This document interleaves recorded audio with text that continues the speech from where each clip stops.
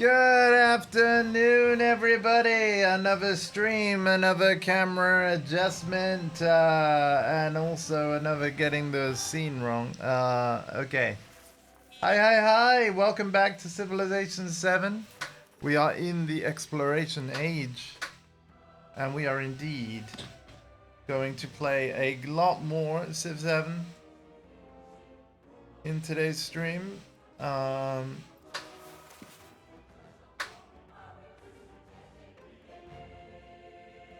Let me just move a cable out the way that I really don't want to run over.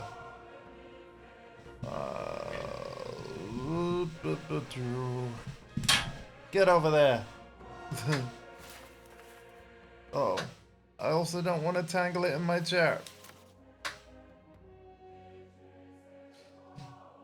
So today is a very exciting day. In addition to playing more Civ, I'm not going to say where I am, but we have a Domino's Pizza in my town now. That's exciting. I'll probably be ordering from there way too often. I'm going to be real with all of you. But anyway, rip waistline. Let's go, shall we?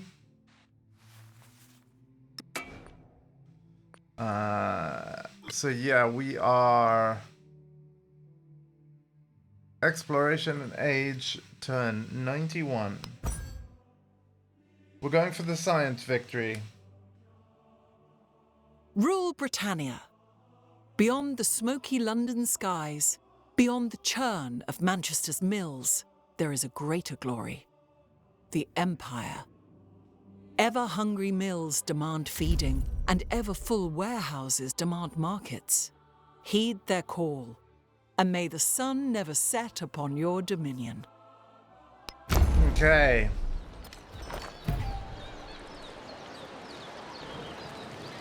So I need to find somewhere in this game we know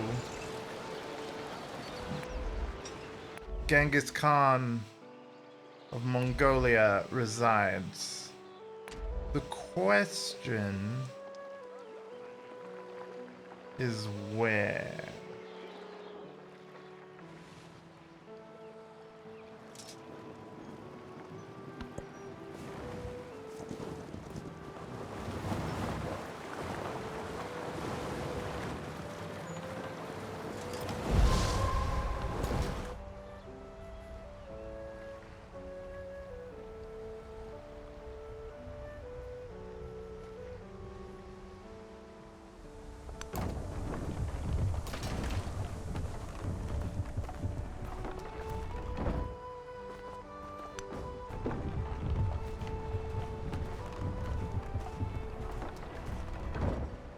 Let's do that.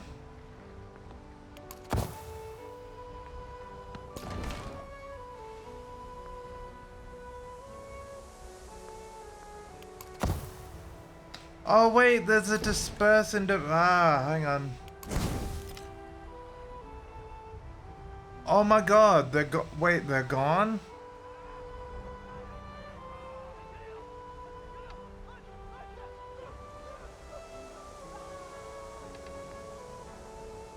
I didn't realize we could do that.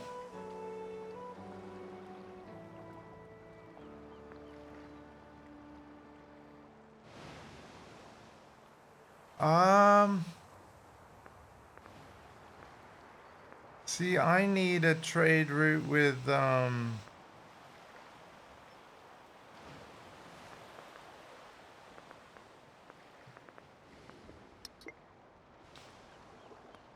need a trade route with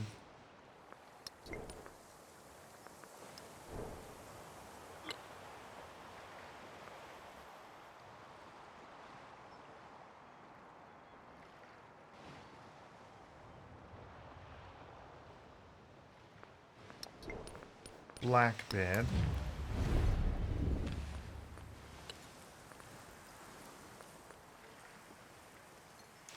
So I'm gonna wait till next turn. Skip this turn.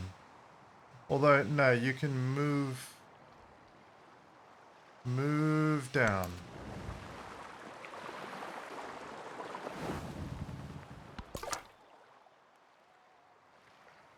You can go down here.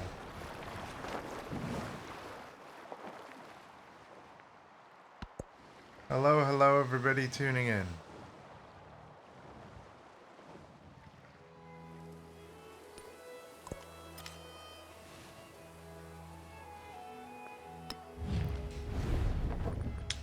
Can I see all your cities?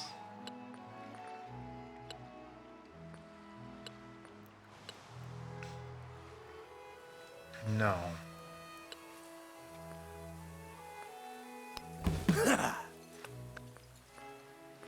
We'll do that though.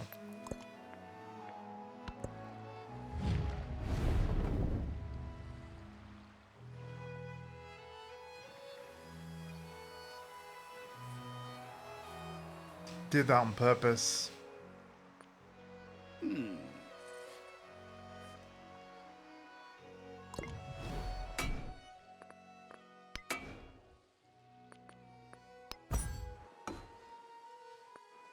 Oops, I accidentally clicked load there. Rule Britannia. Beyond the smoky London skies, beyond the churn of Manchester's mills, there is a greater glory. The Empire. Ever-hungry mills demand feeding, and ever-full warehouses demand markets. I'm not losing 10% gold. That ain't happening. But this is the annoying thing about Xerxes. He keeps trying to hinder my immense amount of gold per turn. I'm not about that. Like, we're not having it. Absolutely not.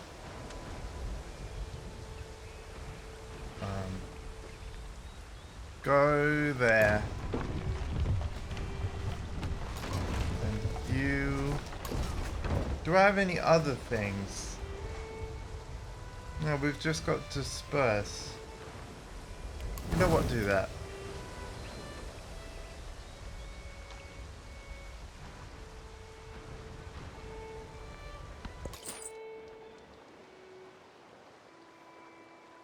So we're not going to improve trade relations with Blackbeard yet.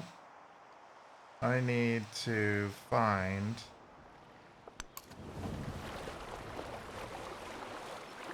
Genghis Khan. I'm going to use...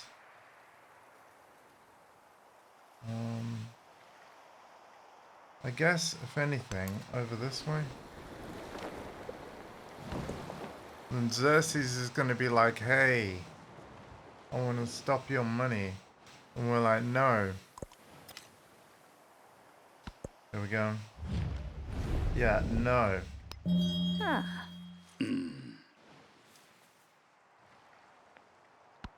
I need to figure out how many turns he takes before he does that again.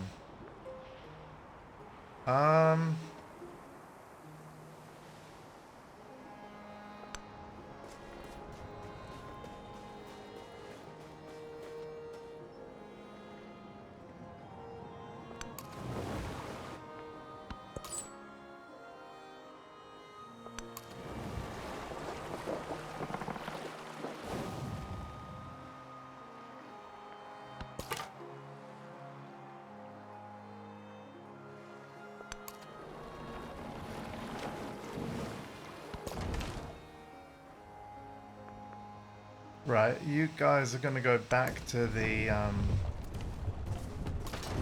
my, towns and cities.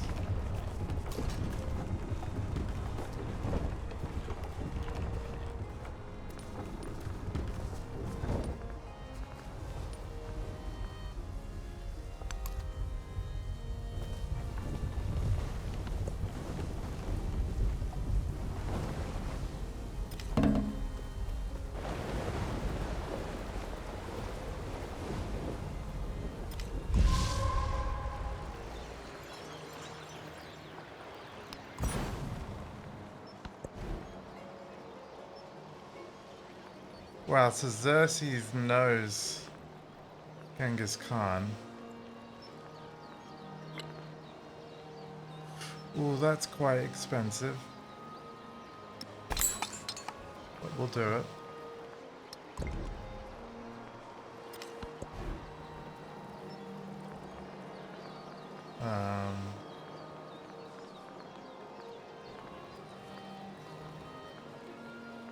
A settler. I suppose we could.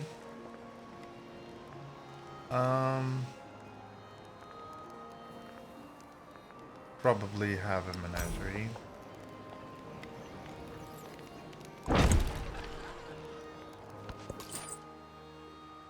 Okay.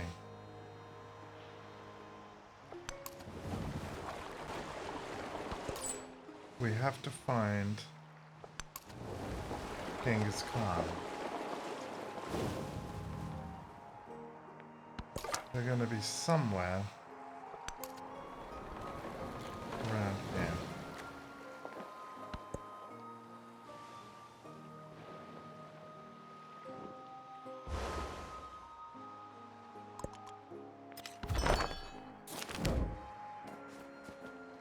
Emissaries from Najimbi have arrived bearing a generous gift, a demonstration of friendship with the British people. Thank you very much. Oh, 7 turns and then, okay, good.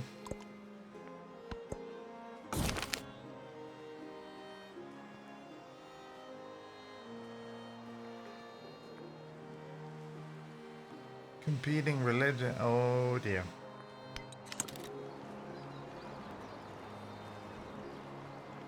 Right, yeah, I probably should do the religious thing.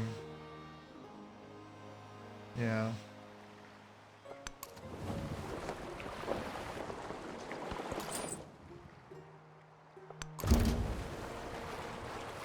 There we go. There they are. Миний би Чингис хаан бүлгөө. Чи нөхрөө дайсан уу? Чамайг бодоод би ив ирсэн нөхрөө гэж найдаа.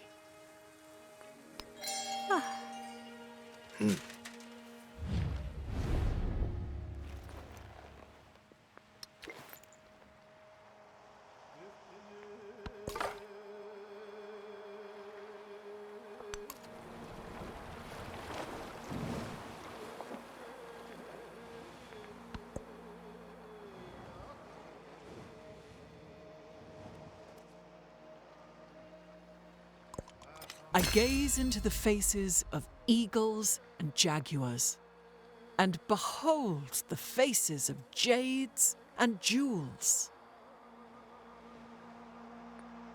The city is like a great house, and the house is like a small city. Ooh, Machu Picchu. We might need that.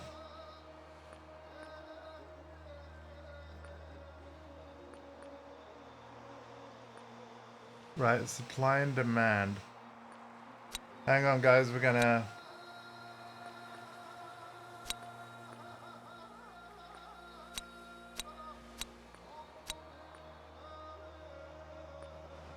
VAT.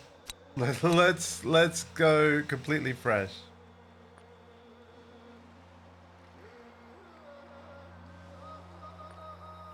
Alchemy is really good for what we want to do.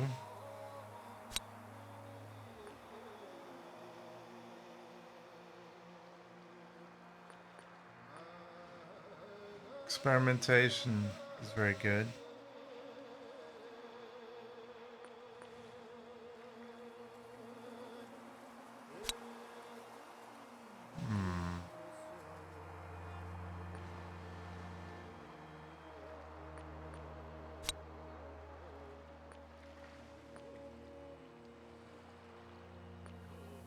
Thing is, I'm assuming I don't have many culture buildings actually.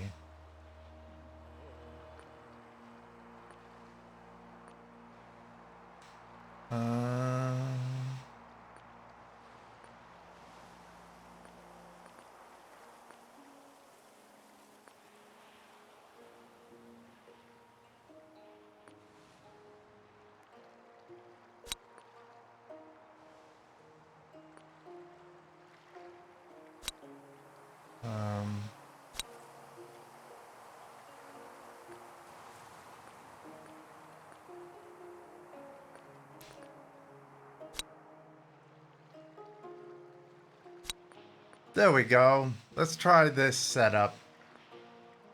Ahoy! How's it going, Sky? I'm addicted to this game.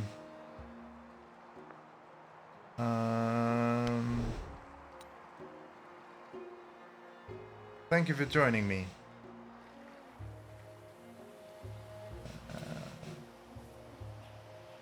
10 innovation. Oh, we need that. Discover calculus. Yep. That is one of our triumphs. Think like side quests that you can choose to pursue.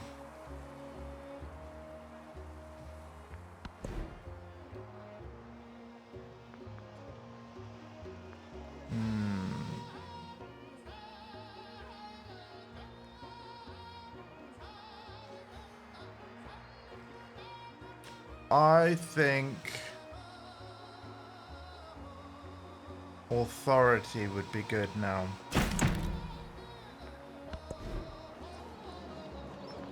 Right.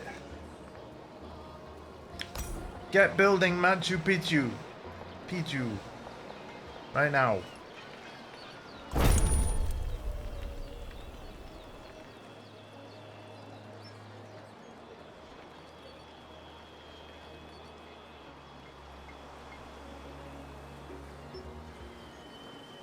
That's okay.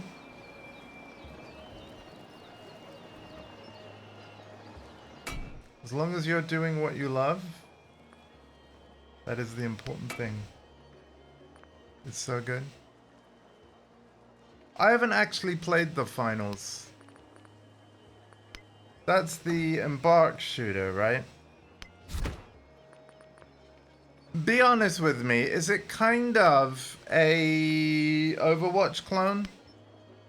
Like, is it a shooter where, like, the characters are heroes with abilities? Like, nah, I mean, really? Like,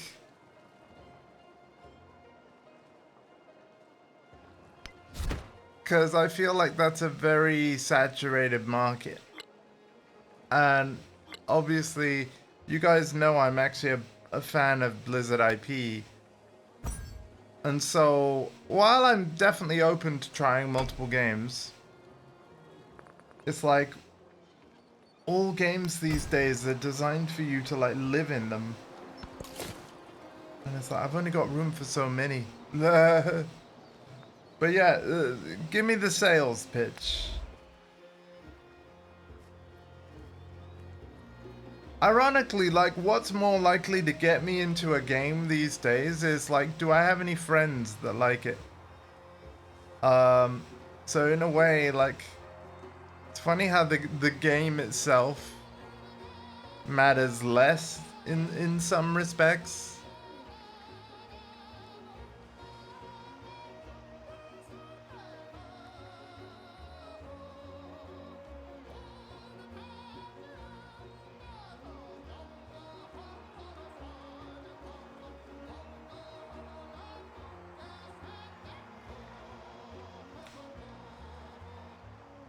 Where should we settle, friends?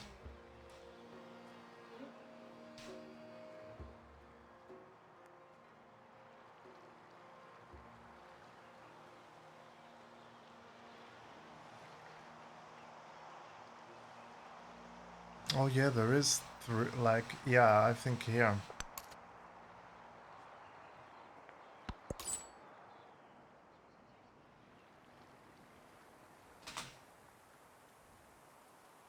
Ooh, 3v3v3.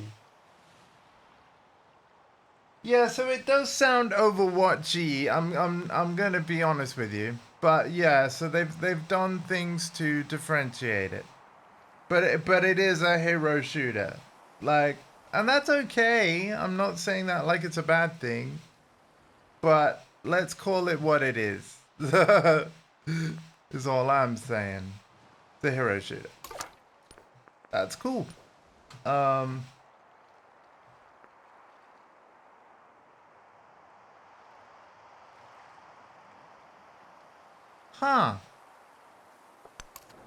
You know me, Sky. I am open to trying pretty much anything. And yeah.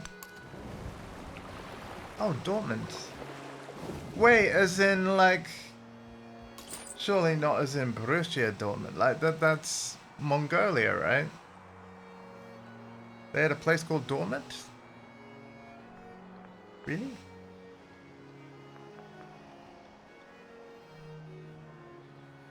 Do I need to improve trade relations with you? I think I do. Wonk.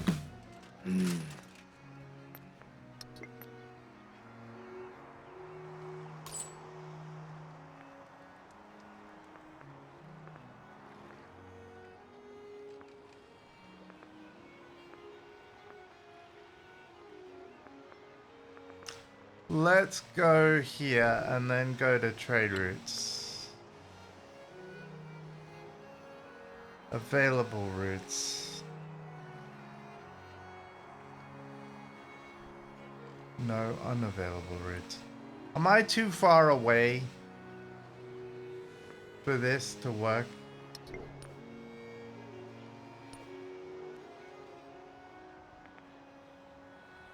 Just hang out there or something, yeah? I wanna do... It is free. Yeah, sure. I think another thing that's like potentially stopping me, to be real, is like my backlog is already so big, Sky, you know what I mean? Like and it's gonna get bigger because there's upcoming games I'm actually excited for too. I'm like, yeah.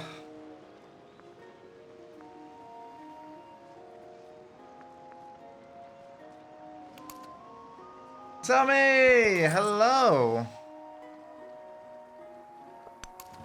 It's actually funny that you're here because we were just mentioning like hero shooters, and of course you're quite the Overwatch player back in the day.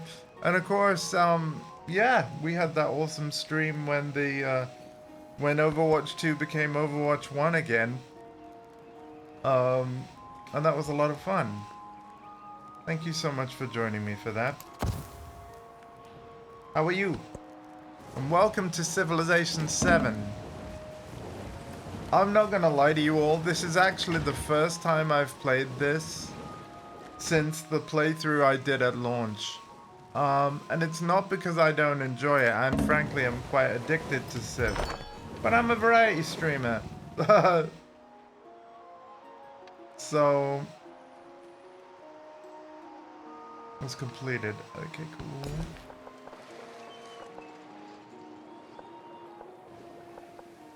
We're gonna pick this one. Ooh, Siam. Hunters have chased the white elephant for years. No, leave it alone. Finally, they trap it in the clearing. No! Harnessed is returned to the British court. A sign, the prophets say, of a great new order to come. Why are we hurting elephants for? Happiness. Who needs happiness?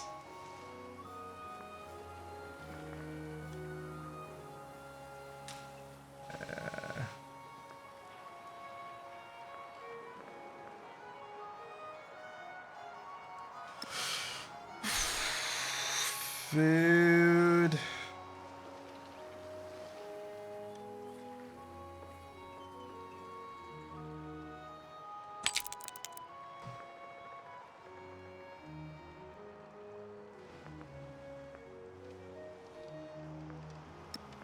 Ooh.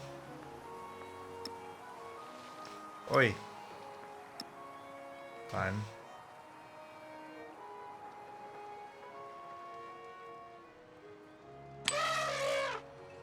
There we go. Yeah, I'm pretty good, thank you. I now play fighting games with a leverless controller. Originally, I bought a Victrix Pro KO. It broke, well, it developed a fault didn't break completely, but it developed a fault in under 3 months. When I got the money back from Amazon, I have now bought a Quamba Sapphire Legalist instead. I haven't played it since 5. How does it play? So, that is a brilliant question. It's going to take me a while to answer because I want to be as informative as possible. So, incredibly different at launch over a year ago. More similar now. The reason why I preface the answer like that is that the Test of Time update, which is my whole reason for coming back and streaming a new playthrough, because I literally want people to see that Civ 7 has changed as a result of a year of player feedback. And yeah, there are some fundamental differences that ironically make it more similar to Civ games of the past. So the big new thing with Civ 7 that Fraxis tried to do, and hey, let's have Fluffy, let's have a temple. The big change they tried to do and did do with Civ 7 is that they split the game up into 3 ages. And of course, ages have been in previous games. So you have the Antiquity Age, then the Exploration Age, which we're in now, followed by the Modern Age. But the big difference with Civ 7 is that the game at launch forced you to pick a different civilization for each age. And to put it bluntly, longtime fans of the series did not like this change at all.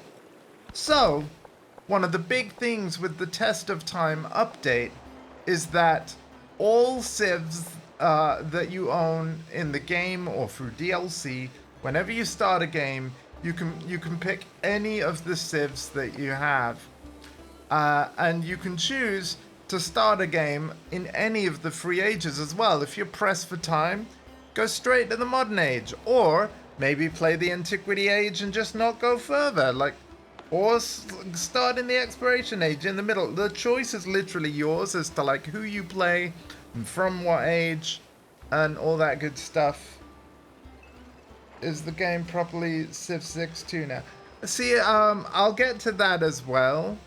But I'll carry on explaining question 1.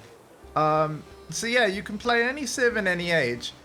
So there's no need to unlock civs anymore. Because I will say what was quite cool about the old system is that you literally unlocked certain civs for certain ages based upon what you've achieved in the previous age. I quite like that, but now you can just start a game with any of the civs. However, they still have a bit of the unlocking in there because, hang on, where's the... I'm wondering if there's a screen where I can show this. There might not be. Ah, yeah, there is. So, as I said, when you're starting a new game, everyone, and I do mean everyone, is unlocked. Including America, including the French Empire, including Mexico, all of these people. So, your next question might be, what's with all these padlocks? Well, I'm playing as Great Britain now, right? Which is actually a modern age Civ. So if I was playing true to history, I wouldn't even be able to select Great Britain until the modern age, assuming I complete certain challenges in the Antiquity and Exploration Age. So the reason why you're seeing padlocks here is this is basically saying, when I get to the modern age, and if I wanted to pivot from Great Britain to representing America instead, I have to have 3 distant land settlements in either plains or grasslands before the Exploration Age ends. So essentially, if you want to unlock a certain playstyle and swap Civ like you could at the game's launch, you are now tasked with a challenge in order to make that transition. Now, what's cool though is when an age does end, you're not forced to change civilization like you used to be. So I am just gonna stay as Great Britain. And what's really cool as well, since we're on this screen, the legacy path system that was in Civ 7 at launch has now been replaced with triumphs. Think of this as like choose your own challenge. Triumphs are split into two types, major and minor. Major triumphs, the rewards at the bottom, are dedications. And so when we go into the next age, any of the major triumphs we complete in the exploration age will be available as selectable dedications for the modern age. As you can see, I've got 3 dedication slots, and when I go into the modern age, I could either keep those that I have, or I could take one out and slot in this, because so far in the exploration age, I've completed this one. So that's really cool. But, of course, the age isn't over yet for the exploration age. I could choose to track any of these other triumphs. So, for example, if I manage to build 3 more exploration age wonders, then I will unlock this dedication. But if we scroll all the way down, there should be minor triumphs as well. Yeah. The difference with minor triumphs is there's still trackable challenges. But the difference is whatever reward they mention, they're all instant. So the idea is you can look through these and see what will be helpful for your playstyle or the kind of victory you're going for. And you can literally choose which challenges you want to go for and completely ignore any that you don't. And then anything that you choose to track just shows on this side of the screen here. You'll notice though that if you track a bunch of them, like you eventually get a scroll bar. And to be fair, I might untrack this puppeteer one because I think we're just a few turns away from completing that. Let me just check by finding one of the city-states I'm befriending. So we're going to go to my portrait here. We're going to go to this. We're going to find which city-state I'm still working on befriending. Hang on. Was it you? It was you. Okay, so yeah, in 5 turns, they're gonna be I'll be a Surizen with them. So I don't need to track Puppeteer anymore. So we're gonna go into the Triumph screen. We're gonna find that, knowing that, you know, we're gonna achieve that in 5 turns anyway. Where are ya? Where are ya? There's actually a lot of these. There's actually over 90 triumphs in all, I think, in the game. There's a heck of a lot, but something for every playstyle and victory, and it's a lot better than the Legacy Path system that people said felt far too on rails. Guys, let me know when you find Puppeteer. I'm scrolling, I'm reading. Puppeteer. It's probably a minor. Puppeteer.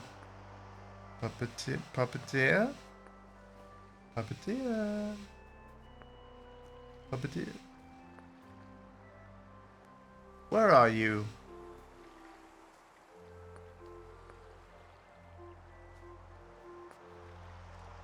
Aha! So we untrack that.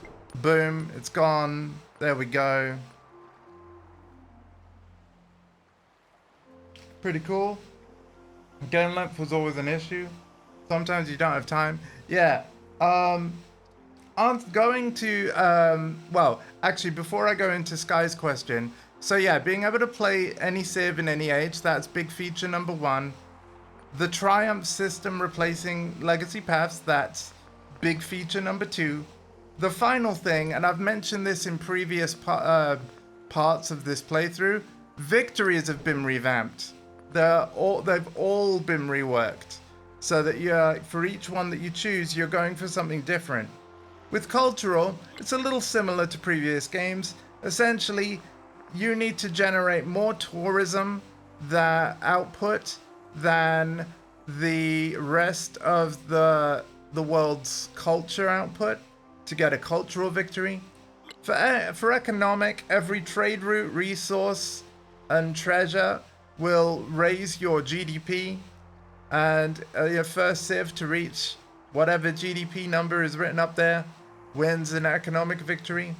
For military, and this is interesting, you just need this amount of Dominion score, and every time you make a new settlement, so even like having a ton of settlers and stuff, that will still raise it.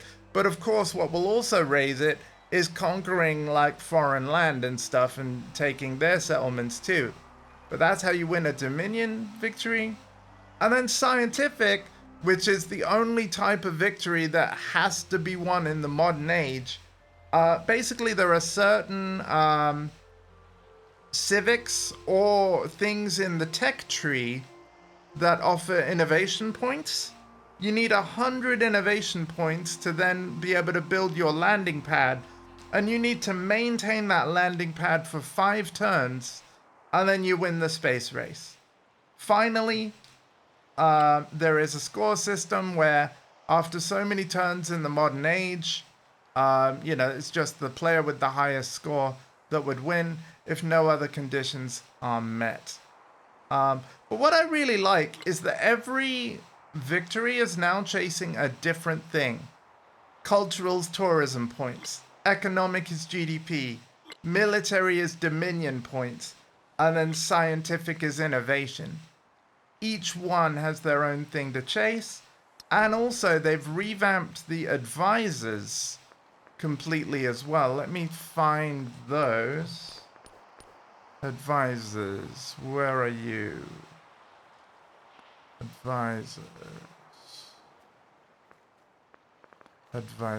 Are you in the victory? No. But yeah, advisors have been completely revamped. Civilopedia's over there. As you can tell, I haven't really clicked the advisors button. Oh, here we go. So you can choose to follow the advice of any advisor, and then what the follow button does is it prioritizes tooltips and extra tutorialization from whatever advisor you follow. I believe you can follow multiple. Let's test that. Let's have a look. Boom. Yes, you can. And you can unfollow at any time. And even if you're not following an advisor, you can click on a tab to get advice from each advisor as well. So again, very, very cool. There are multiple pages of tips for every single advisor in the game. And so super cool. What I use a lot, of course, Civilopedia. So anytime I see that a opposing civ has built a certain wonder, I can look up what it does, and that sometimes will even clue me to like what kind of victory might my opponents be going for, so that I can ruin their plans. One last selling point. Oh, sure, yeah. Please ask anything. I want to answer as many questions you have at all. One of my favorite new features of Civ 7, and this was true from launch, it launched on all platforms, including console, on day 1, and there is full crossplay for online multiplayer. So, I'm playing the Mac version on Steam right now, but we can play a multiplayer game with a Nintendo Switch 1 or 2. Now, Nintendo Switch 1 is limited to smaller maps, but it's possible. Is Gandhi in the game? And can he reset news? I do believe he is in the game. Let's just Let's have a look. He's got to be... Oh, wait, hang on. Wait, do they not have the leaders written in the Civilopedia? You'll have to look at my part 1, but I'm pretty sure he's in the game. Because I went through them all. Yeah. I'm pretty sure he's in the game.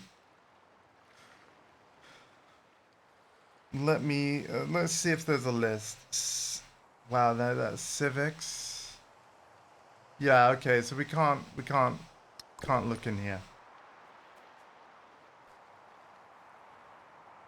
Oh yeah, there are Twitch drops as well.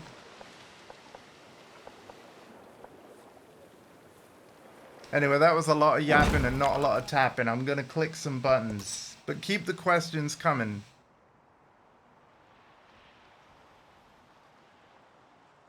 Keep the questions coming. More than happy to answer any and all.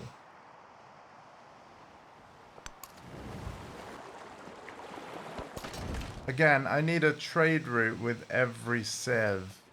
So...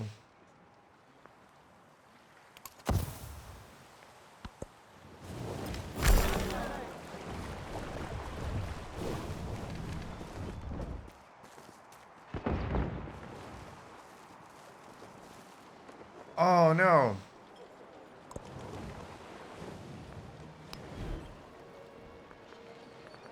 Hold on.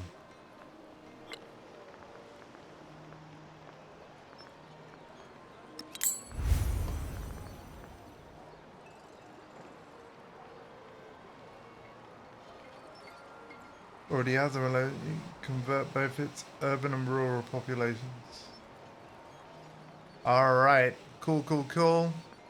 So I founded a religion, but I haven't done anything with it. And yet it will give me more science. So yeah, we really need to do that. And here we go. Every age has a crisis period towards the end. And so, yeah, this is where things get a bit rough. Ship is seen tacking to and fro outside the harbor where the wind will take it. Crew has died or abandoned it, but left expensive cargo from distant lands and rats. Before the harbor master can think to scuttle the ship, opportunistic looters from the shore already carried off many things, some of which did not intend. Plague is a divine punishment? Wow. Position. I'm gonna say it's a divine punishment. Although I don't know what the difference between these policy things are.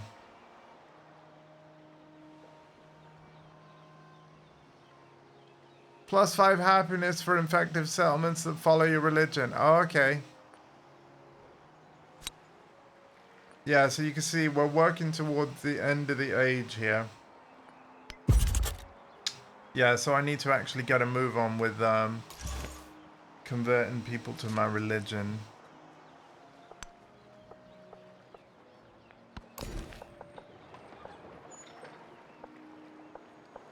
If I even can. We'll try.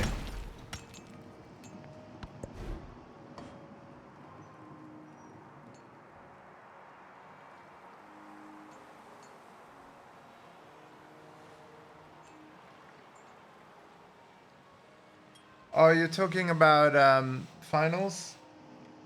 Nice. Converting a settlement. Oh wait, we saw that. Now, Leeds is not a city, and actually one of the downsides of Great Britain, I know, it's crazy, right? The fact that there would be any downsides at all. But yeah, the cost to convert a town into a fully fledged city, because that's another thing that changed. Your first settlement that you make will be a city. So no worries there. But the nearest settlements where trade routes can be established. Oh, yeah, okay, so yeah, I need a settler. And I need to go... I think I need to settle on this little island here.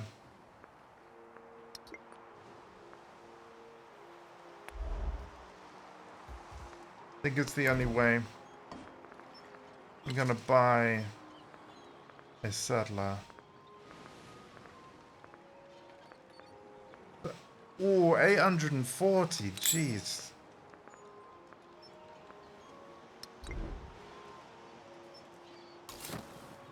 Right.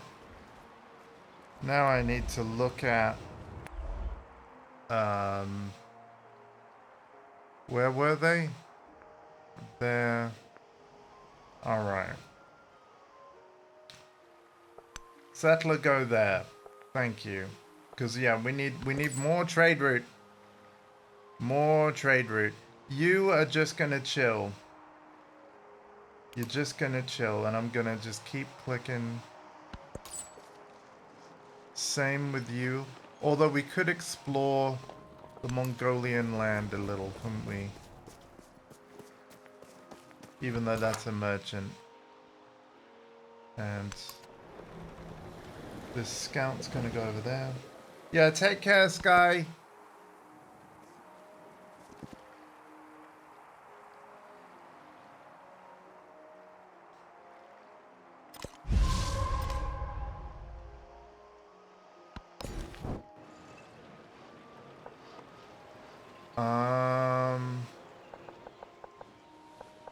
So this screen, like, basically I've generated enough growth using food for the city to grow. And instead of there being workers in the game for improving tiles, you just click on what to improve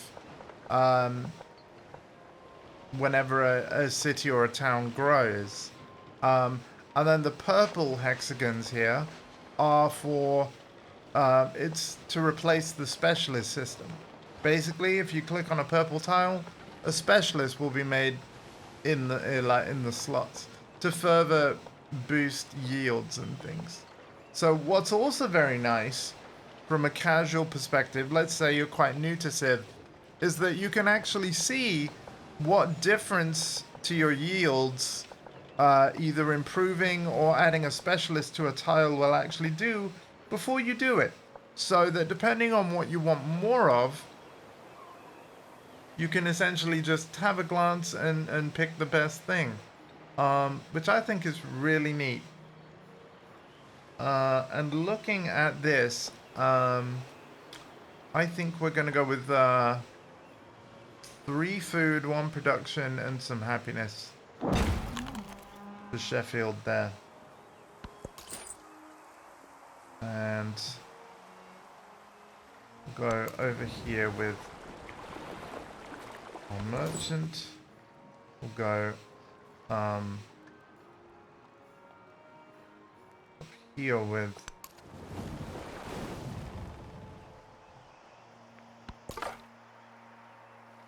and we'll go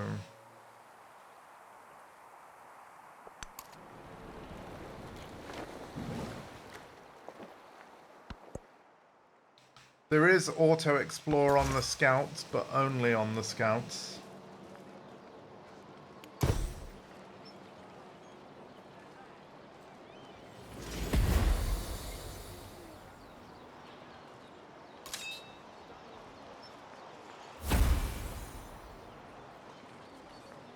So that's an urban tile. We need to do the same with a rural.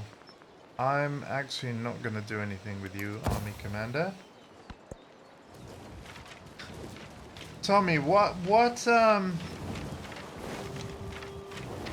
did you ever play Civ 4? No, you mentioned Civ 5, right? So yeah, the tiles are still hexagons. In Civ 4 and before that, they were squares, and you could actually have an unlimited number of army units like on a tile. So they were called Stacks of Doom, and Civ 5 was the one that changed that where it's only 1 unit per hex? Well, because of an army commander system, once you've trained a commander who can't actually attack much himself, you can actually add 5 units. Well, actually, no, 4 and then eventually 6 units to a commander once it's leveled up enough.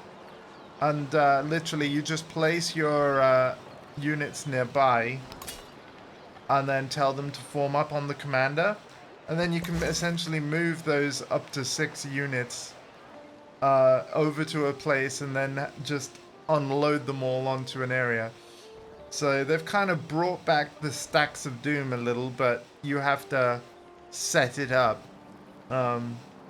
Pretty cool. And the commanders thing was new in Civ 7, if I'm not mistaken. There's a naval commander and an army commander for land units.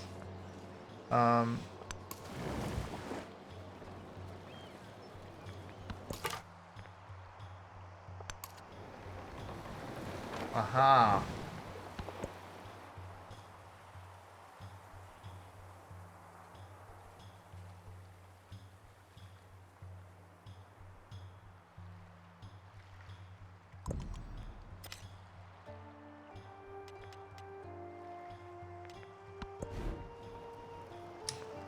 Okay, Sheffield. A bank would be good because we get 8 gold per turn. So I'm gonna say do that. Although because of the the crisis going on, a hospital might be good as well. But no, we'll go with the bank first.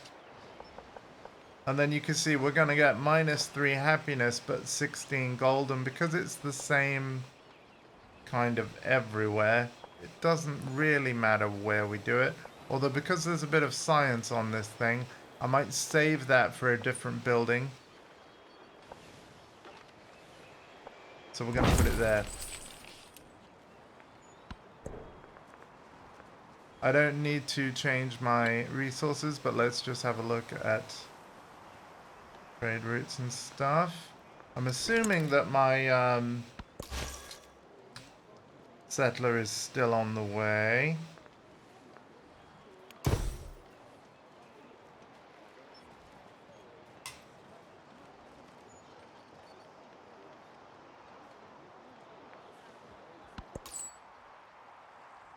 And you go there.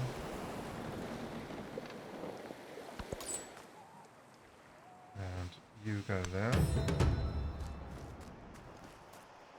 What did we find?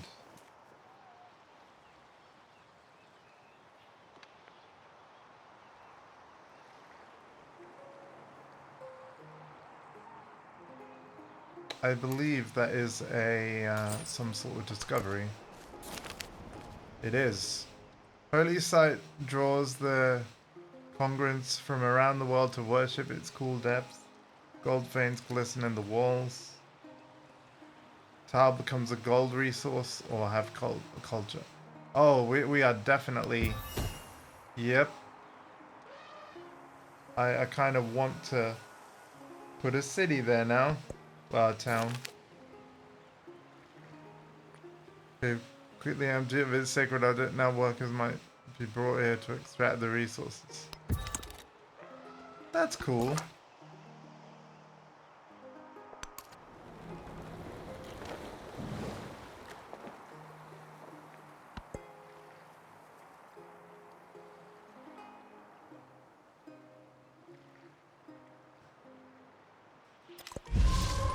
I have collected all the writings and burnt those which were of no use. Jolly good. Counter spy.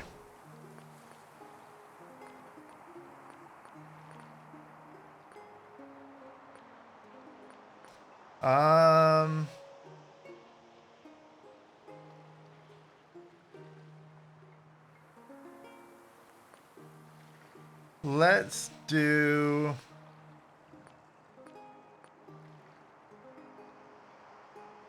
Yeah, this one.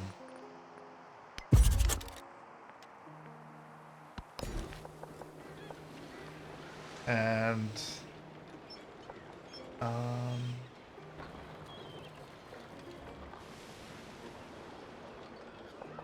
that looks like the best tile to grab for Hull right now.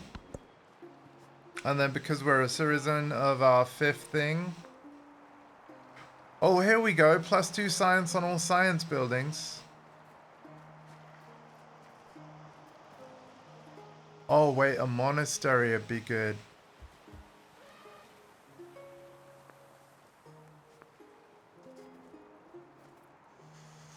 Ooh.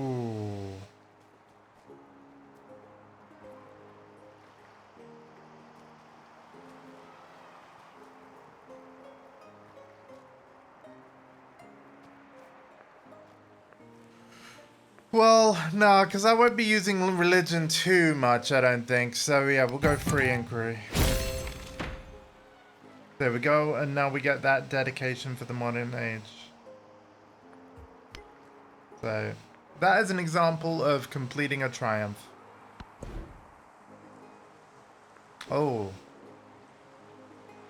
Already built by another player. This is nice as well. Like, you can hover over wonders in the tech tree and see if you're already too late. Damn it.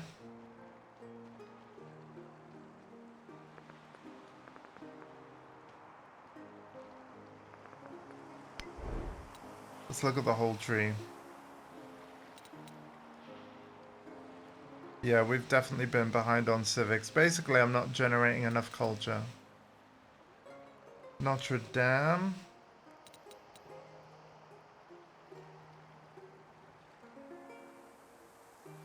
Oh.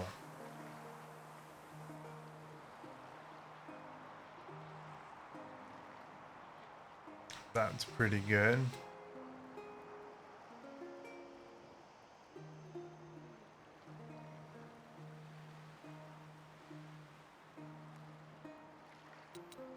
Bureaucracy.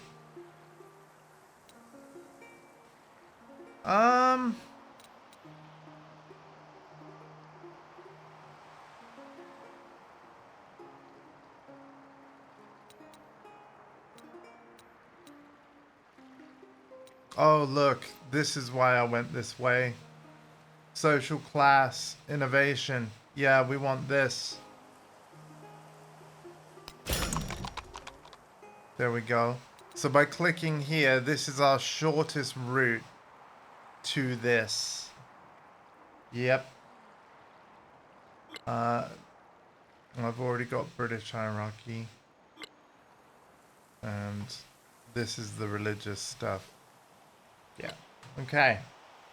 So another thing that's pretty interesting, and I've said this in a previous part of the playthrough as well, every age, like all 3 of the ages, have a different civic tree and scientific research tree. So, oh, that's good. Physician. Wow.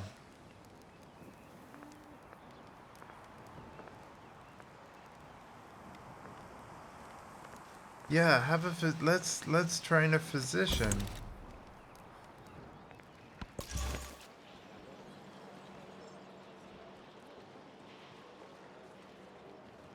And where can you go? Can you go to like go to Leeds.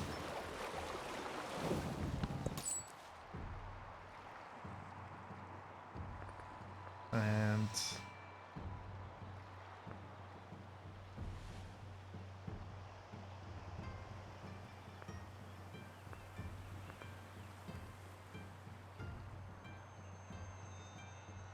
wait, why are you not happy?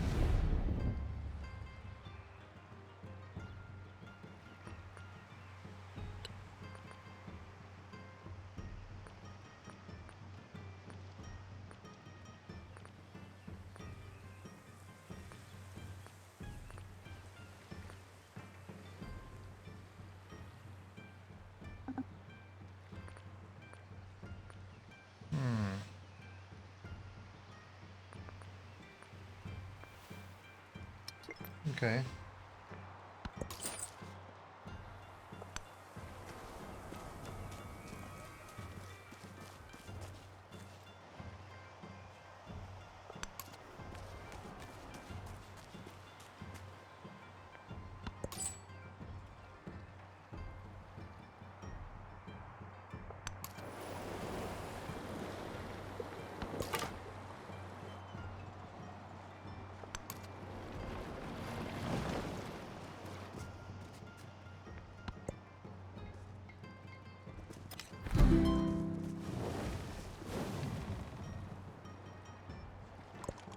Thou who dwell in the high heavens, Hey, we got among the Machu tempest Picchu. clouds, accept our sacrifice. Before anyone else.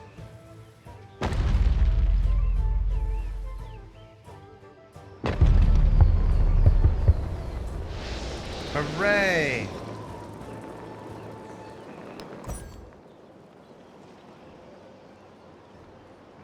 So we need 2 more wonders, and I don't think we're gonna get them in this age.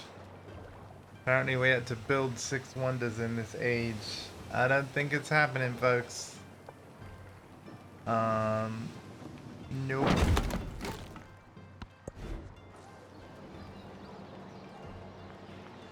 London.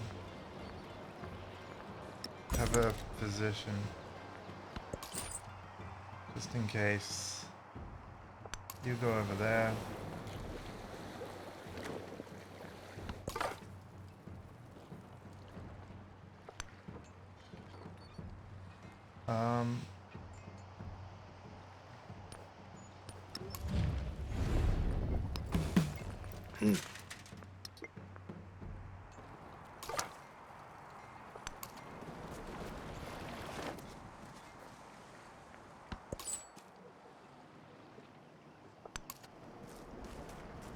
Oh, there's Berlin.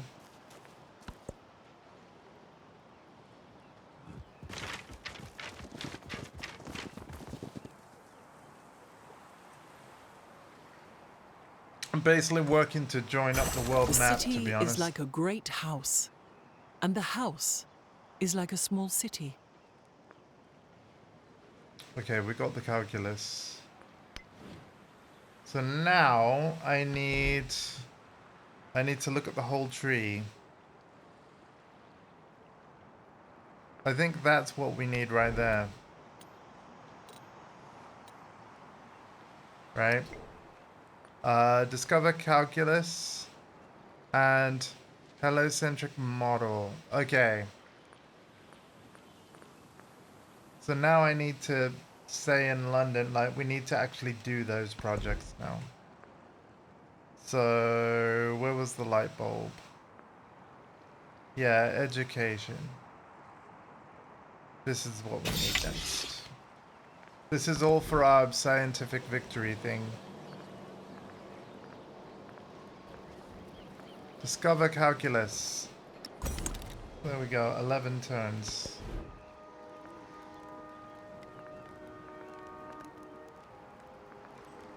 And Bradford.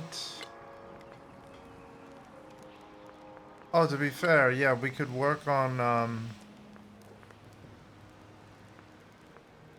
yeah, do a not a hospital but a bank. We want more gold per turn. 20? Oh my gosh. Yes.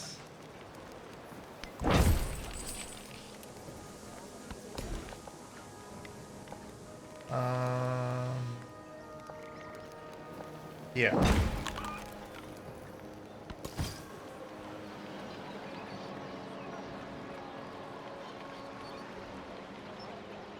Just stay, nowhere's infected yet, right? So, good.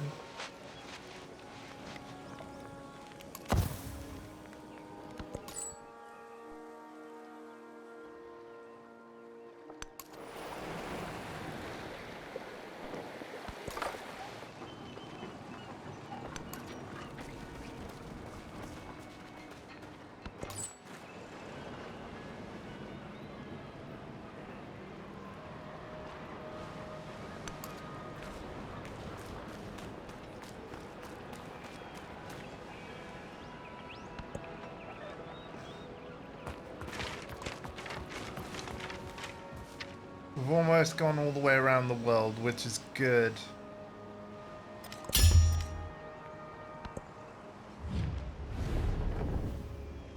I cancel your denounce.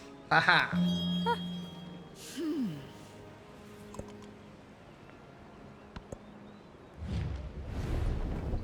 I cancel your Hindu finances.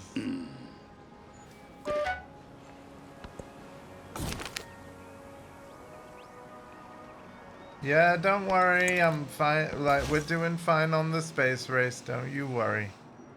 At least I think we are.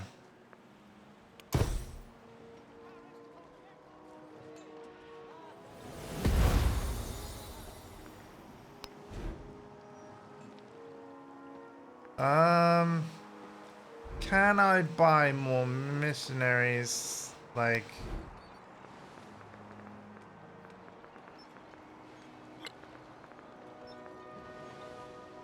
Wow, a university is expensive.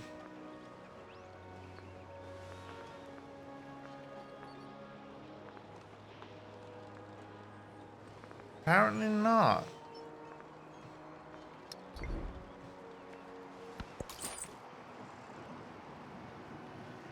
Hey, look at that!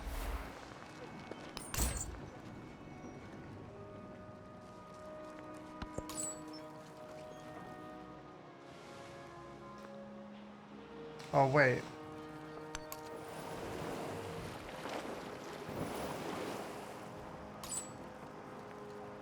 Yeah, I'm better off just doing this guy.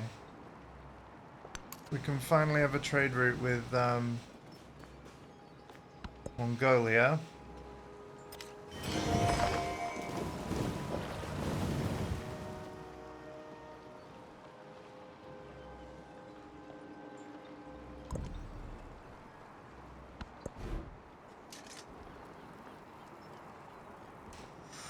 Ooh, Hull.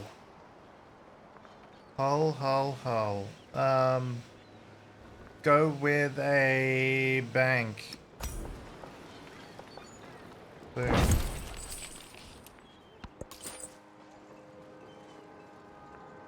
There we go, there's our trade route.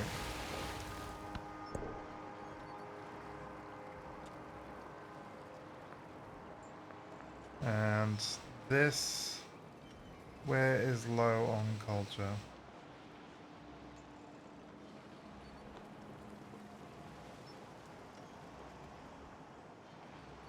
Oh, it has to be a city. Sheffield. There you go.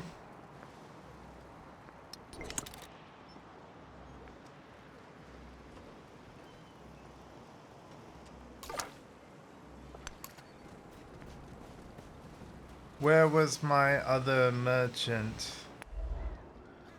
that now needs to go elsewhere?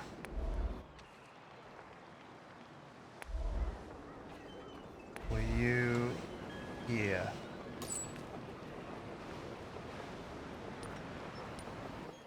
Think so.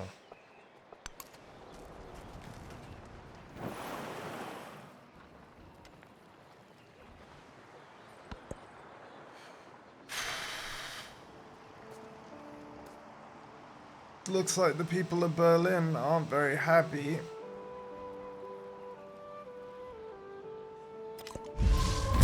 Since words are not fine, fine words are not sincere.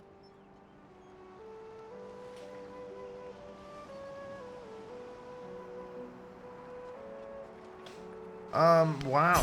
The best investment for 1 year is to grow grains.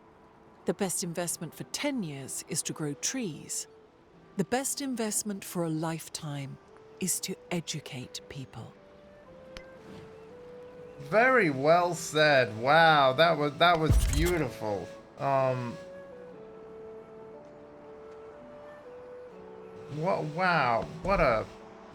What a line.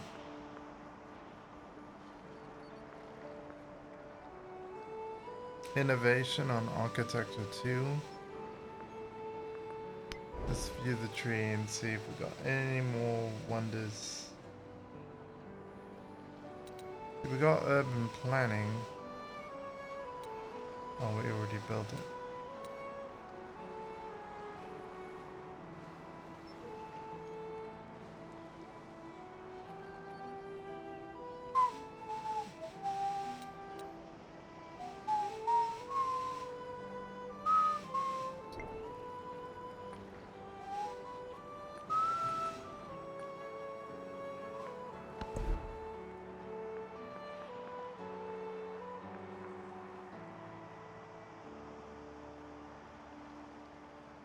We're gonna do this.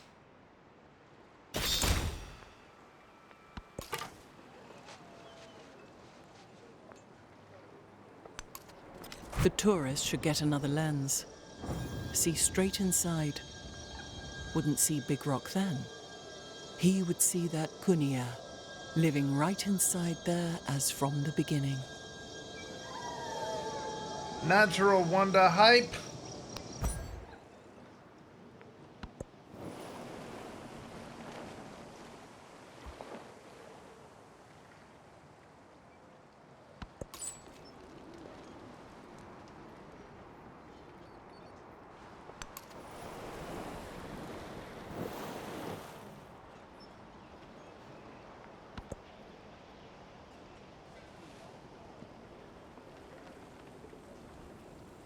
Oh my god, I can afford to convert another thing to a city. Hang on.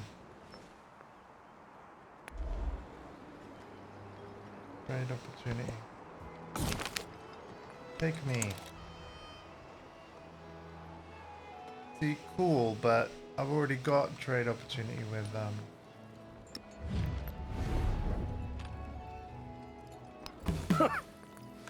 I need one with you. And again, I need to convert another one of my... Where did my settler go, actually? Because... yeah, I wanted...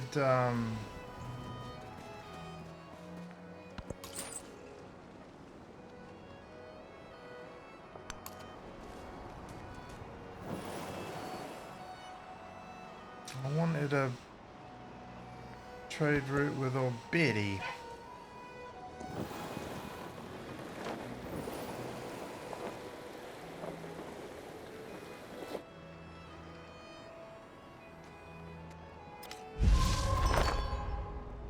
Yeah. That's what we need. Over there.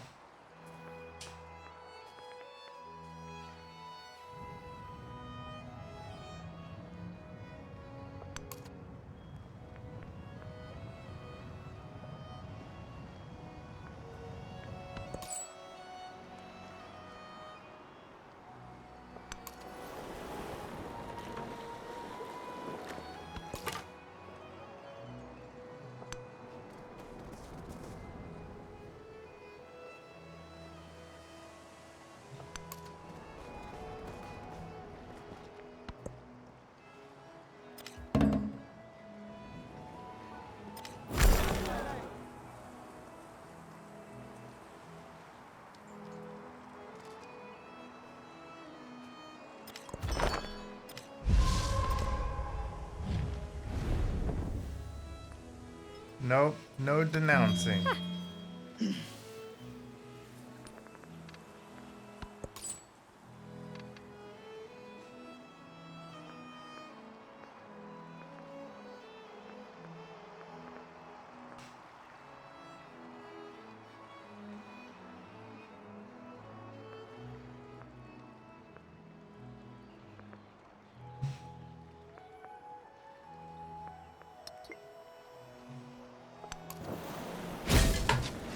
Whoops.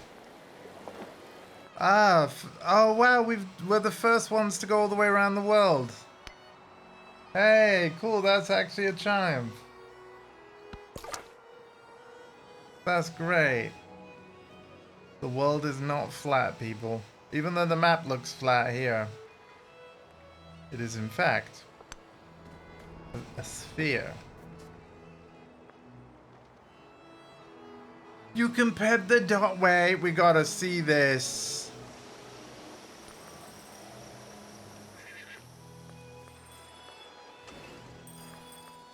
You can pet the dog?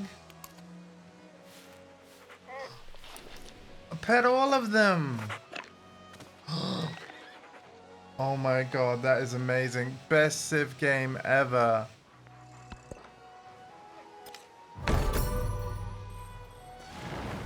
What happened? Okay.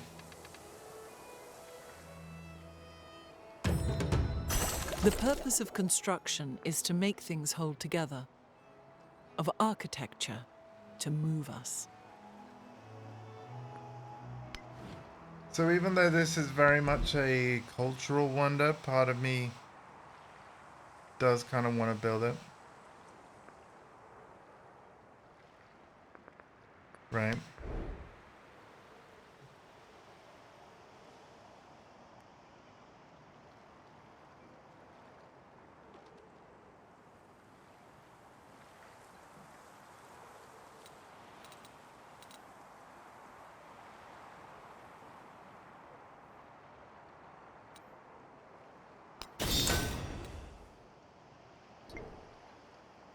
Yeah.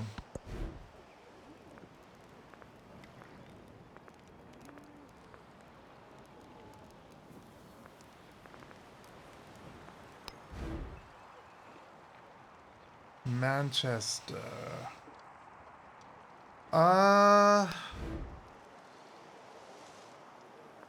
Yeah, you know what? Yeah.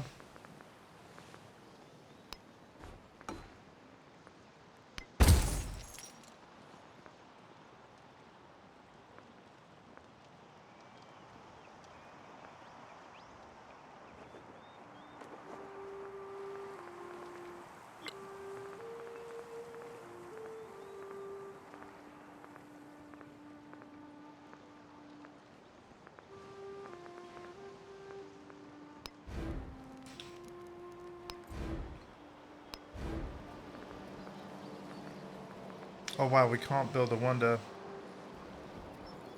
So, yeah, we need to do the model there. Wait, whoa. Oh yeah, it's queued. Good. So where can we build the wonder and where is it quickest? 31 in Sheffield. 13 in Bradford. 30 in Manchester. I guess Bradford then. And put it there. Now after this turn I will save it. Manchester needs a bank.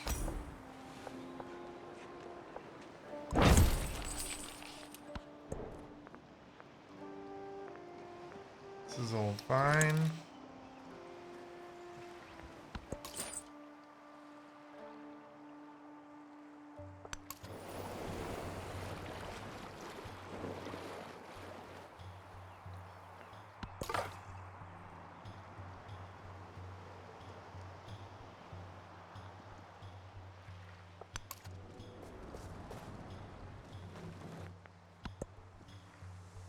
I should have saved it.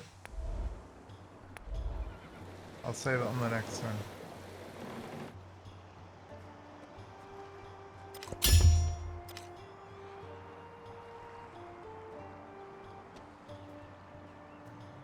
Wait, what? Victory point goal lowered.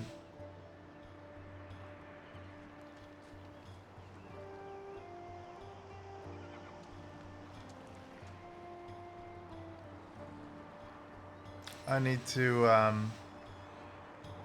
right, so these numbers have been lowered.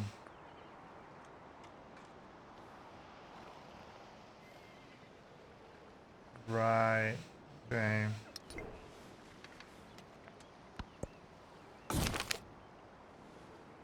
Trade made the great cities of the world great, bringing silks and spices, new ideas and wonders. But pestilence flows too through these routes. While physicians debate its causes, and monarchs seek to maintain order, it is the dockwater and caravan who must lift each load of foreign cargo and wonder, will this crate contain my death? Damn.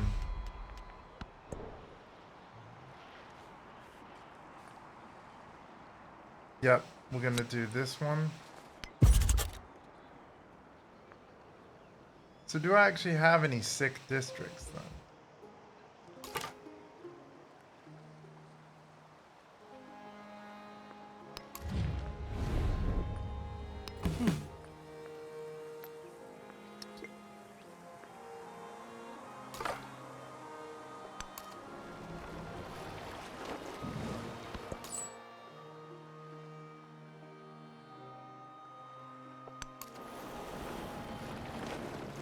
Oh gosh.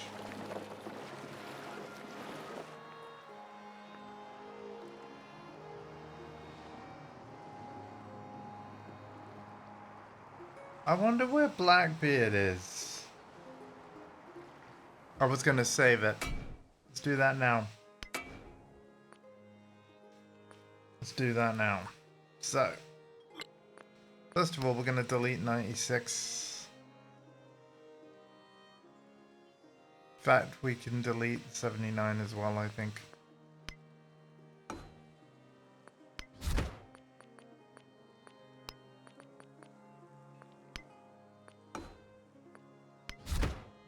From the cloud.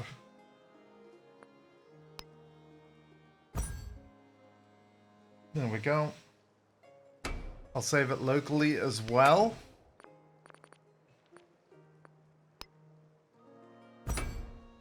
There we go. Resume. Reason why I'm doing that is in case we are beaten on the wonder thing. Although it's a shame, I'm only going to be able to build 5 wonders in the age, not 6. Unless there's something in the civics tree.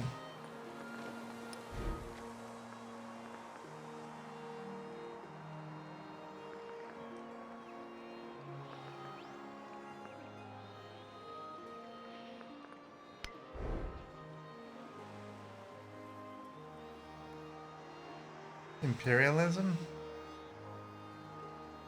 A white tower. Ooh. I reckon I'll go for that. Hopefully nobody's done that. Yeah, I think we might have to try and go for the white tower. Then we've beat another triumph.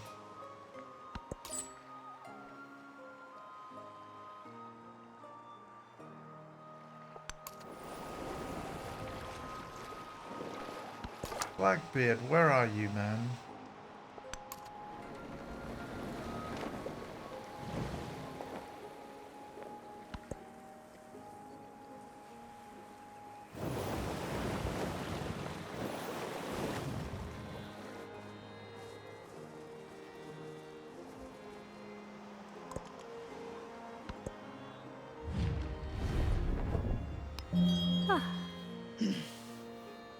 I'm glad we've got plenty of, ooh, more gold per turn. Yep.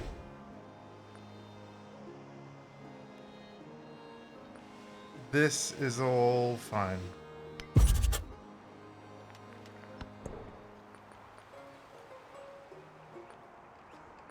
Oh, social policy available.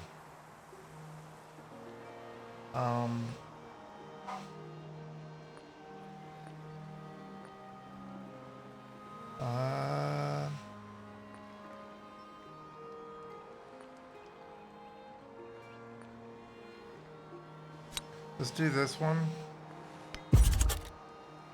More culture per turn that way.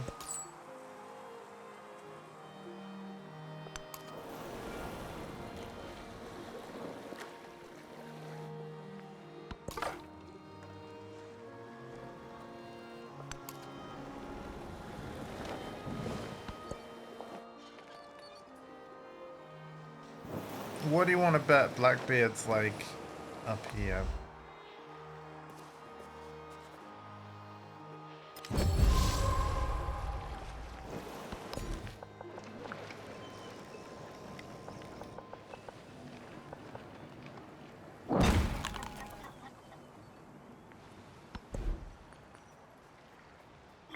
Ooh, a scientific attribute.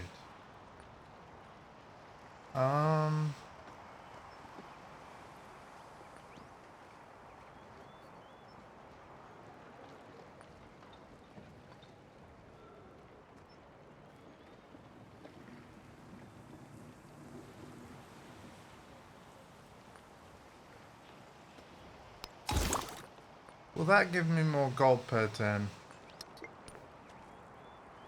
I guess we'll find out. I think so, actually.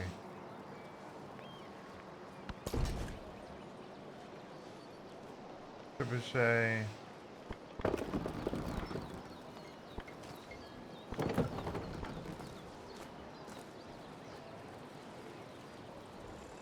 Wait, are you hostile to me?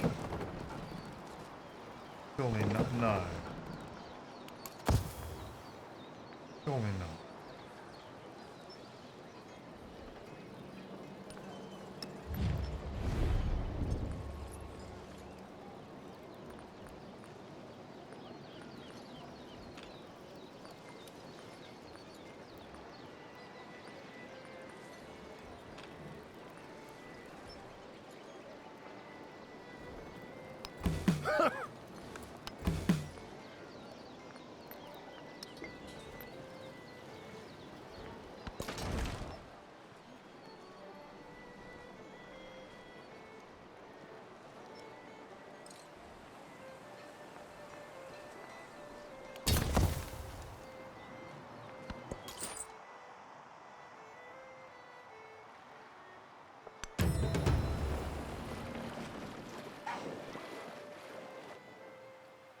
Oh, wait, we got... Oh, yeah, fair enough.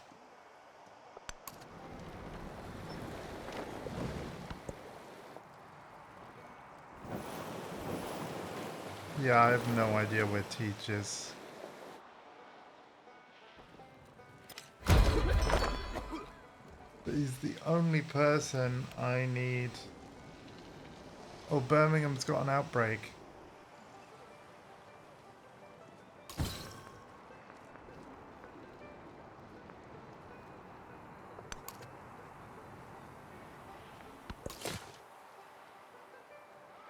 Ah, my settler.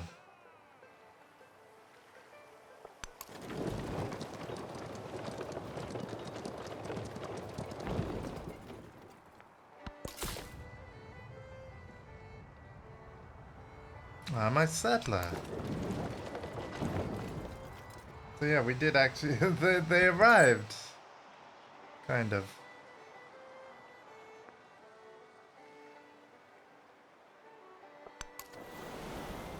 Must find Blackbeard.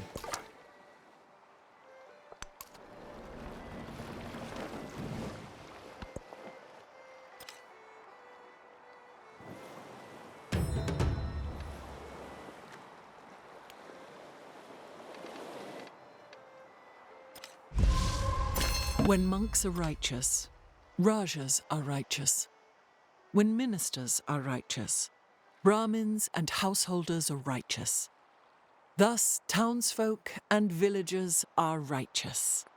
The bellows worked incessantly for 3 days and 3 nights, and the bronze melted down and became as water. Fascinating.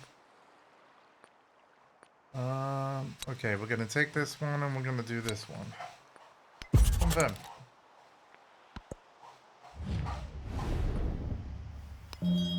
Cancel that.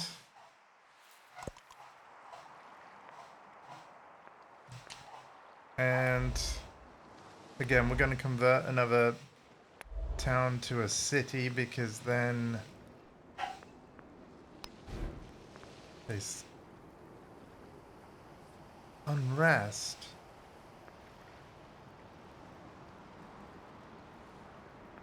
Whoa, what?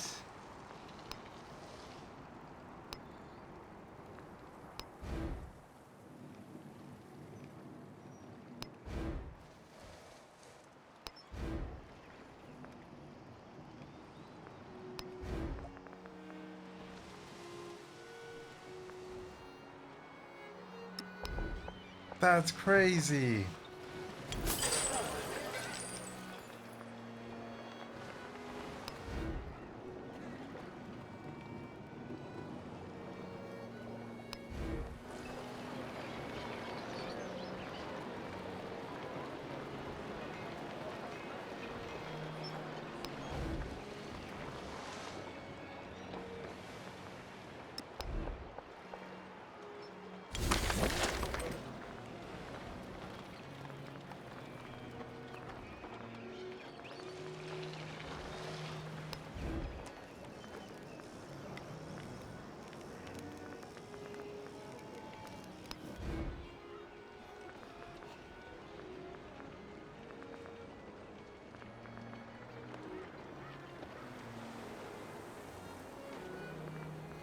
Wow.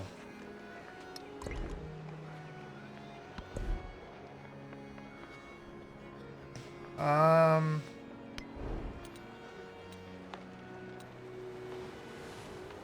already built by another player. That's not built by... Wait, what does this need? Disaligned. Whoa!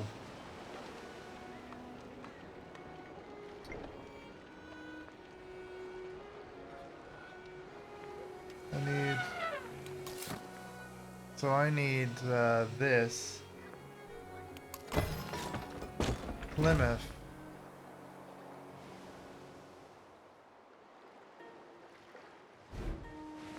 Convert to a city.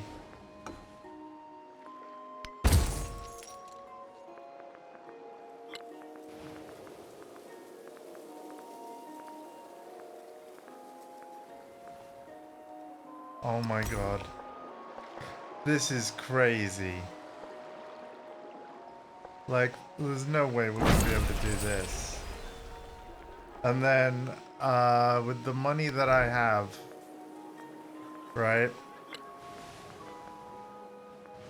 We need you. We need you.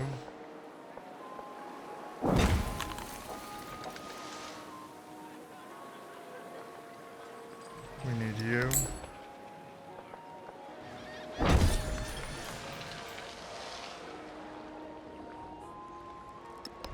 We need you.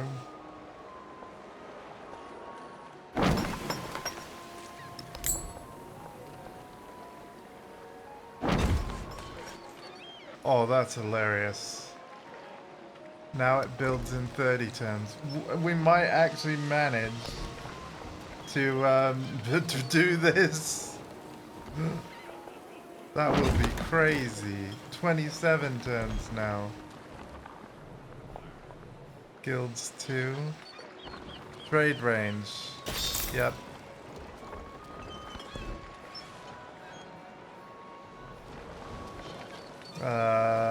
Notre Dame. It's not built by anybody. That's built by somebody. That's built by somebody. We're doing Notre Dame. Oh my goodness. If I manage to build enough wonders before the end of the age, yo. That will be amazing. Where the heck is Edward Teach?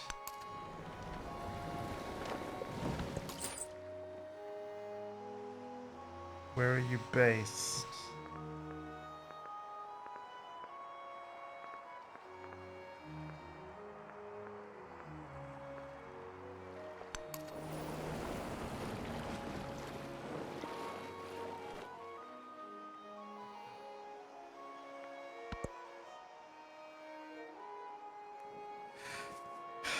I think he's gonna be the top left.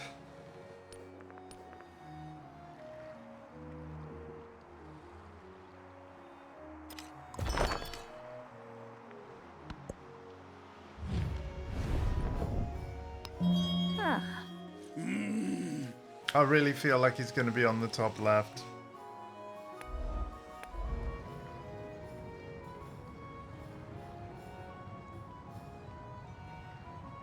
Unless he's there.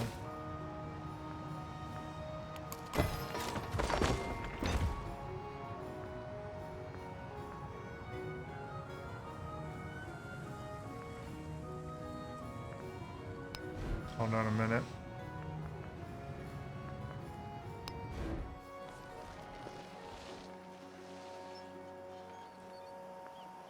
We need an armorer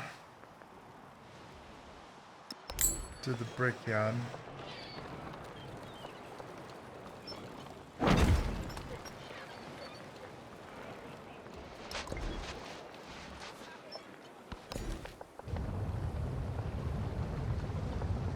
That's really good.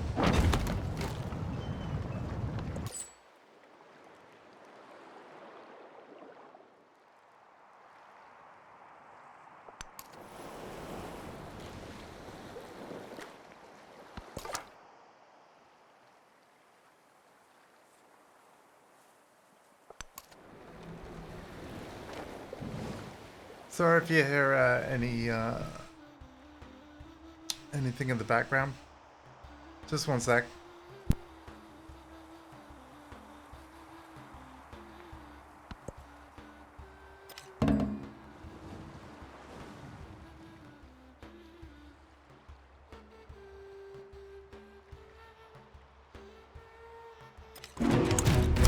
The master and apprentice love the master in different ways.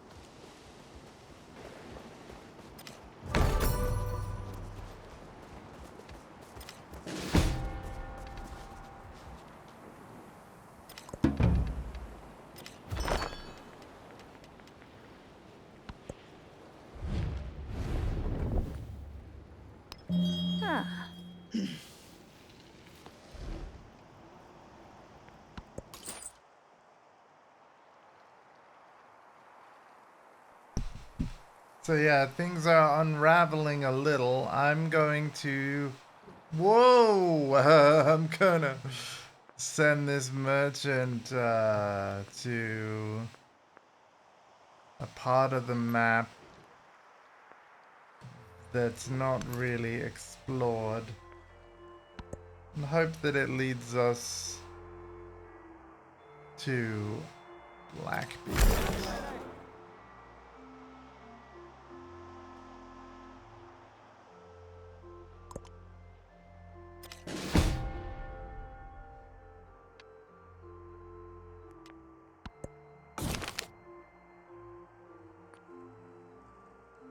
+2 production in all settlements. You'll love to see it. Yeah, this looks pretty good.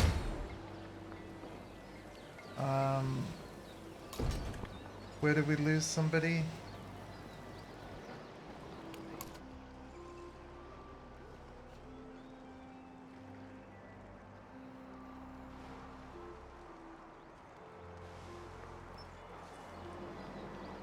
You need to go to Manchester.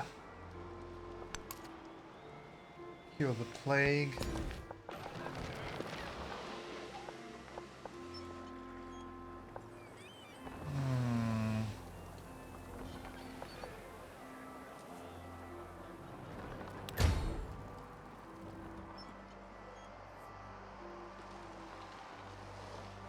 With the money we have in Plymouth, we need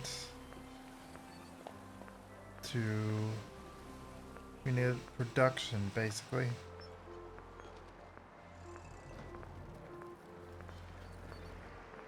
The armorer would be amazing. We can afford it.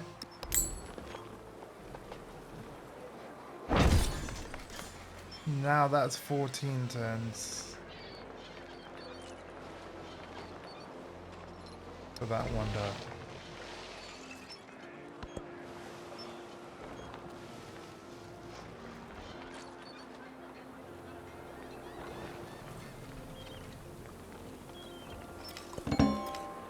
When monks are righteous, Rajas are righteous.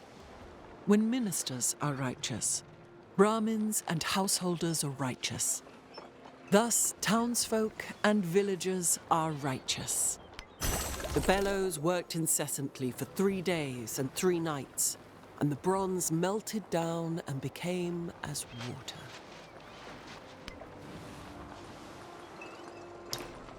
That will help.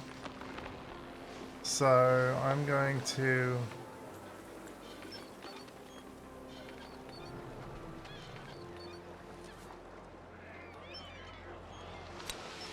take this one out, put this one in, boom.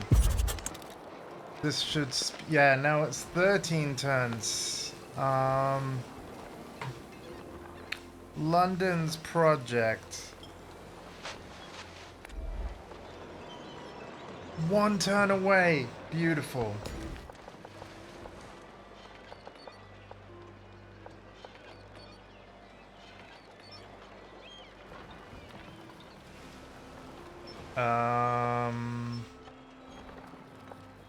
Money and science.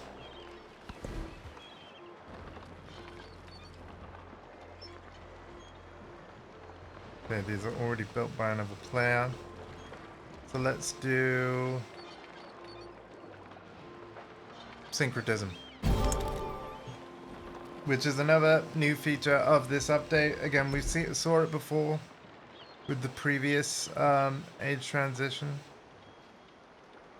Okay, that's already built. Well, let's view the tree on this one. And I think we'll just go towards future tech.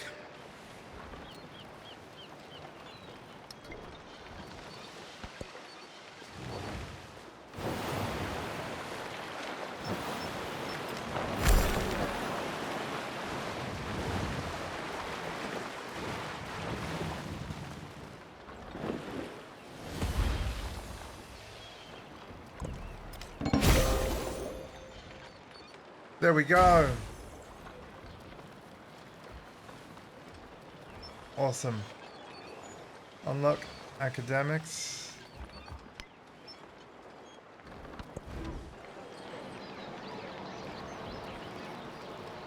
I'm gonna go with hold on. Notre Dame. Sheffield. 18 in Bradford.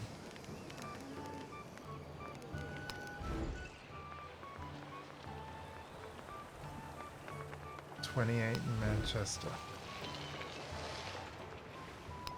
Birmingham.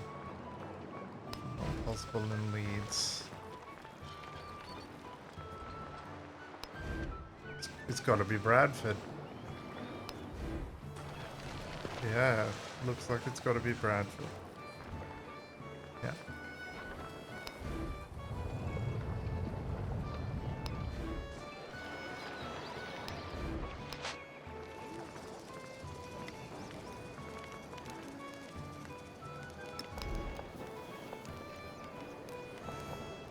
And there we go. So yeah, we've got two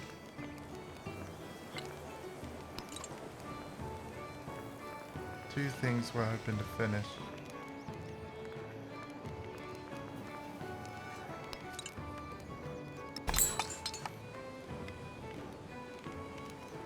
Stonecutter.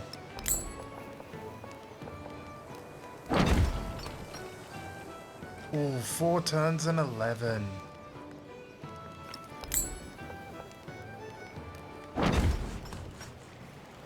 Beautiful.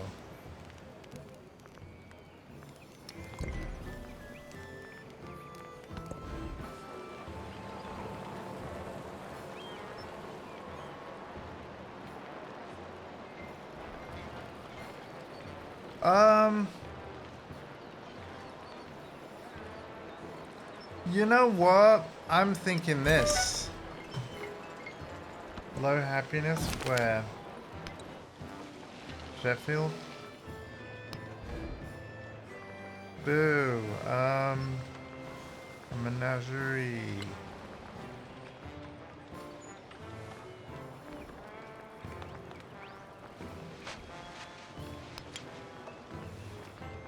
Fine. To the menagerie now.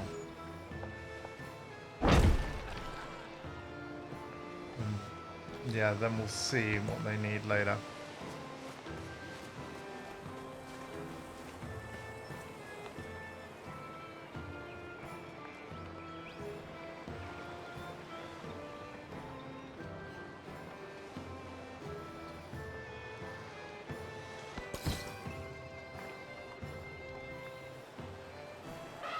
Anywhere else got the plague?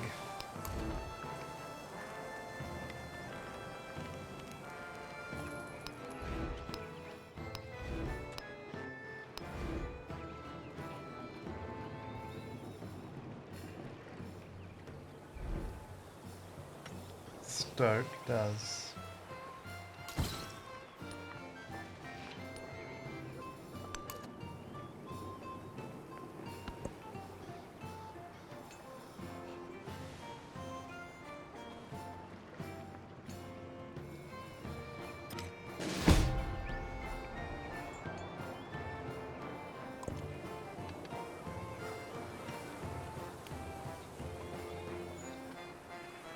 Where the heck is Blackbeard?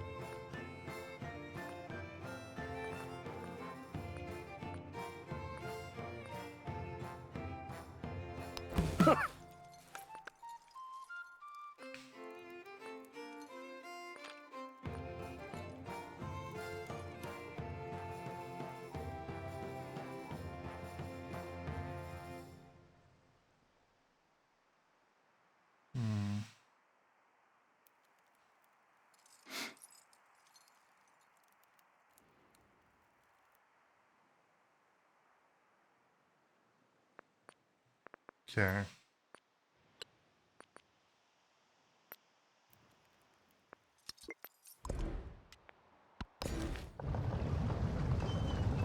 Oh god, we have an active volcano. Great.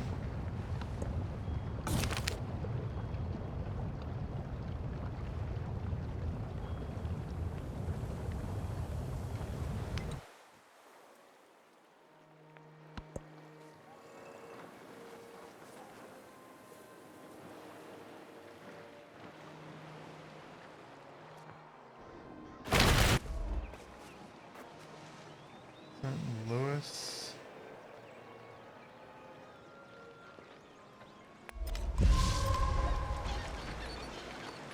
Okay, a flood. Hi, Kochi. Hello, everyone. Sorry, I was The immersed. Holy Roman Empire Welcome, was welcome, neither everyone. holy nor Roman, nor an empire. How is everybody doing?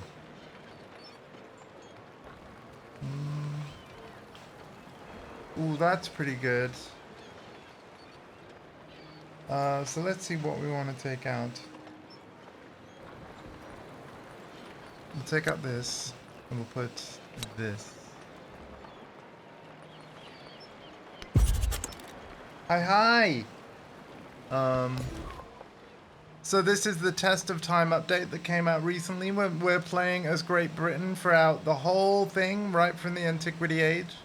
We're in the Exploration Age right now, though. Oh, I've seen. I haven't read the patch notes, but enjoyed dissecting them. Tell me, do you have any highlights? Because even though I'm playing Civ, I'm happy for you to talk some Path of Exile too. Do love that action RPG after all. And Billy, I love your Twitch name. Billy joke. It's great. Alright, we're back on the syncretism screen. So syncretism is a brand new feature. I said it before with the previous age transition. But now that we're back, let's go over this again.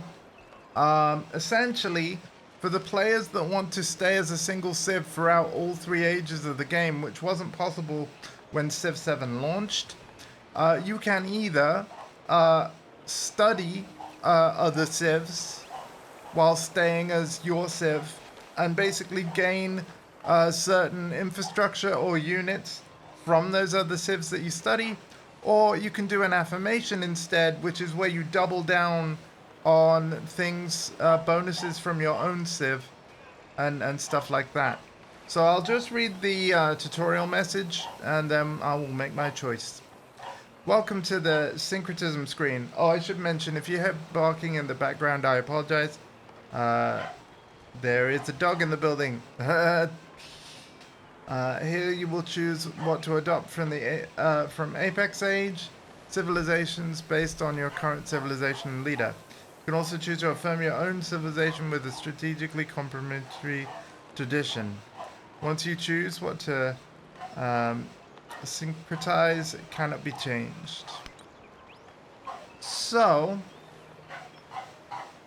got a happiness building.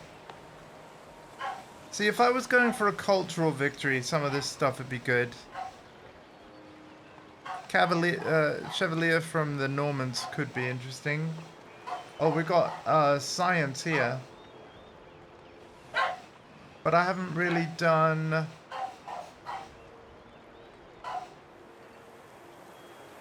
Actually, that is pretty good. +6 science.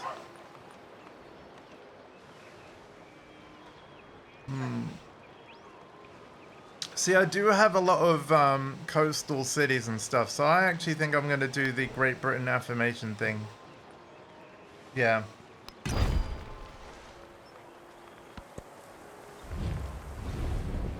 No denouncing. I'm going to block this. I love the fact that you can do this, so long as you've got enough influence. And we most certainly do now. In previous Civ games, there was nothing you could do to stop a denounce. And now I can.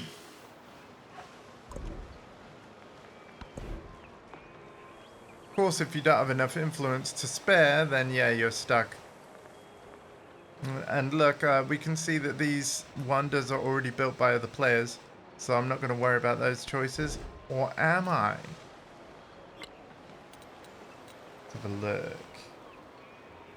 I think we might just beeline it to Future Civic now, to be honest. Yeah, the shortest route to Future Civic. There we go. Looks good to me.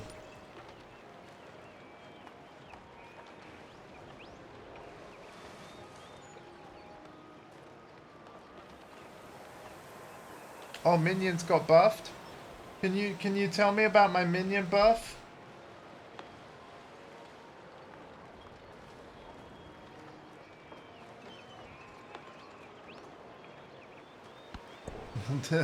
Tell me about my minion buff. I'm listening. For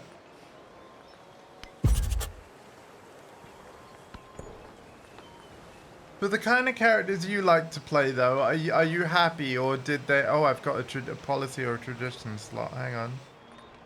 Let's do this, then. Are you happy, or are you not happy? Give me the pros and cons in, like, short bullet points. Like, you love the revamped endgame, but you think certain builds are useless. Because you got to remember, this is the last kind of content update, really, until final release, so... Oh, we're getting near the end of this age. White horse, train doctors, flee plague struck cities, while charlatans peddled false curses, false cures in their stead, drawing the desperate and naive alike.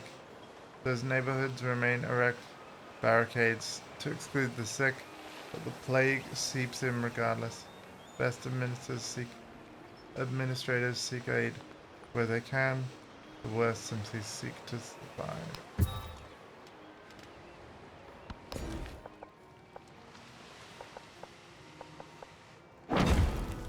Right, we've got a bunch of money.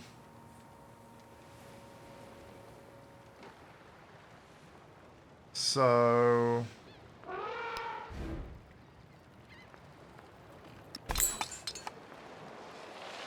Where's building the wonders again? Here.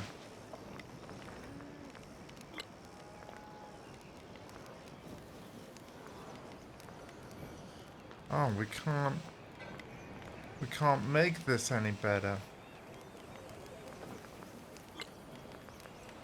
Really. At least not yet. Okay. In that case, I won't.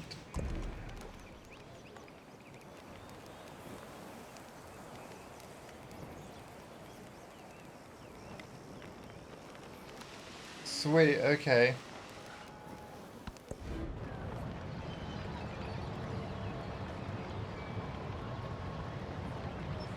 Yeah, and the thing is, the character nerfs and buffs, like, things can get tweaked later.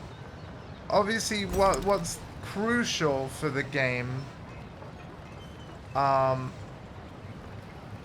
now is, let me change that. What's really, really crucial for the game is getting the content completely solid for 1.0. You know, campaign and endgame.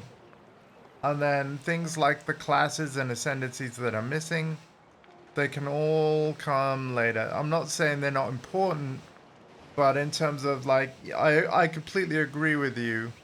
They got to work on what's, like, crucial. And I agree with you that it actually is the, like, the actual core content of the game at this stage.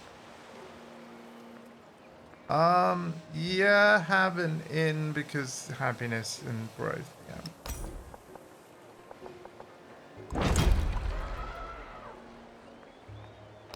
Actually, I need to see, like, what's the lowest. Didn't we have unrest in certain, yeah, look at.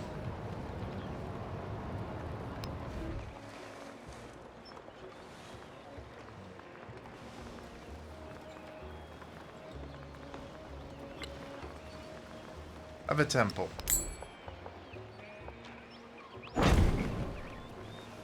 There we go. They're happy now. Is everywhere happy now? Everywhere positive happiness. We got a 0 here.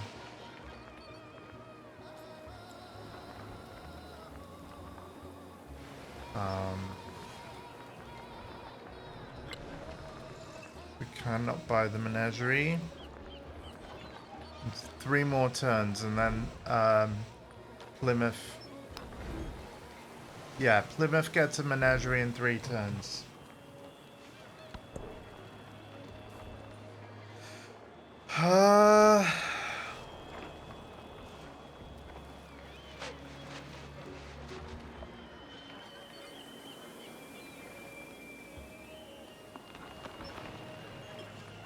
We'll do this one.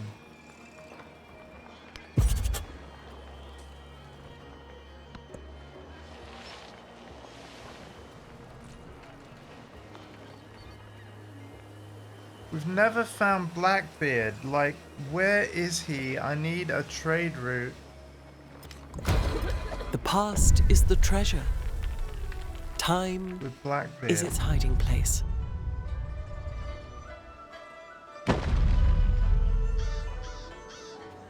Oh, is that the plague? Wonderful.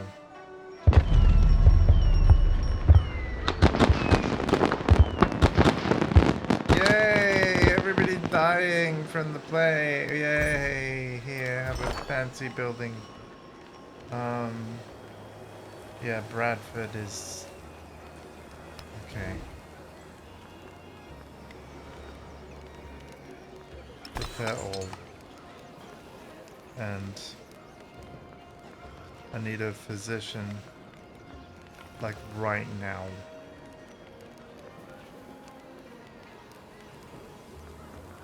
Oh wait, hang on a minute. I don't want to. I want to pay to fix it. Oh, unrest. Oh man, I can't even buy stuff.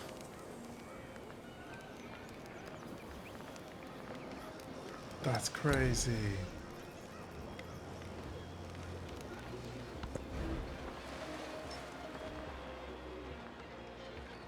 Right, didn't it say that if I have a dungeon everywhere, that the place is okay, so...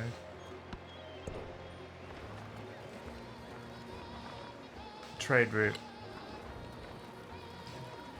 Trade route, hang on. Yeah, I need to find where Blackbeard is. Where's your city?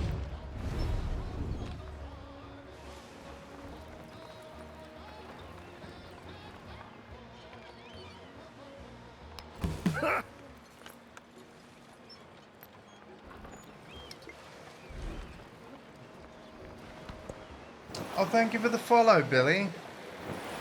I am a variety streamer. I play through all kinds of stuff, but I love Civilization, so you definitely won't get a complaint from me if you guys want to see more Civ streams. Thing is, my backlog is kind of nuts of all the games I'm trying to get through. We're gonna go with that one. And no, you will not denounce me. When will they ever learn? Right. We might rejig some of our resources because we can.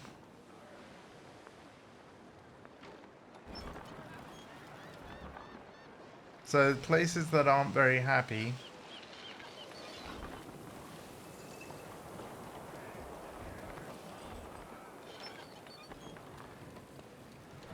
Like, for example, you're doing final growth, but are low on happiness. So, you get the elephants. Yeah. And you get elephants.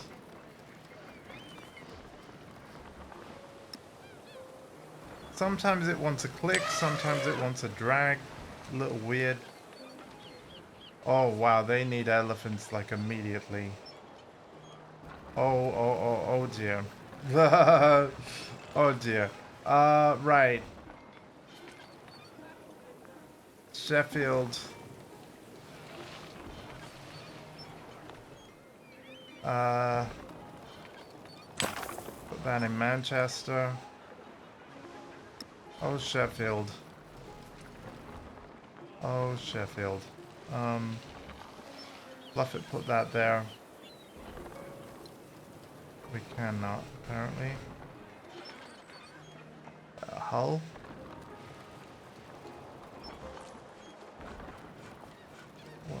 What's going on? Oh. Needs to go into a city.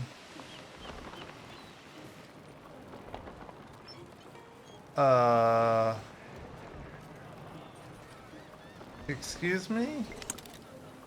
Hey, wait, I wasn't done.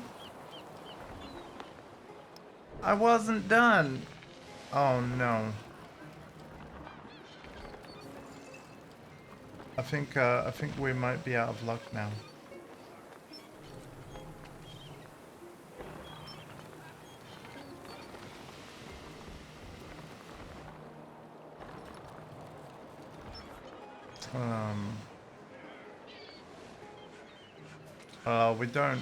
We don't really have. Hang on.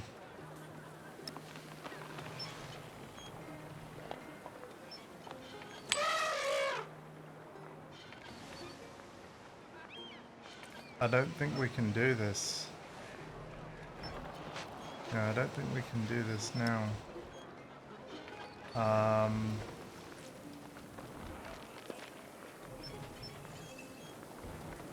Okay.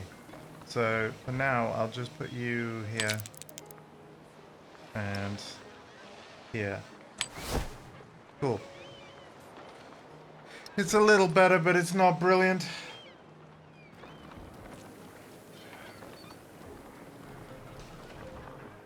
You know, it's funny, I did the same. This is my second time I've gone from beginning to end in this game. So, pretty much same thing. And it's not because I don't love it. It's because there's so many other games that I play and things to do and blah blah blah. Like, I'm actually a huge Civ fan. And I did actually like 7, despite it being quite a large departure from previous Civs. But I will say, this Test of Time update, if you didn't like being forced to change Civ with each age, check out the game again, because this Test of Time update directly addresses a lot of criticism and feedback that they've received since launch. And yeah, I think my favorite change is the replacement of legacy paths with triumphs, where instead of being told what challenges to complete based on the victory type you want to do, you can now choose which challenges, aka triumphs, to track, and then whenever you complete those, you basically get the rewards written down here. And because there's over 90 triumphs to pursue, according to the dev's own official videos on the subject, basically whatever your playstyle is, there's bound to be a bunch of triumphs for you. So I truly think that the triumph system is actually my favorite of the new stuff. But don't get me wrong, there's a lot of favorite new stuff, like stuff that I'm really enjoying.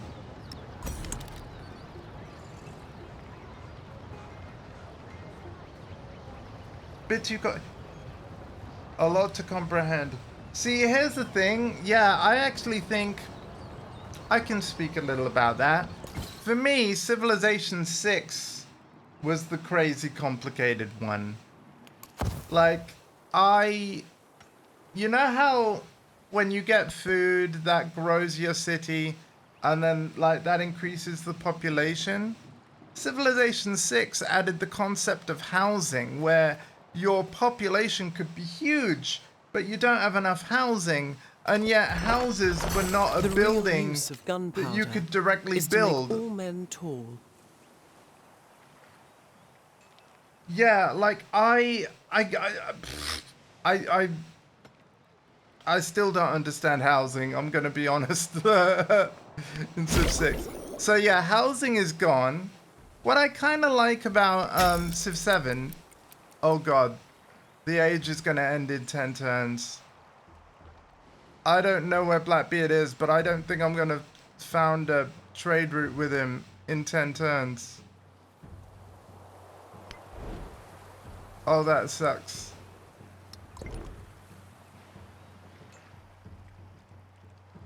which means we'll have missed out.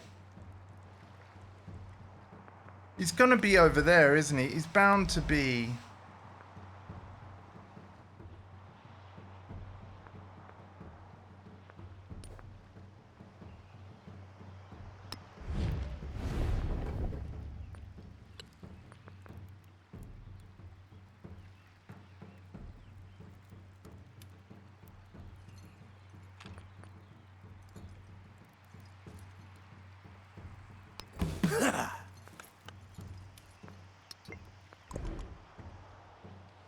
Bound to be over there, but I can't see him.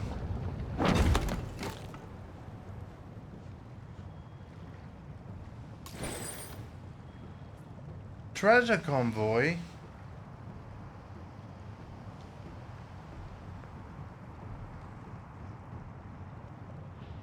Scores GDP.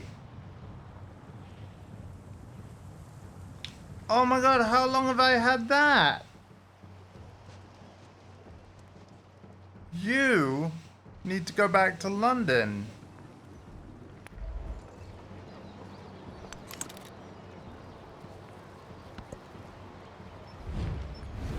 And you need to stop trying to hinder my finances. You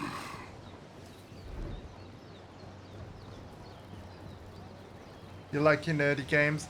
Well, luckily, right, the Civilopedia has been really helpful. You know, I typically like looking stuff up. You know, my favorite thing is if I see in the notification area on the right-hand side, if I see a opposing civ has built a wonder, I look it up to see what it does, to see if that clues me into, like, oh, they're probably going for this victory type over that victory type. Because information is power in this game. And I do think a lot of the reworked screens, I personally think that this game is a lot easier to understand than Civ 6. And if we can have... Colonialism is not satisfied merely with holding a people in its grip, but it turns to the past of the oppressed people and destroys it. Well said. So luckily, I'm glad that one of my cities is ready to grow now, because one of my favorite changes about Civ 7 is I think it's a lot easier to figure out what tile you should claim next. So I'll show that in a moment. Merchants, money from specialists, that sounds good to me. Do we have any free slots? No.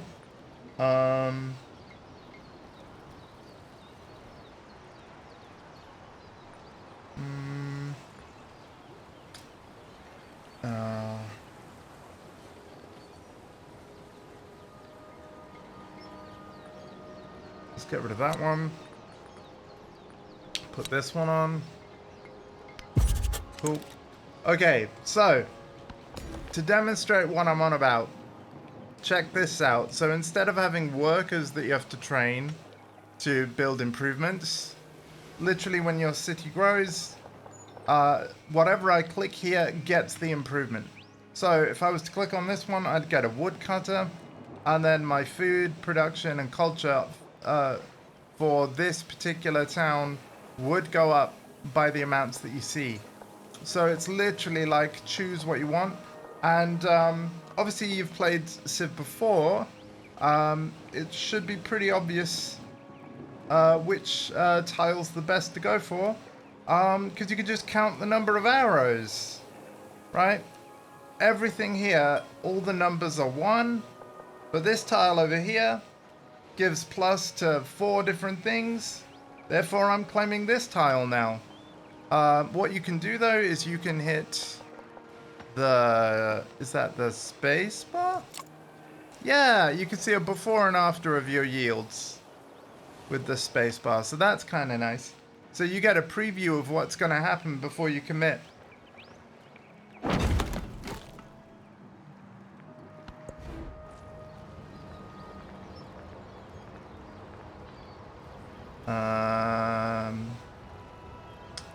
I guess the best thing for us to do is just keep piling on that research to speed things up for London.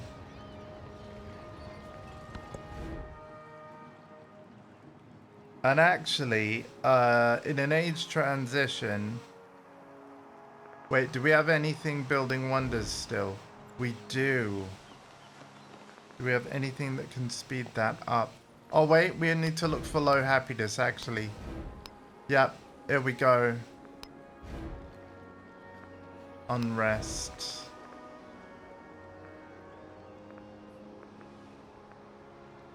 Oh, I can't buy anything. Yeah, 2 turns. And 3 turns. Right. I'm gonna save my money. But yeah, where the heck is Teach?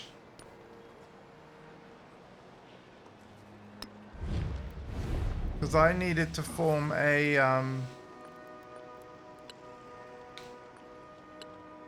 trade route with him.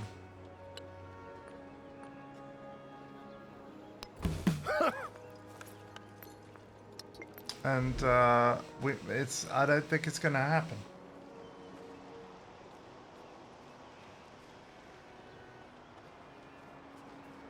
Oh, awesome! I'll give you a follow, Billy. Now, I will be honest, I stream quite a lot, like in the afternoon. So, and the thing about, you know, being a streamer is like, unfortunately, it's kind of rare to like we're all streaming it around the same time, a lot of the time.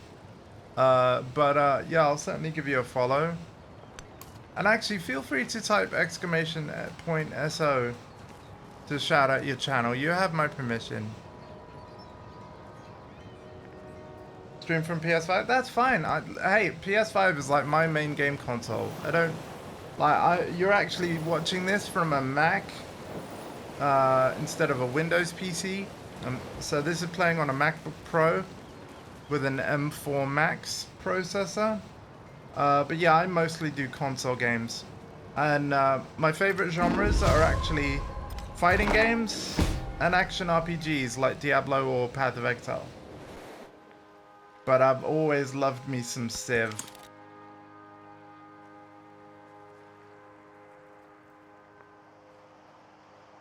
Okay, no worries.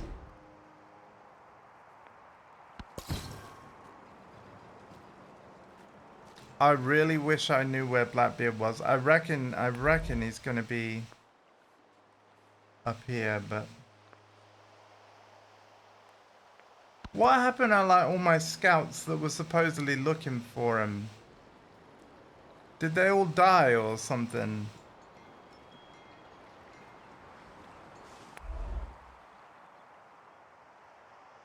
I mean, the thing is, we've met the guy, but we probably only met the guy because one of his units came into view. We don't actually know where any of the settlements are. So I'm kind of confused, I'm not gonna lie.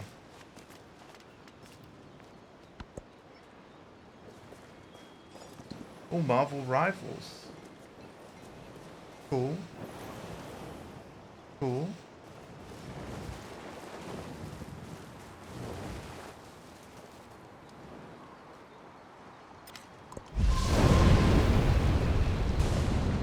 Oh, good. Oh, joy. Right, let's convert more of our towns to cities because we need that. And actually, you know what? Oh, one more turn until that wonder's done. Which will complete the wonders of the Renaissance world. Oh, this is beautiful.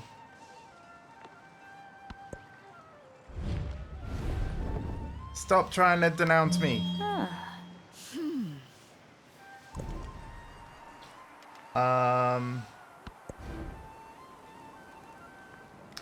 Right, where's the unrest at?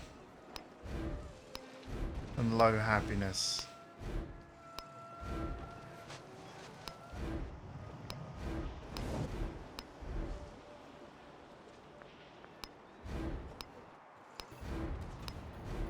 We had a thing with 4 happiness. Let's fix this. So we're gonna buy a menagerie. Because we can. And then we're gonna put it on one of these hexes with the green numbers. And it doesn't matter whether it's this one or this one. Put on this one. Zing. Everybody be happy. And then, so that's sorted.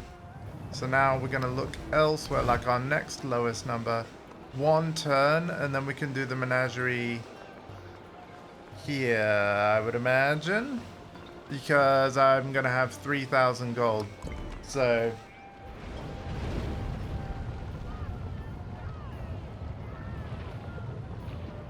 Oh, if you have any questions at all about streaming, then yeah, I will try to help.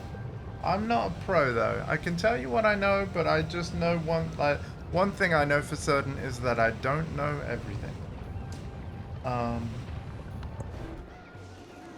That said, I've been streaming for like over 5 years now.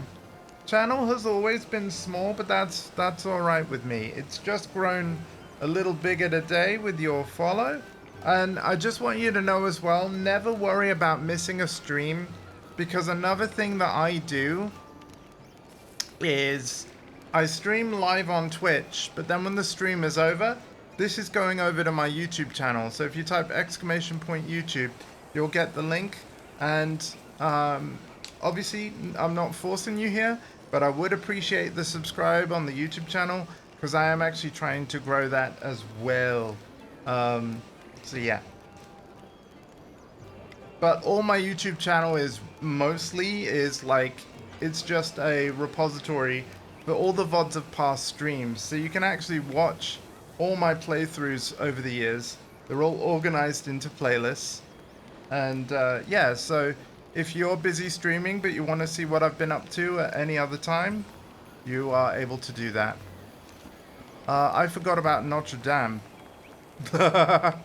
You know what, that's kind of okay. We only needed one more wonder built, didn't we? That's kind of alright. Follow on the tube, thank you. Another thing I will say, because to be fair, one thing I'm terrible at is like promoting myself and stuff. So I will say this, and again, it's totally up to you. But if you like the vibes here, and if you have any friends that you think would also like the vibes, know they're welcome here.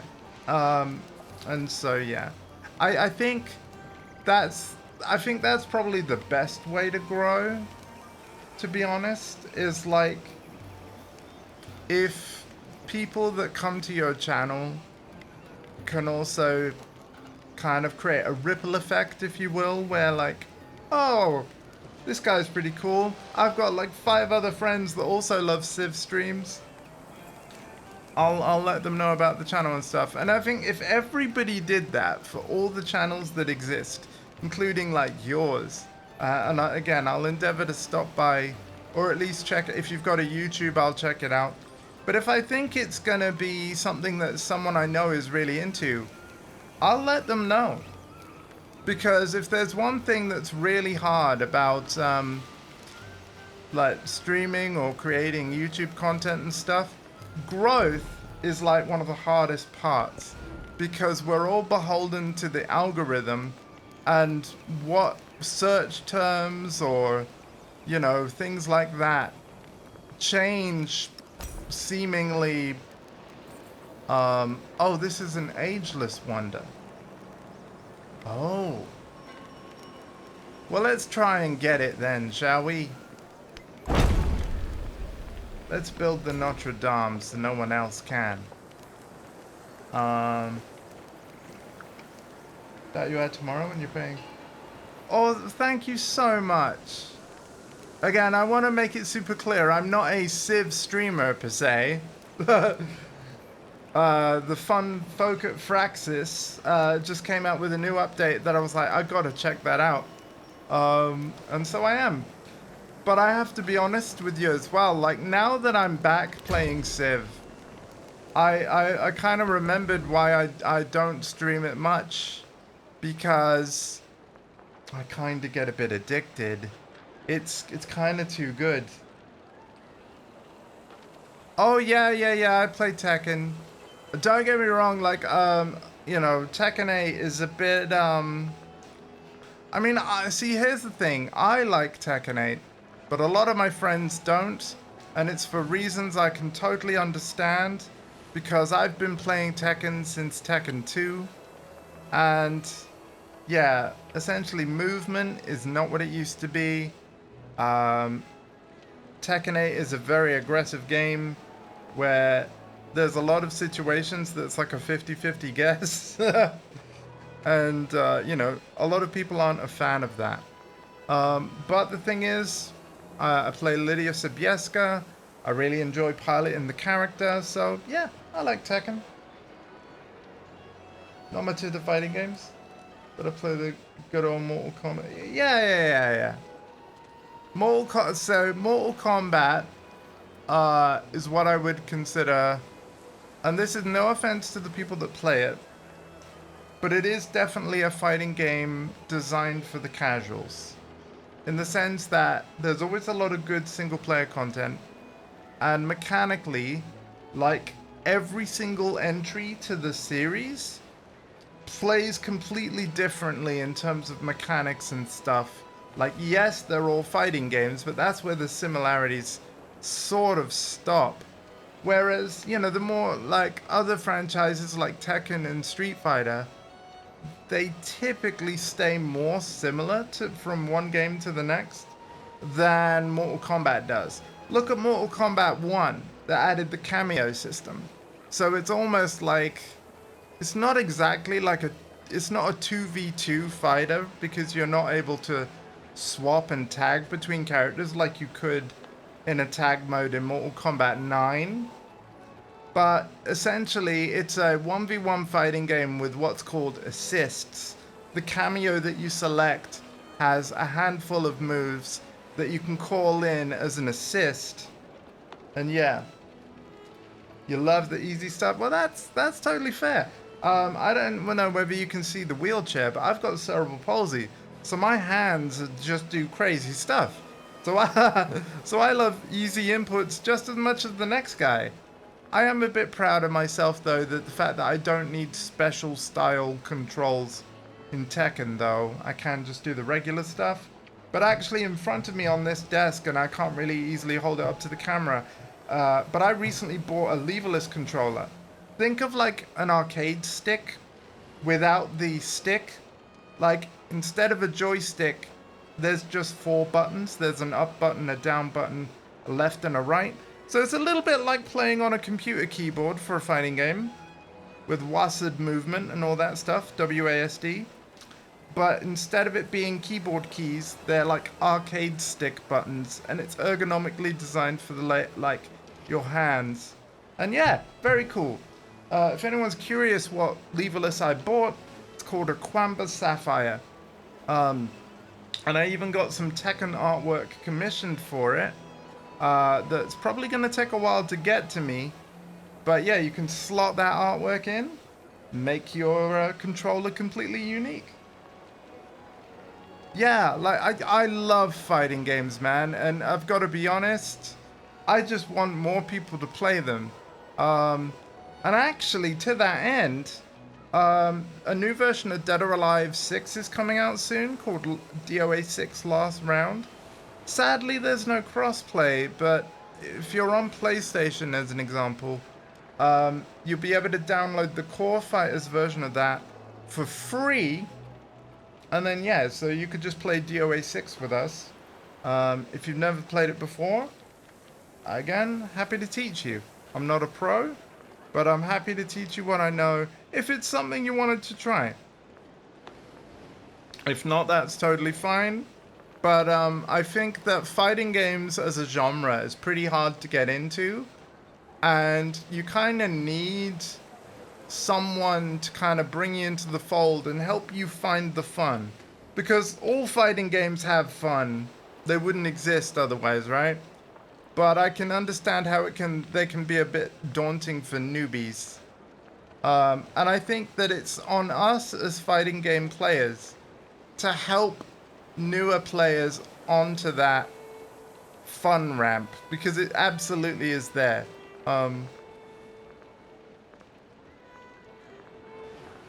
I mean, I'm looking forward to Marvel Tokon, right? Which is a Marvel, like a fighting game with Marvel characters, similar to Marvel vs. Capcom.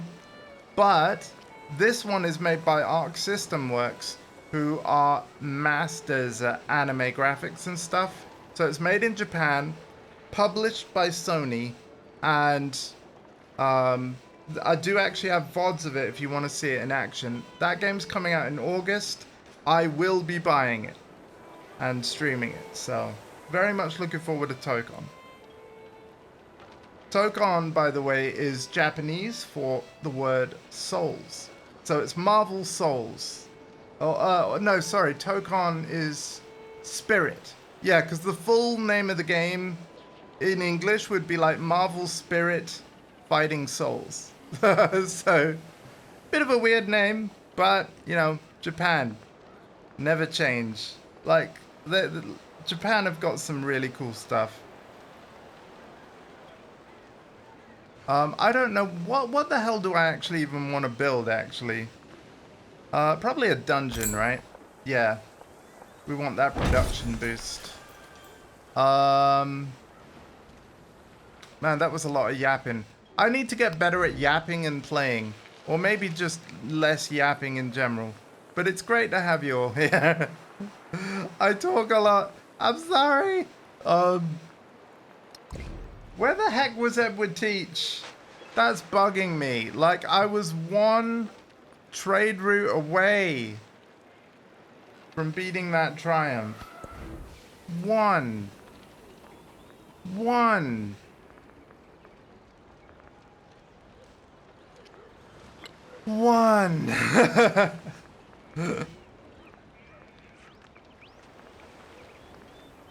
Ooh, observatory would give me a big boost to science. And I'm going for the space race victory. So that actually would be pretty good. Should we buy? Wait, no, we shouldn't buy. You know why we shouldn't buy? We need to convert more of our towns to cities. Yeah. So we should just tell it to build something. Let's go with the observatory. Yep. I like that when you build over an urban a rural tile with an urban one, you get to move your rural tile. You don't lose it. That's really nice. So as civilization marches on and you get like more modern stuff, you don't have to give up the rural bonuses. Like, that's really, really lovely. I'm just going to tell him to go to sleep for now. We've got no plagues to worry about. Oh boy, you should probably get out of that, Wait, you're a boat. Why didn't I send you looking for Edward Teach? Get out there.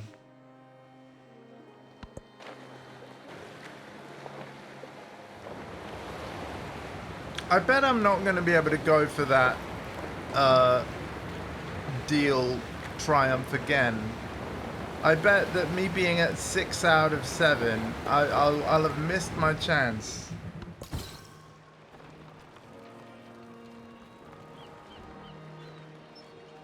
Yeah, we don't have any plague around here. That's good. But if we did, then we're all right. Because they can treat it. In the immediate nearness of the gold. Hey, there we go.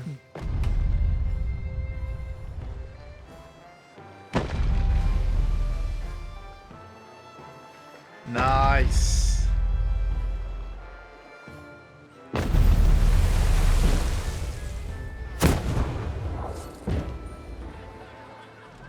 And that is our 6th wonder of the exploration age. We have done that triumph. And there's 6 turns remaining. I suppose I could buy a boat of some kind. Like maybe even a scout.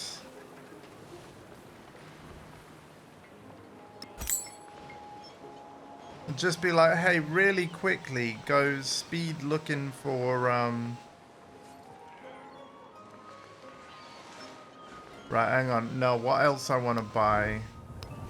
Have we got any like negative happiness?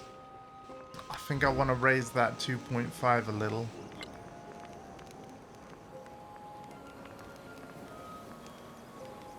Okay, we can't. Fine. Bradford's just gonna have to suck it up, Buttercup. 14. 9.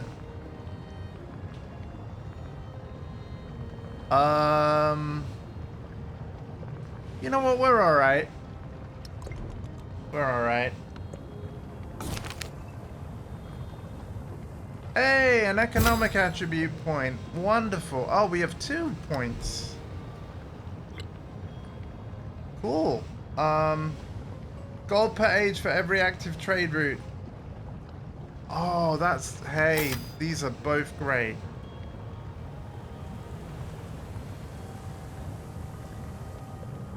We're gonna do both of these. And now our gold per turn is 632. You'll love to see it. Where is this scout of mine? See, here's something from Civ 6 that I absolutely miss.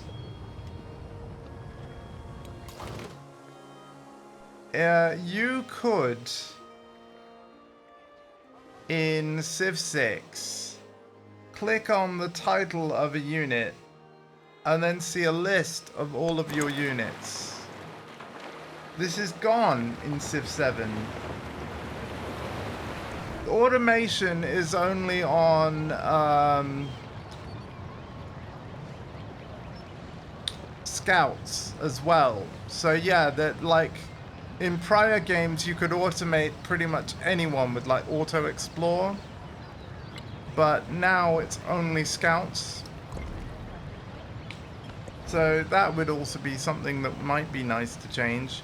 Let's do some settlers to prepare for the next kind of wave. What do we want? What do we want? What do we want? We probably want that in the Plymouth, right? Yeah, we probably want that in.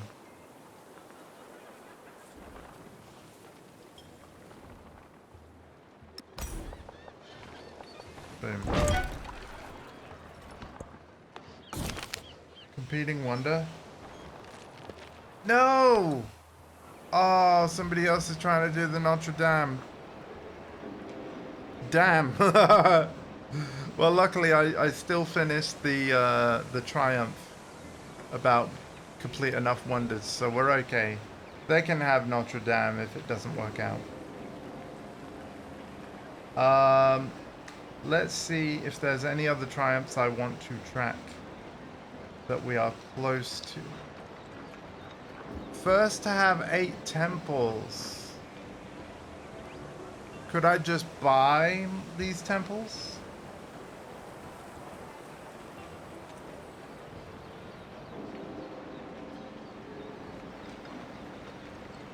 I wonder how expensive a temple is.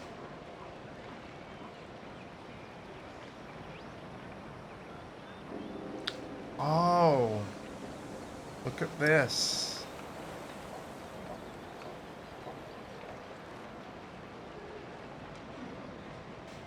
Oh, I should have done that. Wow. I'm going to track a bunch of these and hope that we can do them in the modern age.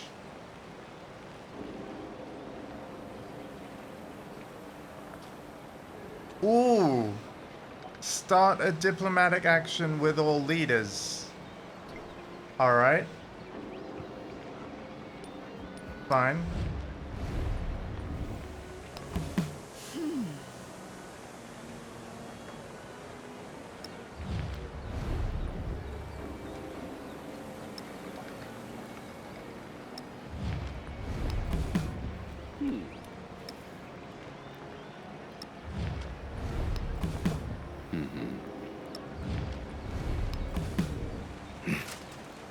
There we go.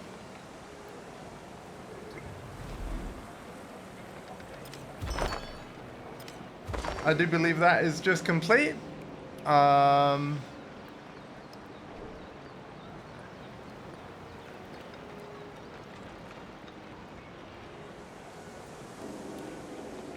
this Triumph screen is great.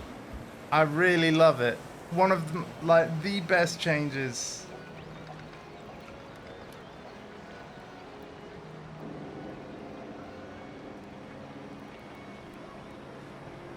Wow, I needed 16 settlements. Crazy.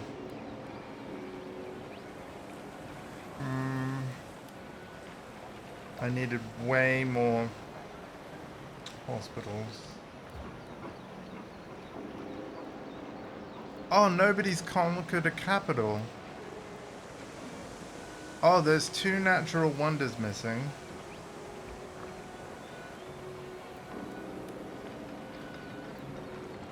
Let's do that.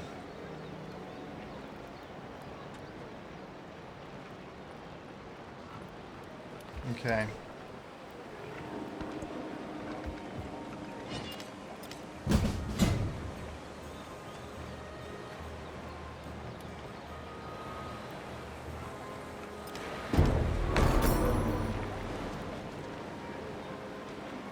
Oh, they built Notre 儀式 Dame. の準備はできた。今すぐ始めよう。 What?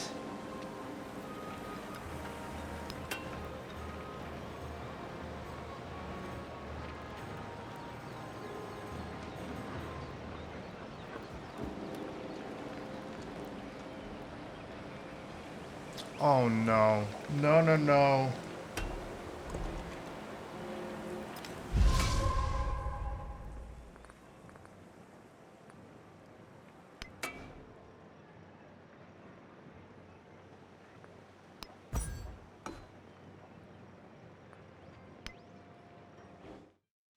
I don't think I can stop Rule this. Britannia.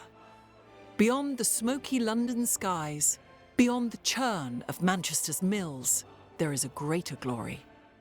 The Empire. Ever hungry mills demand feeding, and ever full warehouses demand markets. Heed their call, and may the sun never set upon your dominion.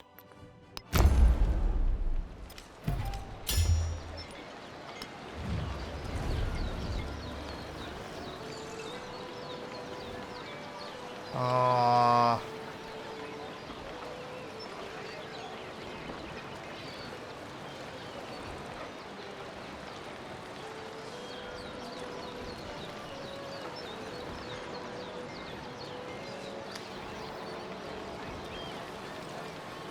I can't reconcile.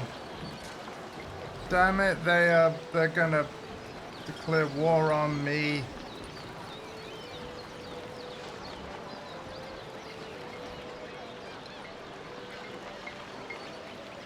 So I reloaded to check if there was something I could do.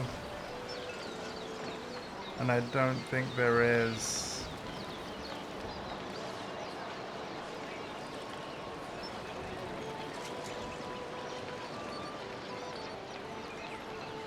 Boo!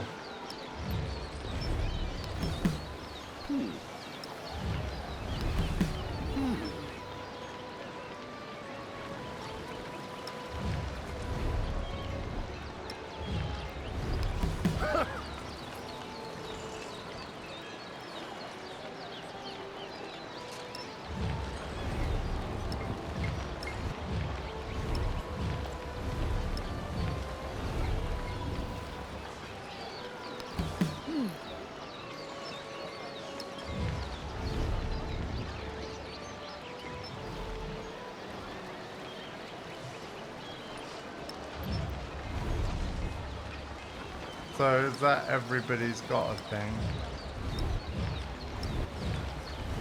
Yeah, it does. Right.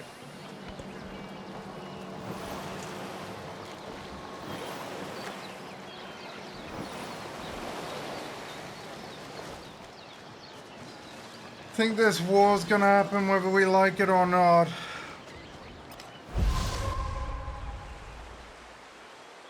Oh no, the River Thames is flooding.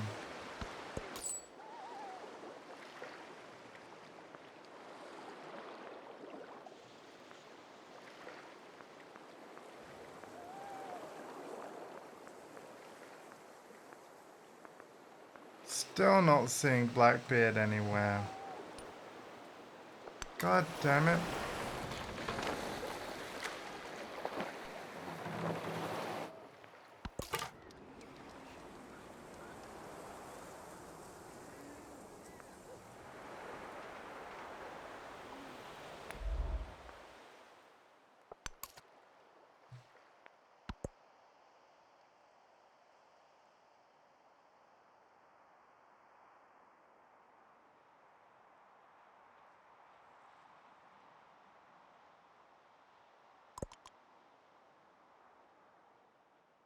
Wait a minute, guys. How far back have I gone?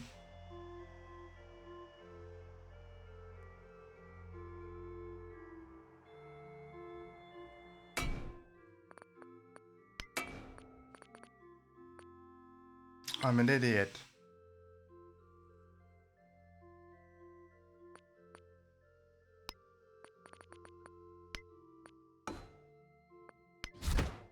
I only went the wrong way. Well, with that, see, we could find Blackbeard that way, but let me load from 134 actually. Let me, yeah. I sorry, I loaded way too, yeah. I went too far back. Because I'm like, wait, where's this war with Himiko? Beyond the smoky London skies, beyond the churn of Manchester's mills, there is a greater glory. The Empire. Ever-hungry mills demand feeding, and ever-full warehouses demand markets. Heed their call, and may the sun never set upon your dominion.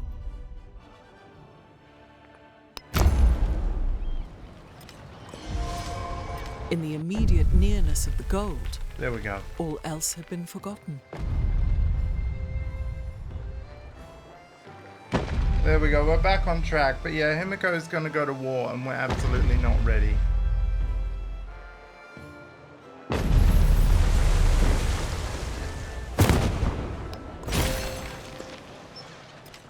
There we go.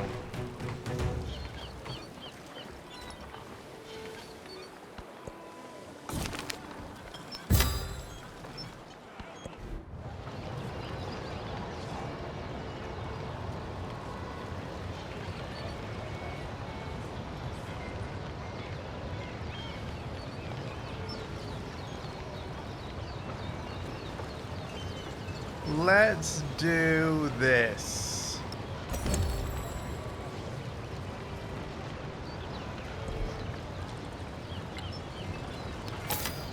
There we go. There we go. There we go. We're back on track.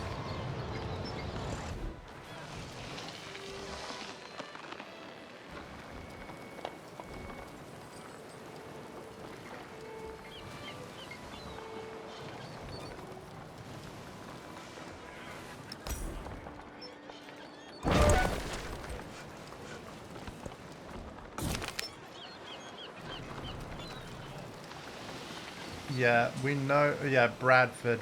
I'm going to change Bradford's production because we know we're going to fail at completing Notre Dame.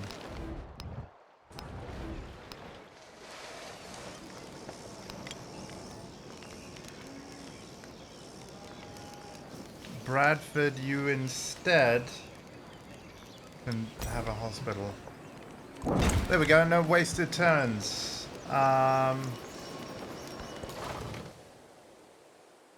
Right.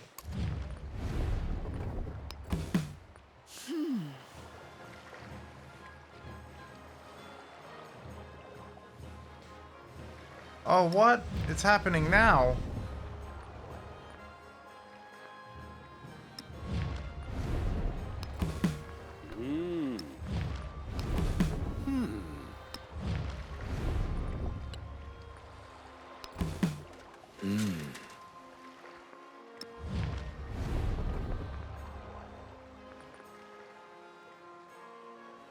Ten turns.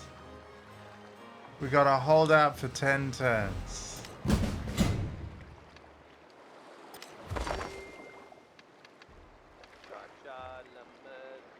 Basically, she's jealous.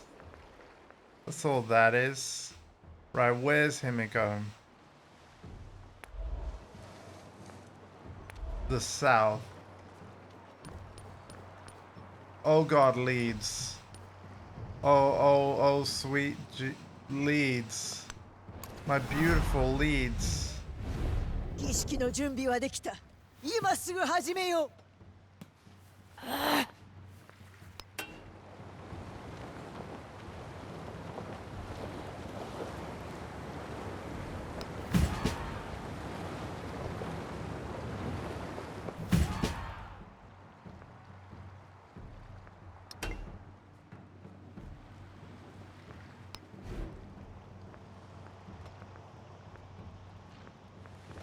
Right, we need...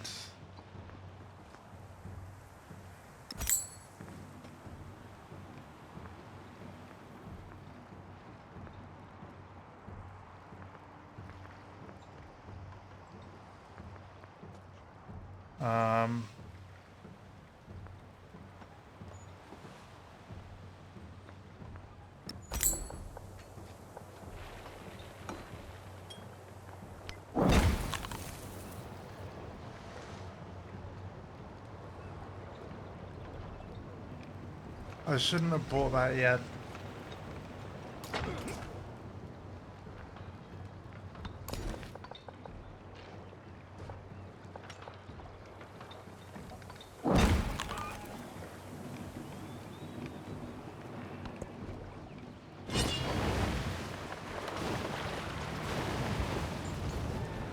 Oh dear God.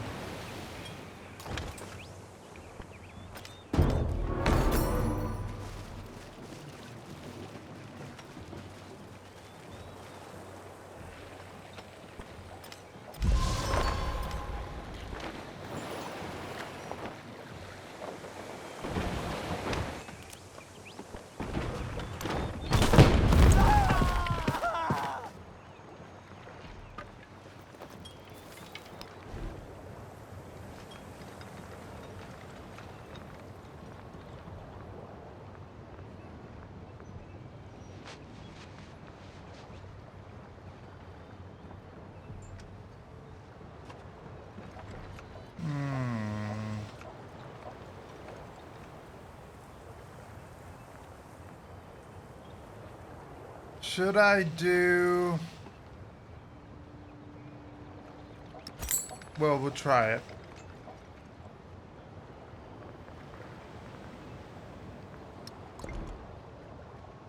We gotta survive for 10 turns.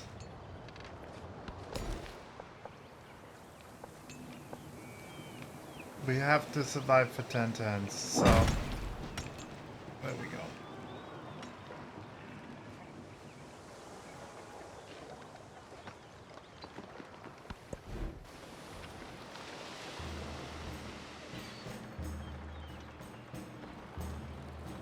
Ooh, hull. Yeah.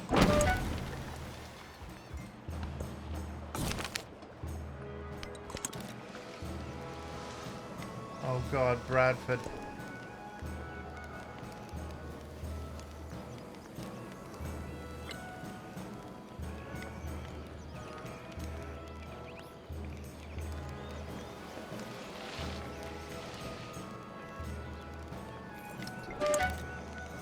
Summon under threat. Yeah, Leeds is the one I'm worried about.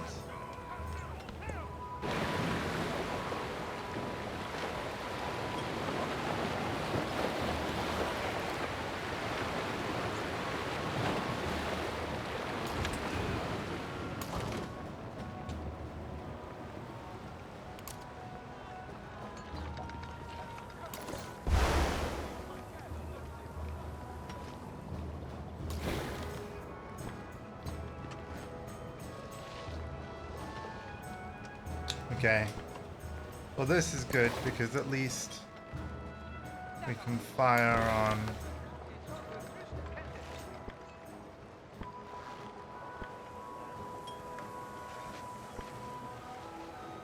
Oh, what? I have to go next turn? What?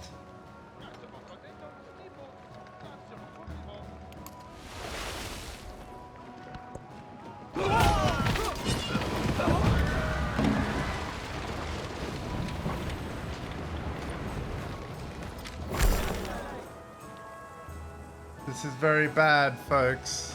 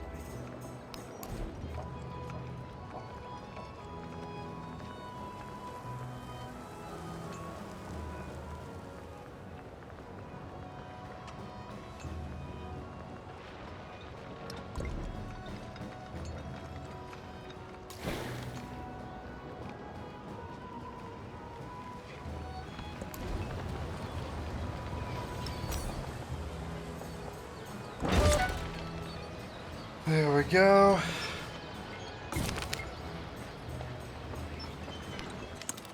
Sheffield's fine, it's a long way away.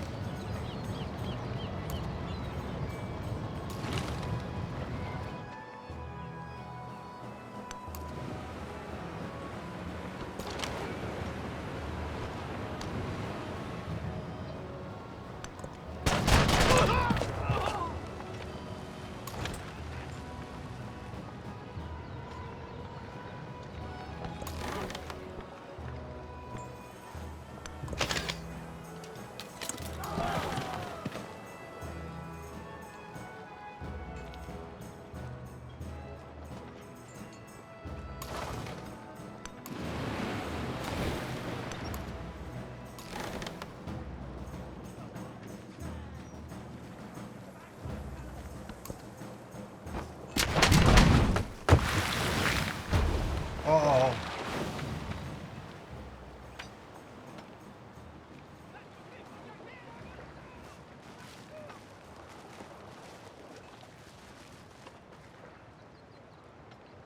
I don't know about this, guys. A bureaucracy always tends to become a pedantocracy. I don't know about this at all. London needs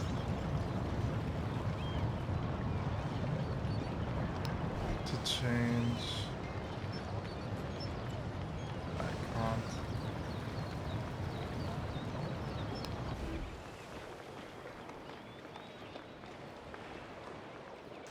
Apparently that needs repairing. Okay. Purchase, repair all.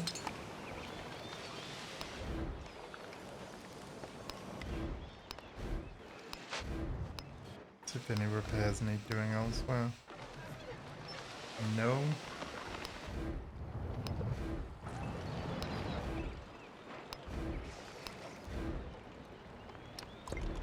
Just gonna leave it right now. Don't worry about the defense, the settlement. We are just gonna...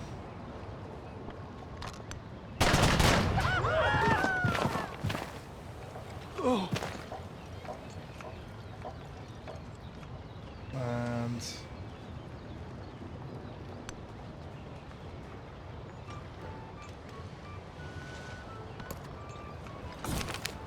this.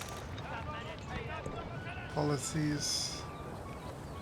That's fine as it is. Are all the policies taken? Yep. Resources.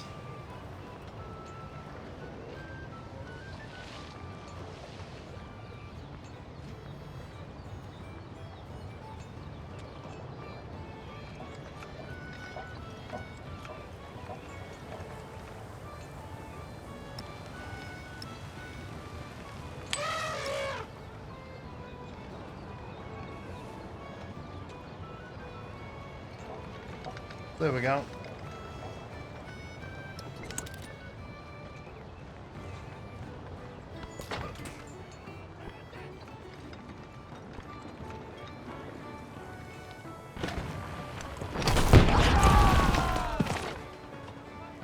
They're dead.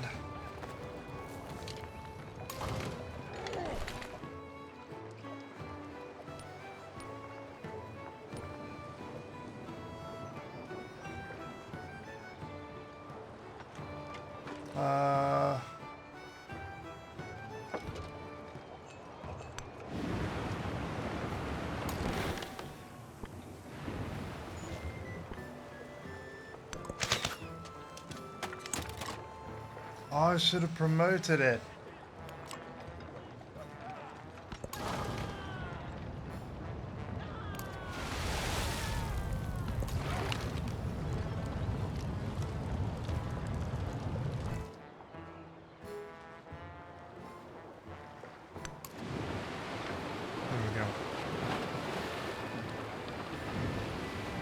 Leeds needs to buy a thing.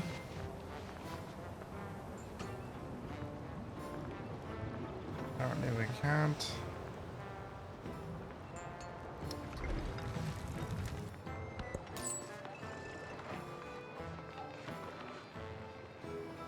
Wait! Is that Blackbeard?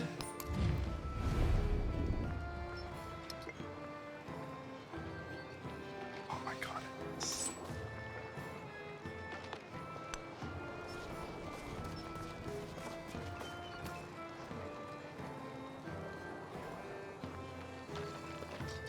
We found him, but we found him too late. Oh man. So I need a settlement up here.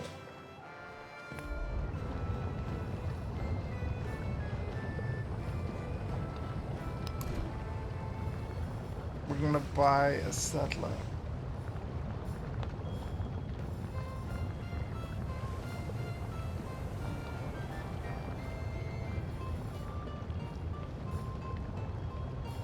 No, we're not.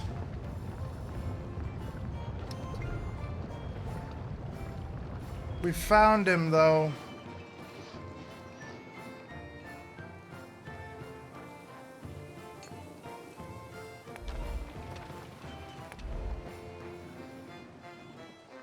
Fudge.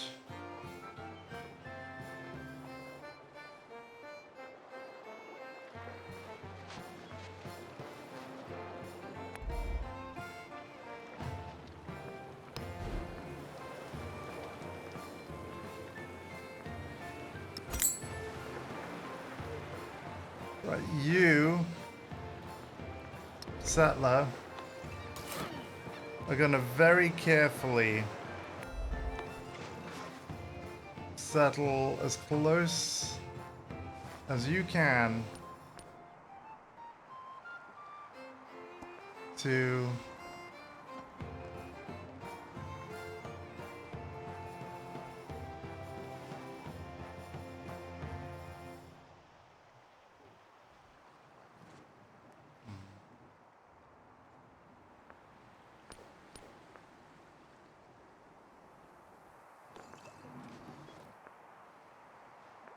I feel like here.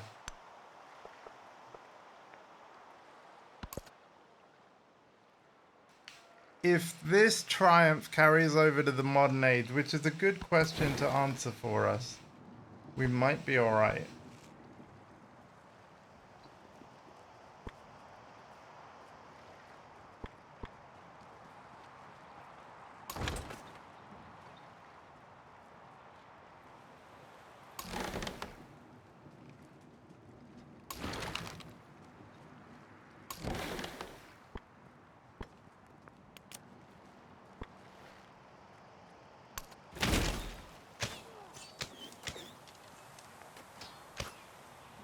Hiya, mister.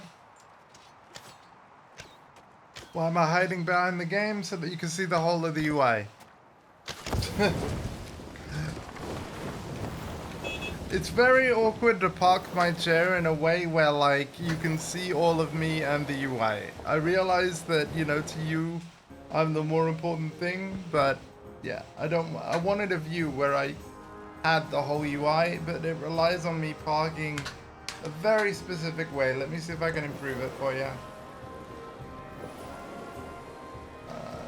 I have to be close enough to reach. There we go. That'll have to do.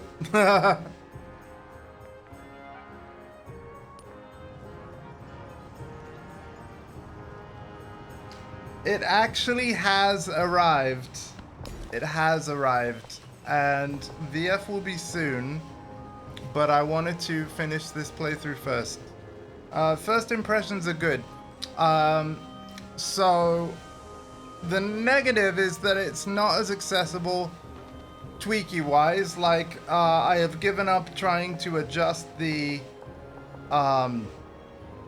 travel, because you can like use a plunger, push the button down and twist it left or right depending on how much travel you want there to be on every button.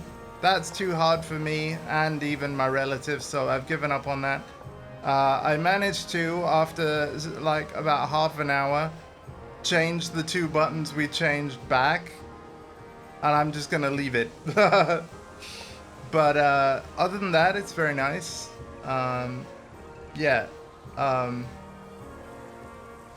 And hopefully I shouldn't get any issues with it like I did with the Victrix, because this is made by Quamba, so it's a keeper for sure. We're keeping it. Like, there are things I can do in certain fighting games that I just cannot do with a pad. Most of this obviously relates to like 2D stuff, like certain motions. But yeah. Yeah, we just gotta wait on the artwork now, which I might have to get help to install. But and I won't be putting artwork in the buttons, even though you can. Like, that's just gonna be too difficult. Also, the buttons are black instead of a clear, so you can buy clear ones, but I just am not gonna be able to do that. Where the heck is Leeds?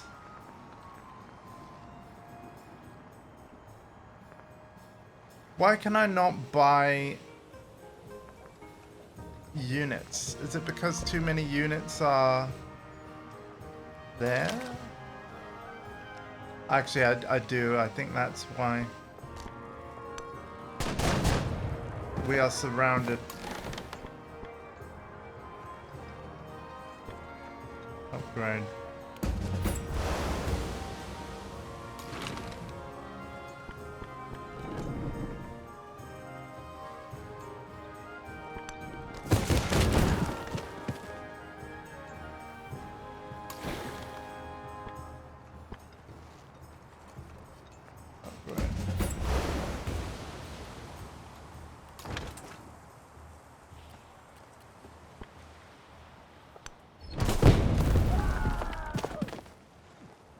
We just gotta survive more turns.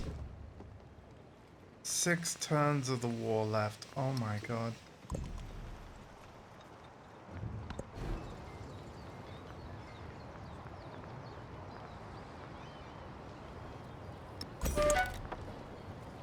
So yeah, the lever list did arrive. I'm very happy with it. Actually no, don't do that. Do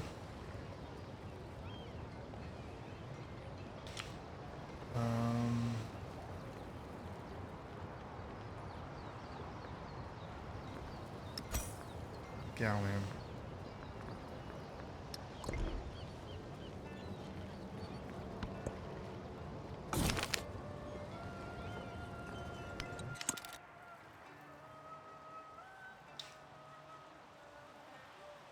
Wait, where did my settle? Oh yeah, I have a settler on the way, don't I?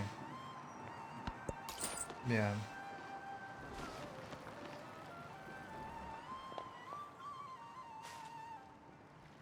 see, yeah, he can't do anything yet.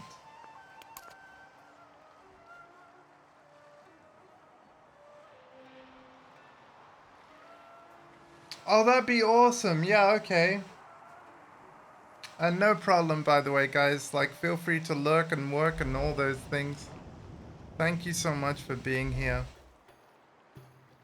I appreciate you all.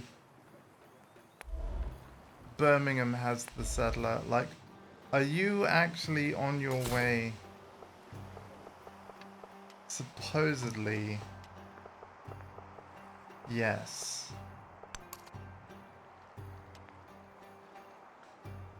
How many turns left of... Okay, there's 2 turns of this age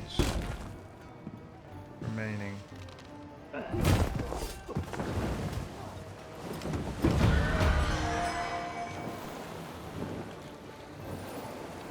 I hate the fact that there's a war going on.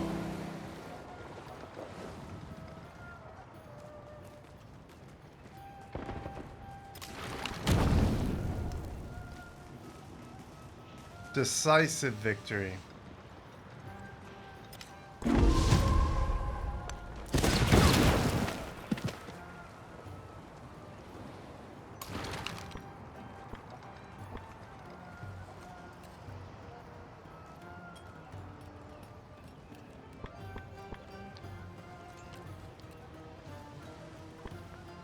Come on.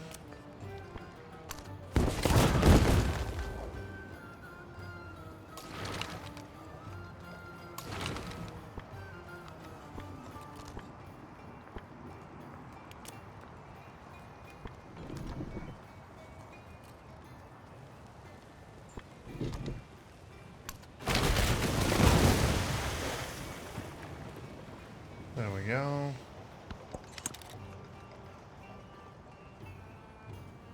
Oh, cool.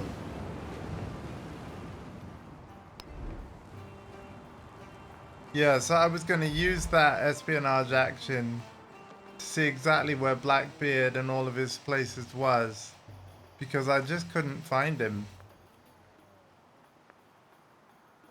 I probably need to do the same with Himiko. What we could do... How much is proposing peace gonna cost?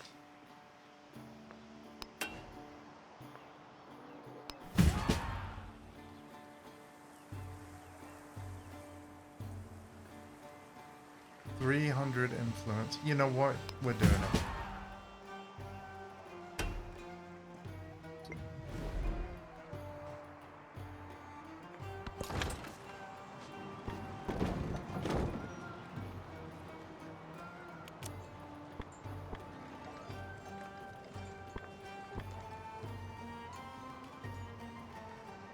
Zoom in a bit. Boom.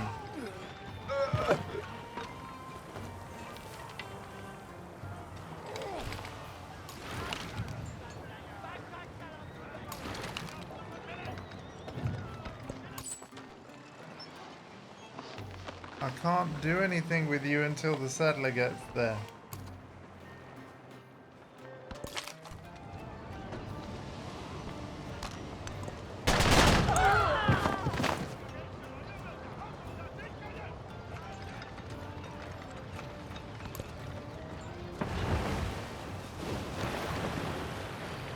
Let them come. We'll just blow them to bits wave by wave.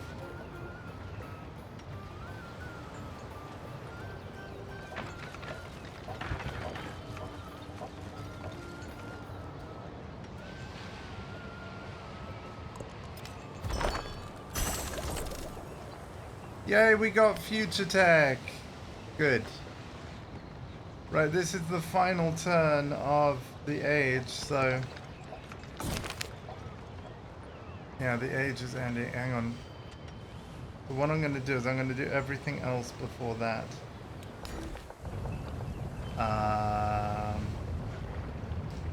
Of science. Let's do... diplomatic tree. influence per age.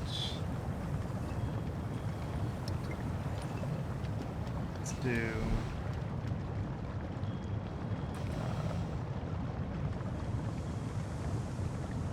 Future Tech 2. No, not that one. Hang on. Wait. We'll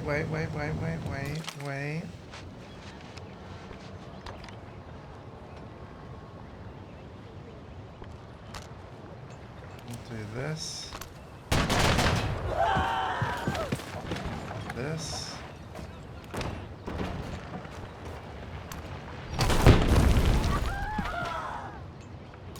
This.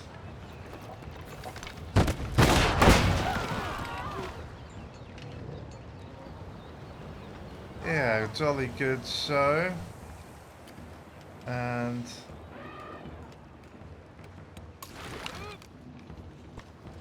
you.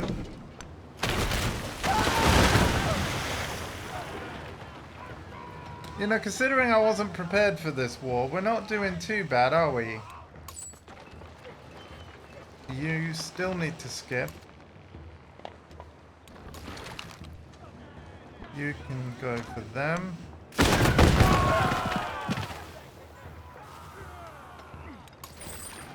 And you for... Oh, treasure convoy.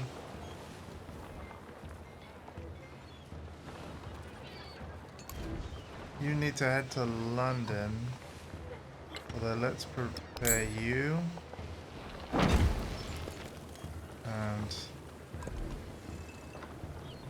treasure convoy needs to go to London, which is a long way from here.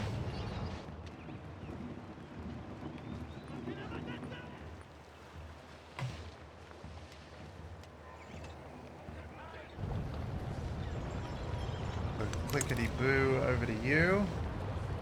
And now we're going to do the final save of the exploration age. So we are finally moving to the phase of the game where I can win and beat everyone else, because I'm going for a scientific victory and we can only do it in the modern age. So we are going to make a local save and a cloud one. And what we'll do is we will delete this one.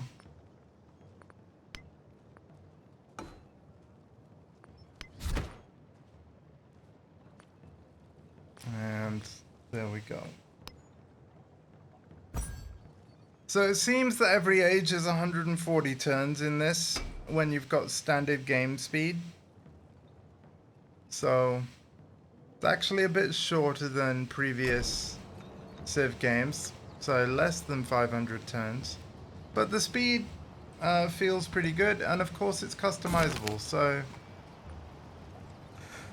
as urban districts turned in on themselves in face of the plague, new designs emerged. Choked urban streets now replaced with broad avenues, sewage no longer dumped into reservoirs. An unseen enemy requires constant vigilance, a lesson learned through grief. Age transition has begun. So, I want to stay as Great Britain. However, let's look at all of our choices.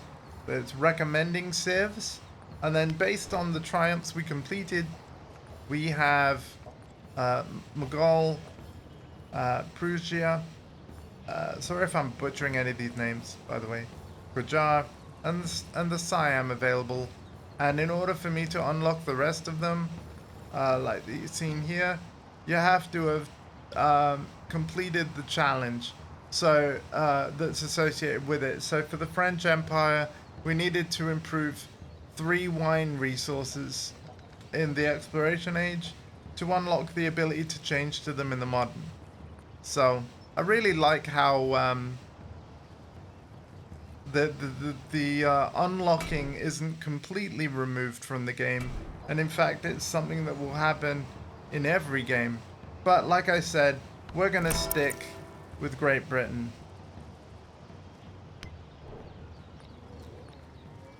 And we are going to gain a...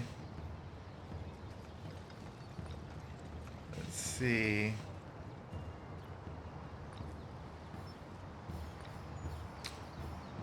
Gain 20 science per age for every science building constructed. Sounds good to me. And gain a scientific attribute. There we go. All of these stuff is locked, and you literally just have to play more of the game, like level up your kind of civilization kind of account level, and then you get even more things that you can choose in age transitions. These are called mementos, and you can even search them. That's very nice.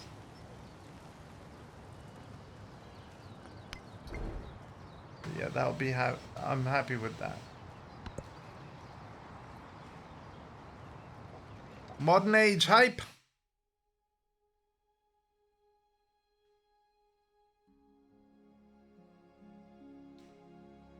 The gear is turned.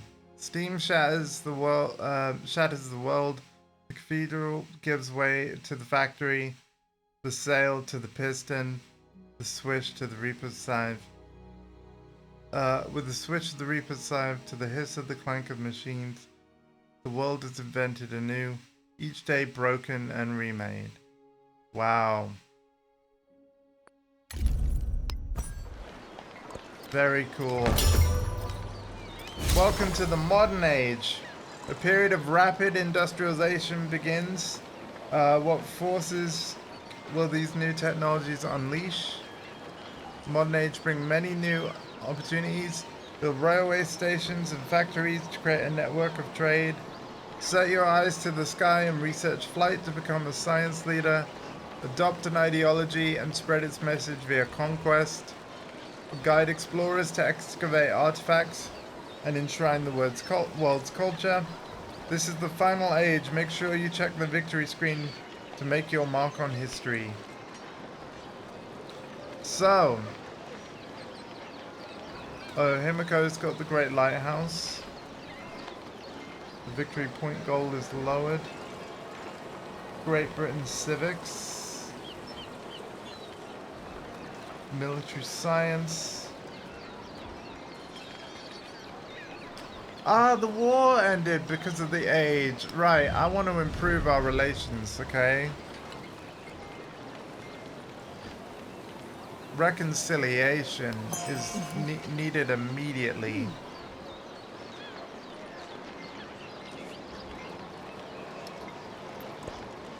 Well, we survived. Leeds is still ours, so that's great.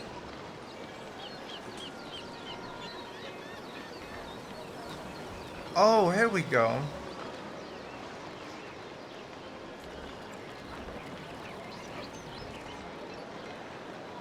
Wow, this is locked, whatever it is.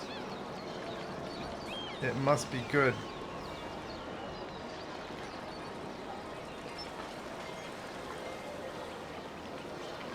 Let's have this.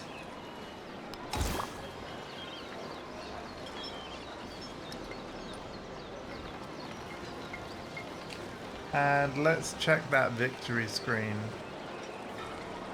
And the triumphs. I want to see the triumphs too.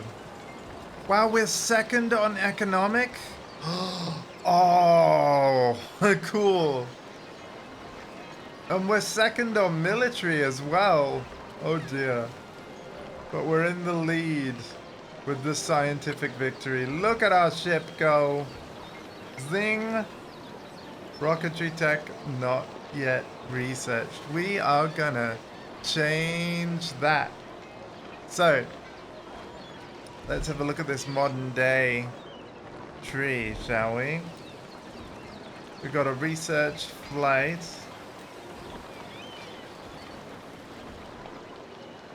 There's rocketry. Flight is indeed connected. There's nukes. So Tommy B, if you're still lurking there, there's the Manhattan Project that typically if the AI in Civ is playing as Gandhi, then yeah, that'll be what India will be doing. But we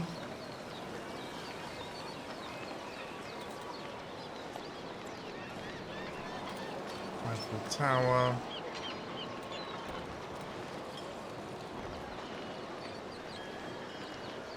Battersea Power Station. Oh, wicked. You know what? I think we're going to go step by step. Because, yeah, we want Oxford University. We know where we're heading, but I'm not going to just click rocketry because we might want some of these modern wonders.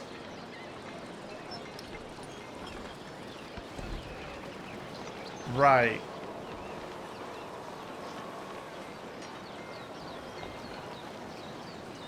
Ooh. +2 innovation for every modern age wonder you build. Gain 2 settlers for free. Unlock aerodynamics. Yeah, there we go. We need this one.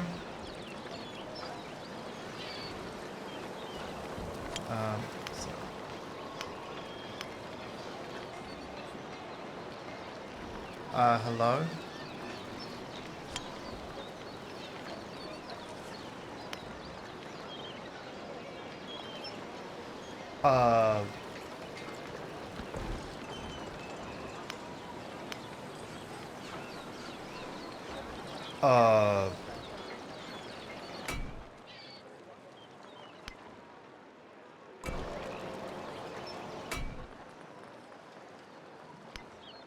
One minute, guys.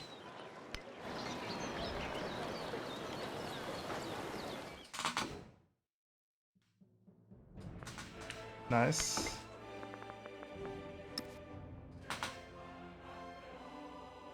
Rule Britannia. Beyond the smoky London skies, beyond the churn of Manchester's mills, there is a greater glory. The Empire. Ever-hungry mills demand feeding, and ever-full warehouses demand markets. Heed their call, and may the sun never set upon your dominion. Okay.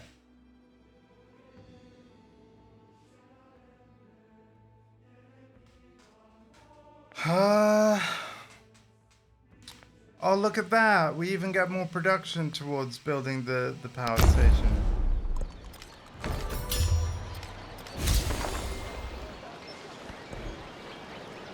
Right, come on. Oh, wait, it did it. There we go. Wow. Look at that.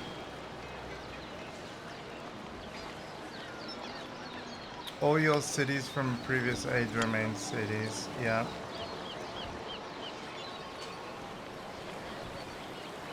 And then we're gonna do this one. So there we go.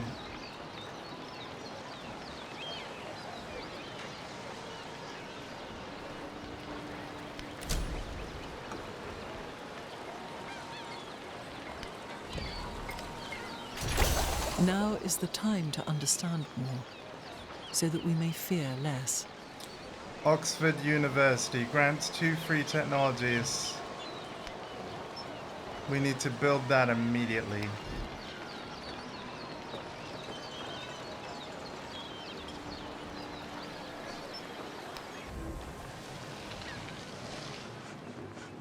So it's 46 tons in Plymouth. It is not available in Hull. It is 60 turns there. 35 in Bradford. I think that's the lowest we're gonna get.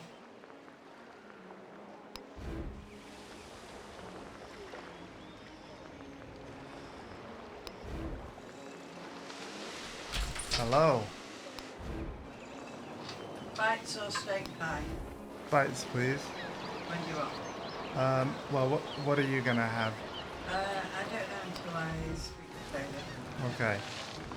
So can I Have them me- in a bit. well I'll message you Yeah, about it. that's fine. So Yeah. don't text. Because that's the thing, you won't be having them, will you? No. So yeah, all right. Thank you, Mum.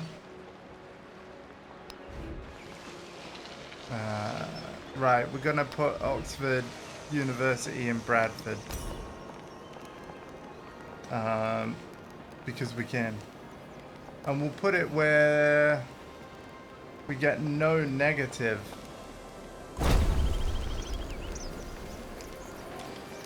Now we need to increase Bradford's production. So we want a grocer then, yeah. Or the schoolhouse. Oh, we can't actually build. Wow. What happened to all my gold per turn? Things are expensive in the modern age. Clearly.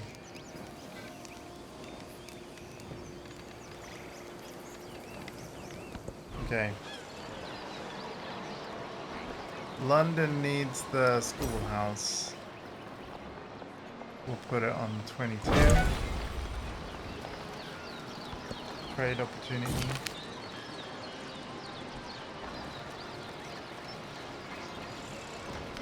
Yeah, that's fine.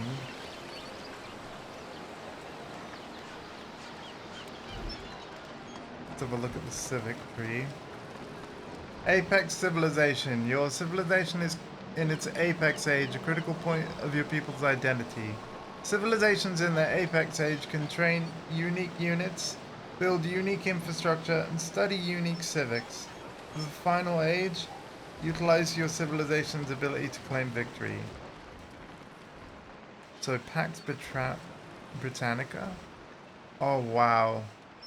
The power station. Yep, we're going for it.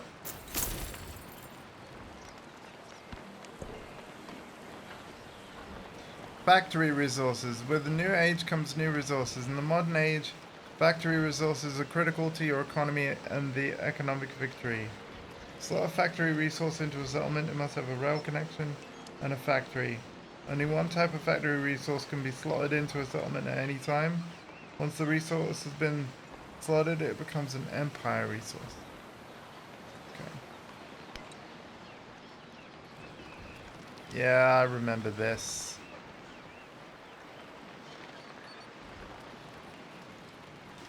Yeah, we want... So London needs factories.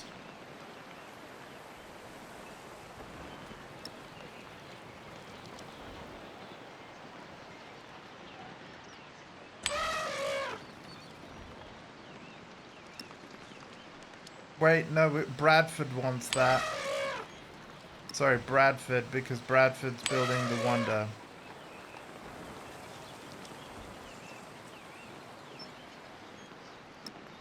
We'll put that there. Put that there. We'll put one in Hull as well.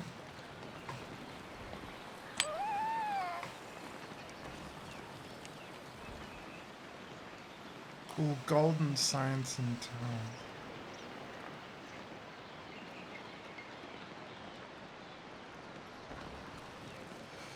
Culture. Let's put that in Plymouth.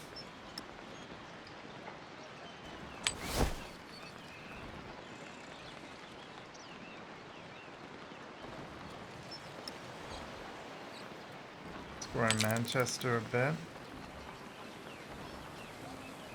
And let's do...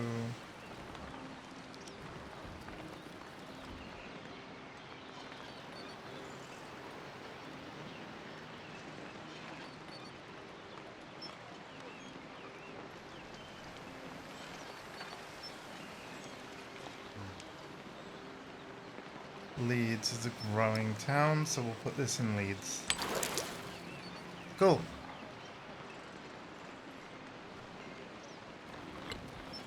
Now, the next screen I'm going to be looking at is... Oh, look, we got Blackbeard. Yeah, it's there now. So, then, yeah, we need to look at the Triumph screen.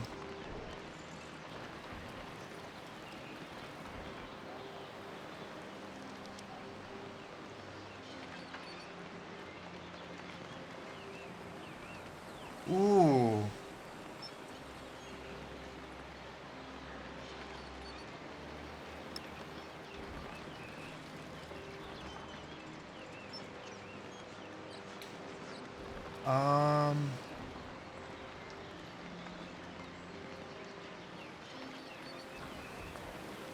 I like Enigma code.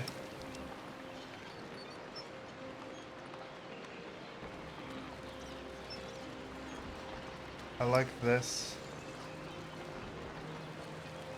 So yeah, it's all going to be minor triumphs now because we're in the final age. First to research flight. Break the sound barrier.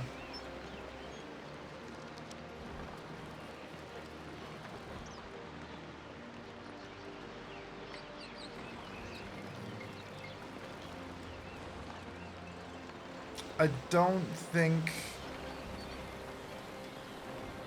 we're going to be able to do that one, but we can track it. Same with this.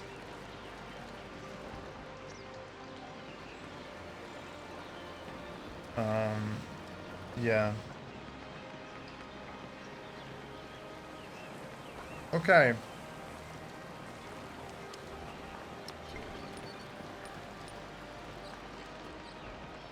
Actually, you know what? We know about the research all technologies, so I might take that one out.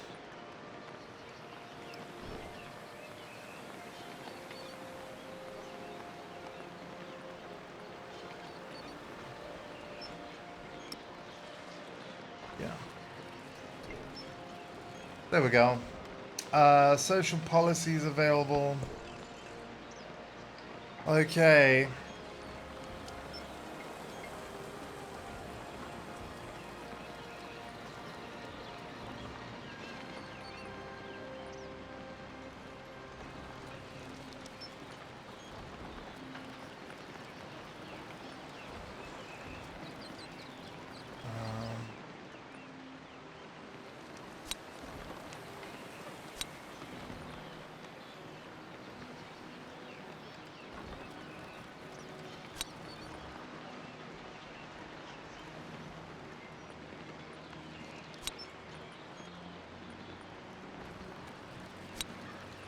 Oh wow, we don't have a lot of slots. Ah, damn. Okay.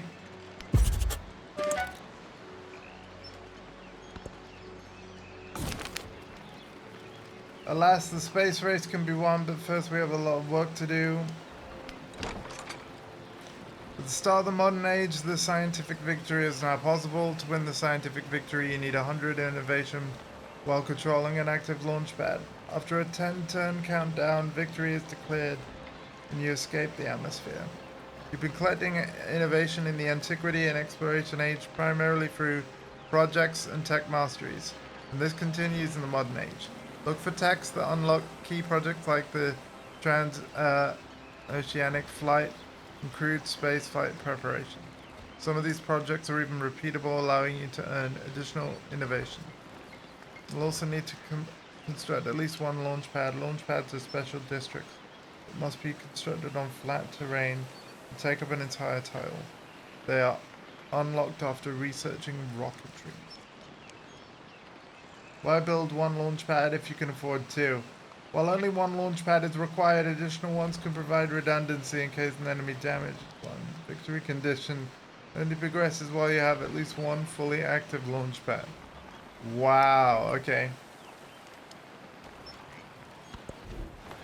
Cool. Very, very cool. So, because we need a ton of science to get through this modern tree, we are going to have all of this built. A grocer would be lovely. Right.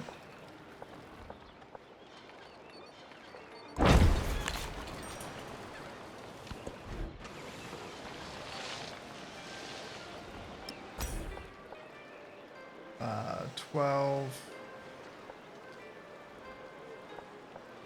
Yeah, we don't want to minus any science. Let's go here.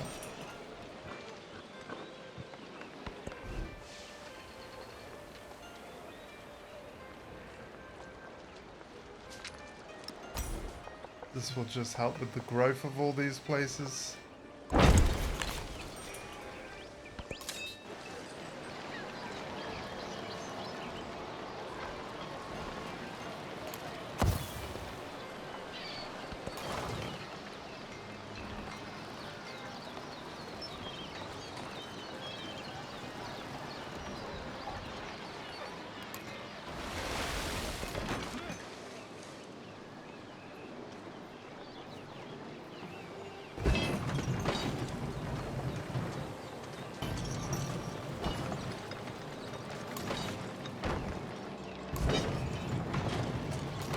Whoops, I did that a bit wrong, didn't I?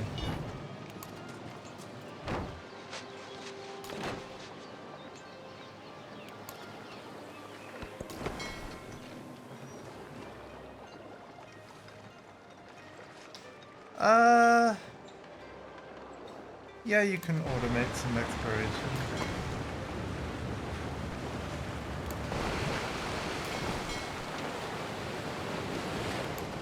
Go have fun.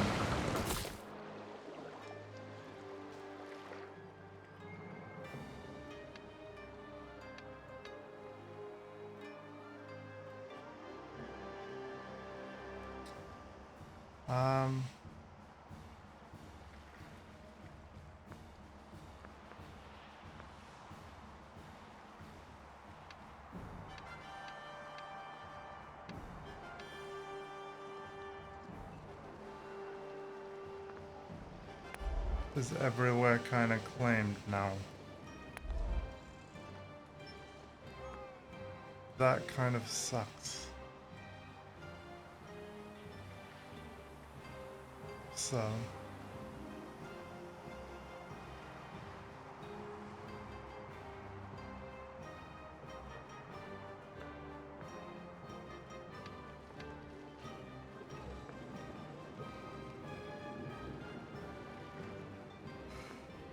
yeah, there doesn't seem to be anywhere suitable.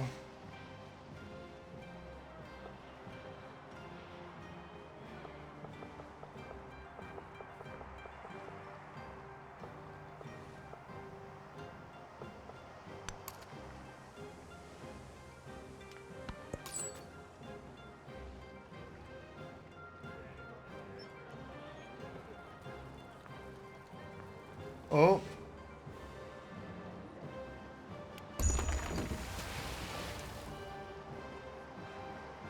Yeah, we don't have the trade route triumph, do we?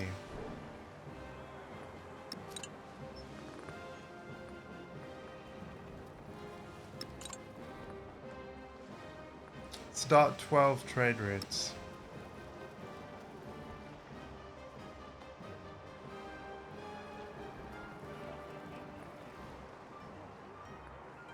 Yeah, so we did fail that. And the thing is, it's for GDP now, which I don't care for. Like, yeah.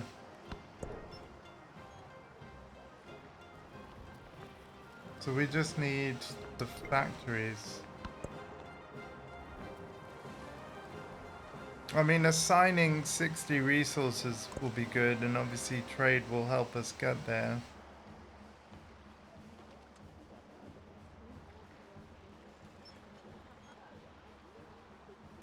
But yeah, we needed to find Blackbeard sooner than we did. Bradford, can I improve your ability to build? In other words, okay, 1,712. 12 for that grocer.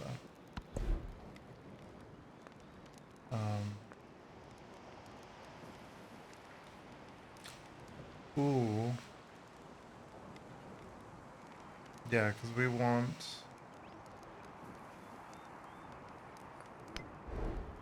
the Battersea power station, so yeah, we need electricity and then electricity too.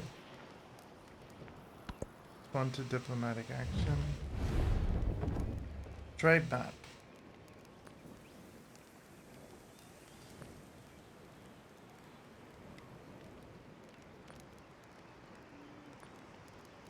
Support.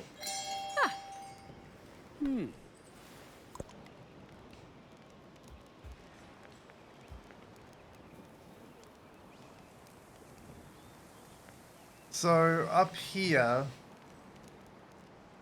I've just noticed we have some space. So we could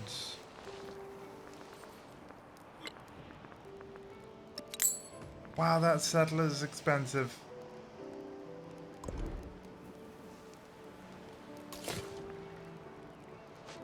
Yeah, we could go up there.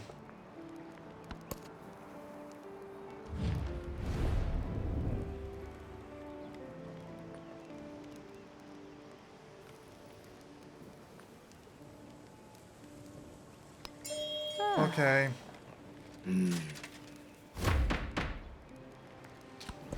Right.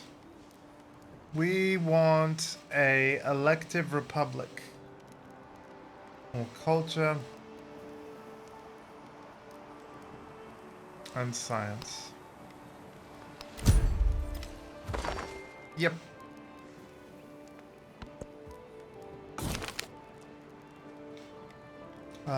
Neither friend nor foe. On the surface, the adjustment is subtle. A friend is not made simply where opposition ends, but the people seem to breathe easier in the absence of a friend. Gain 1,000 gold, or look for advantages within the shift. I'm gonna go for the gold, please. Yep. And then with this, we're going up here.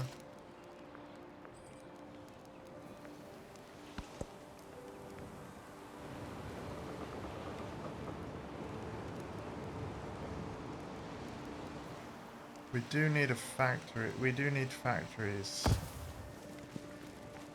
What's London working on? London is schoolhouse. We need to check what's needed for a factory.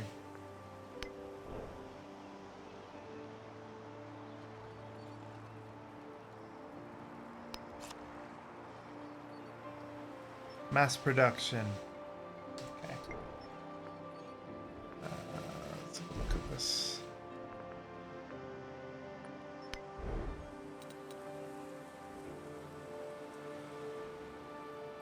Oh, down there.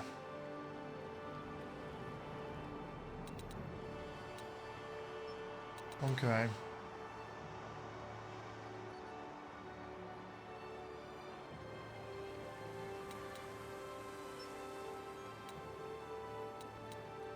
We should probably get that as soon as possible.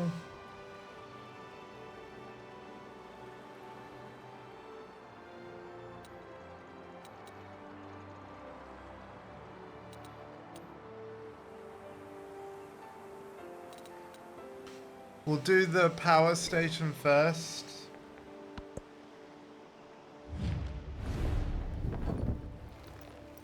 A farmer's market. Yeah, that gives me more money per turn, sure.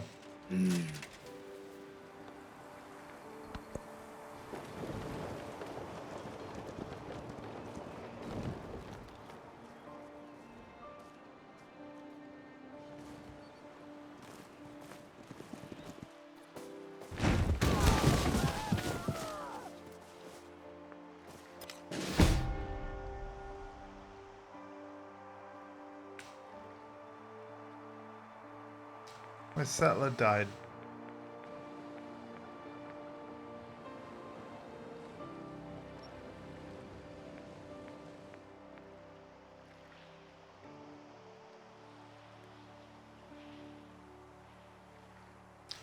I guess I know the first thing I'm gonna try and befriend. Need 510.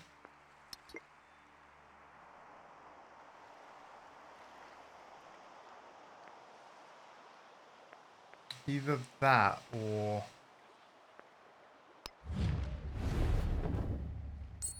these guys.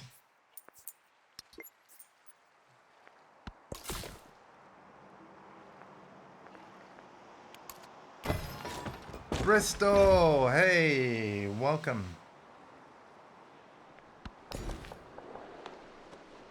We're going here.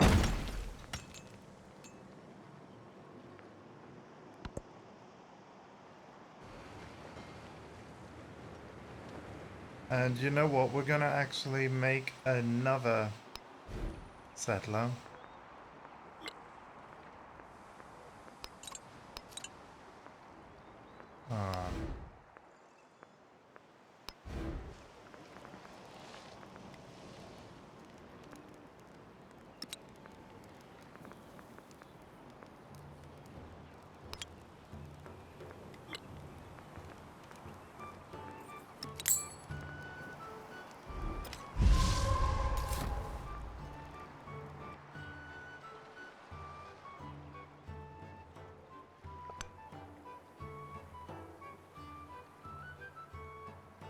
Oh god, the volcano though.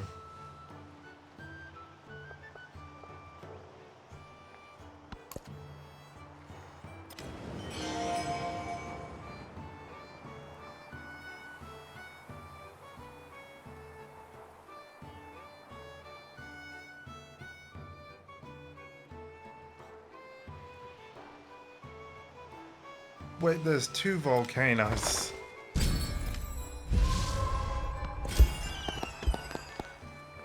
Science for 10 turns. We love the Prime Minister Day. There's no such thing in the UK. What are they on about?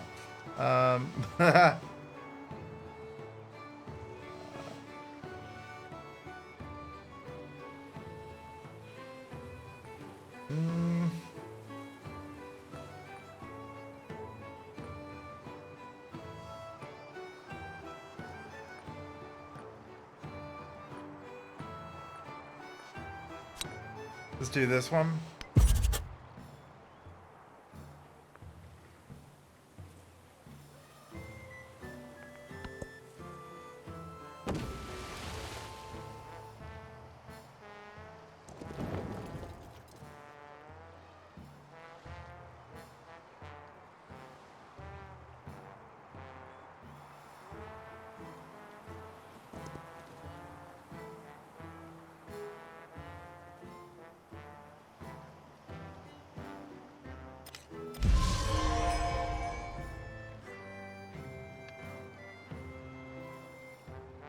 Hey, okay.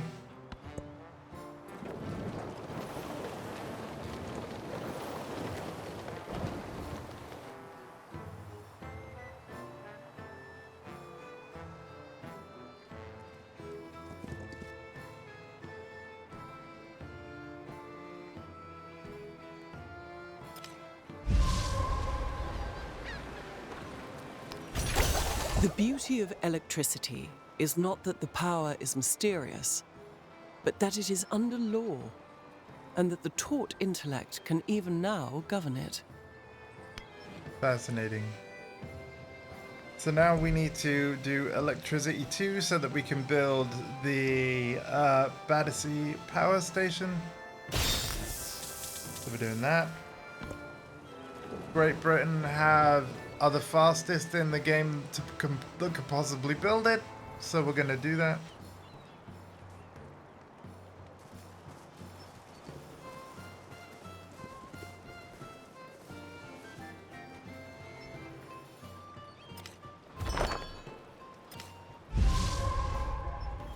Oh boy.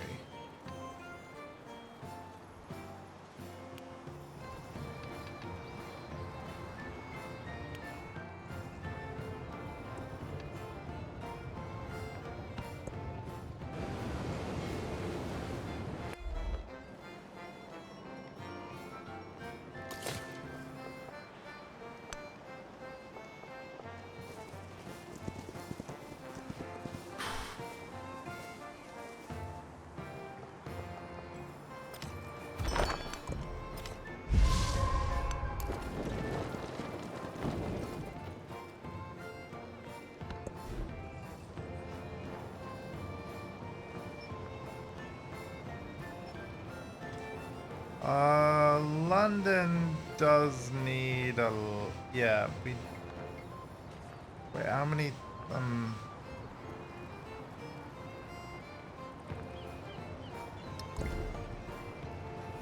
we've got only 2 turns until...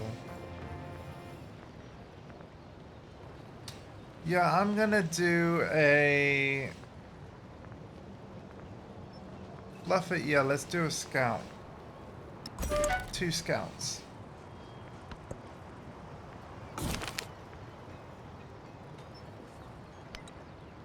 London's got no happiness.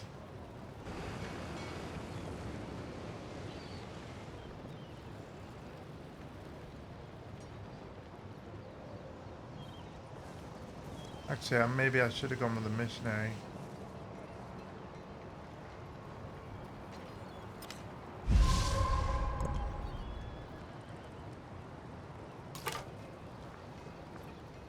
Auto explore.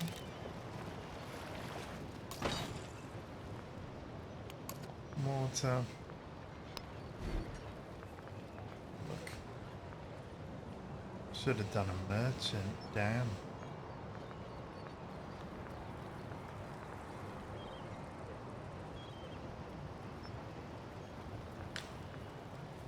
I guess we need a city park. 2,600.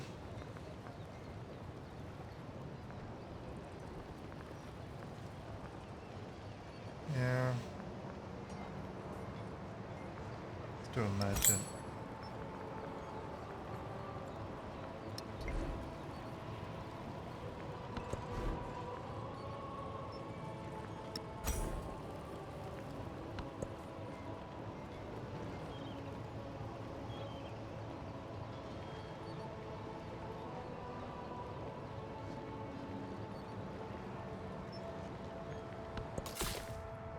Okay, we're gonna found the next settlement.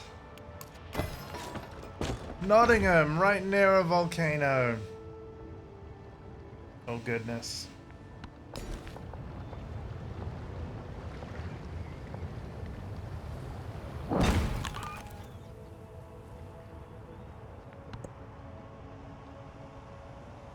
Well, they won't be cold, will they?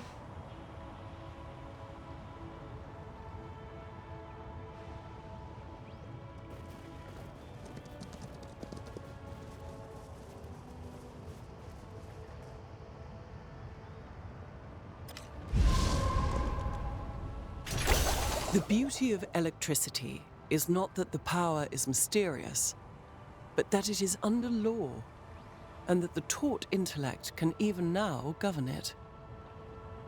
There we go. So we're going to immediately make London, if it can, do the Battersea Power Station. It cannot. No! 43 turns in Plymouth.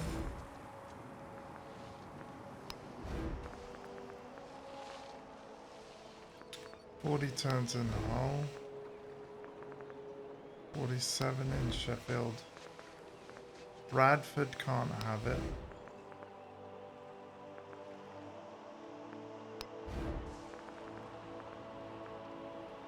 "40 turns in Manchester.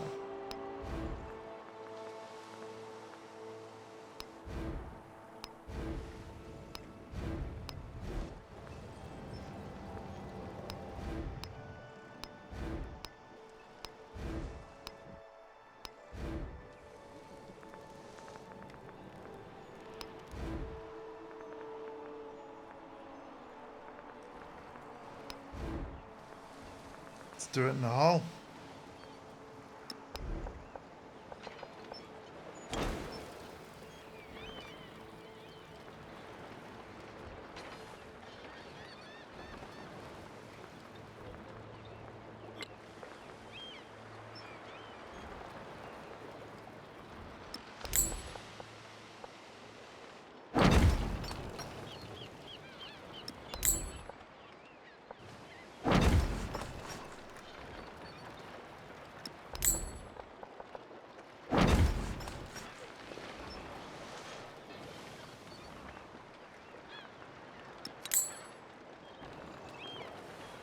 Okay.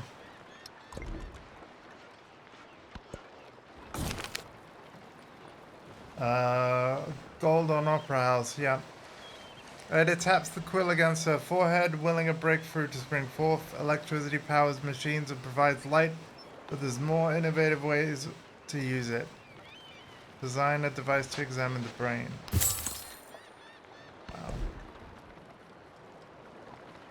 Wow. Red port.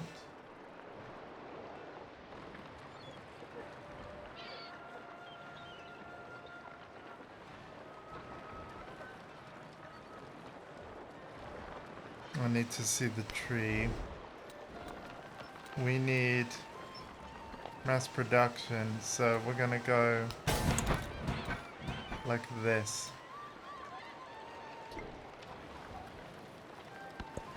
Hi, Kochi.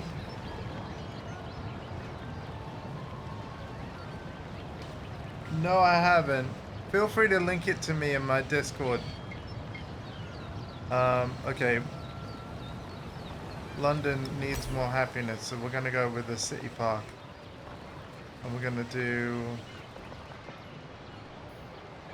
I don't really want to lose science or a lot of production. So actually, you know, sorry, we won't lose science, we'll gain science. I don't really want to lose the production, so I'm gonna do this tile instead. Yeah. Scout, auto explore, please.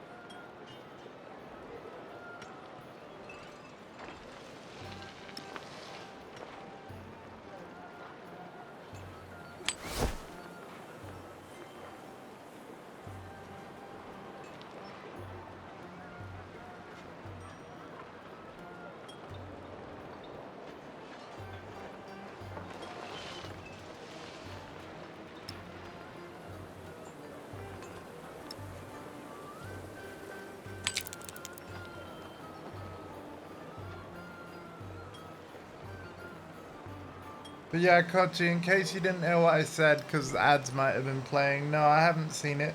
Feel free to send it to me in, kind of my Discord DMs or whatever. Sounds cool.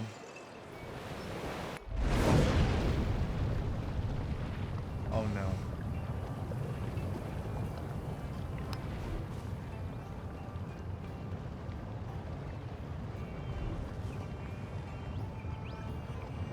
That volcano is erupting. Oh, surplus influence. Right, well, we wanted to settle near Teach. So, with that in mind, with that goal in mind,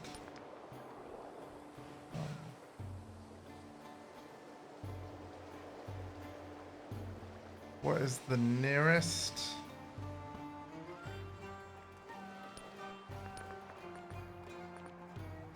Yeah, you guys. I'm gonna befriend you.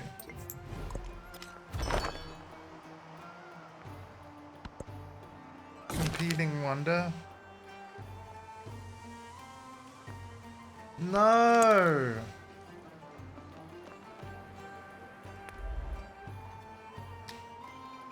God damn it, Bradford.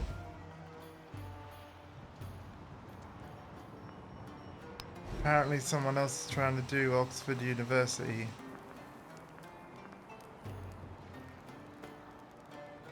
I can't increase the production.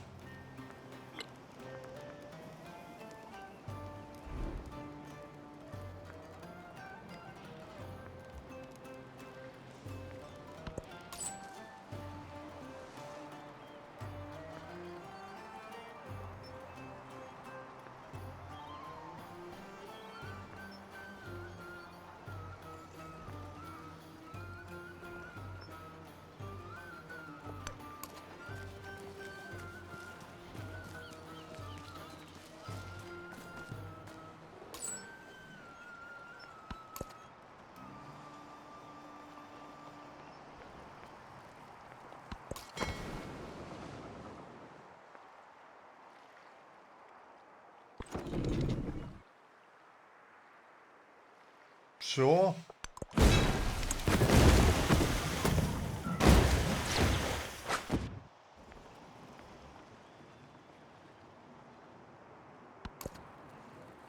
Oh my god, if someone else gets Oxford University before I do.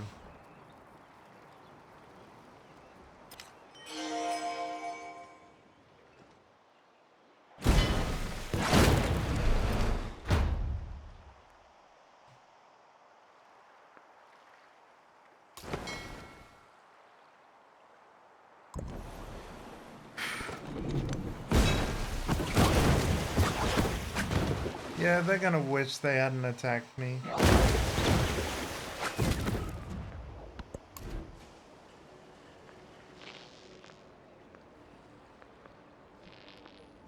I'll do a lab here. 19.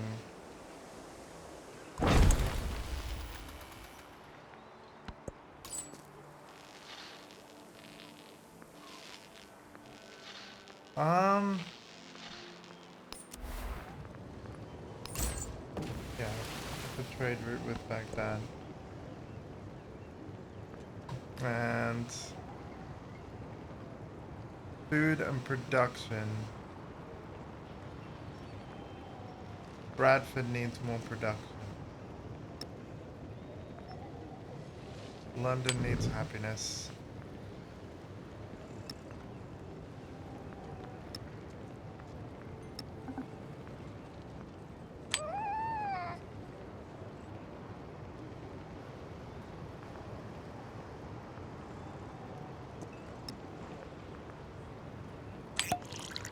Bradford needs production because of what we're trying to build.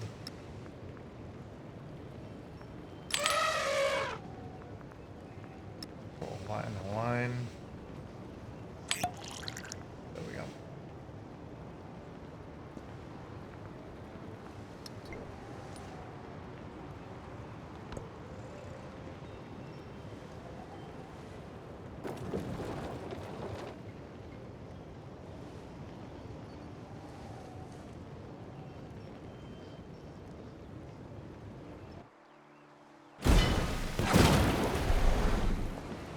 Yeah, you were really gonna regret this.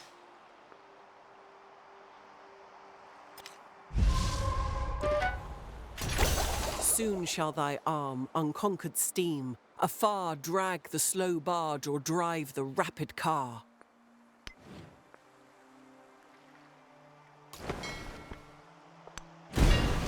Bye bye.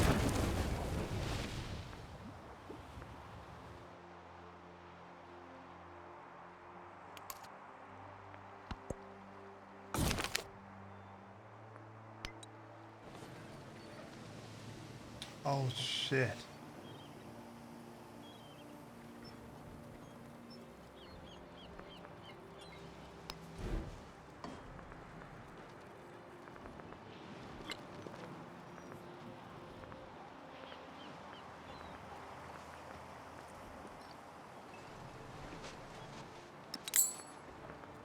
We're not defenseless anymore.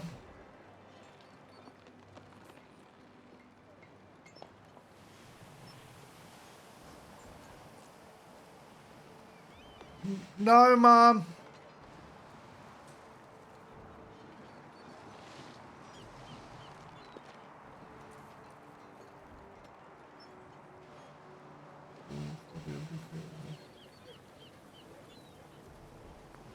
Okay.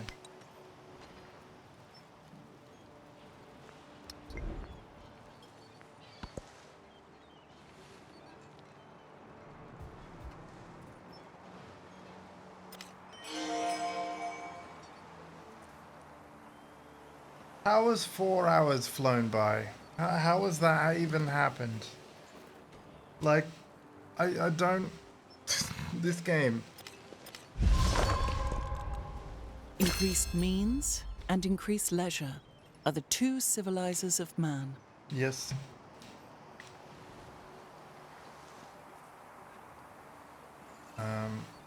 Yeah, we gotta build this. We got to build this.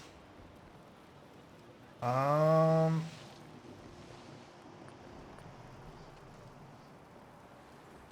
think we're gonna go with experimentation.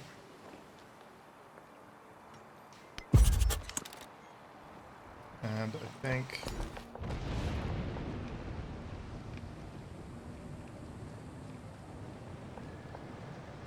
go.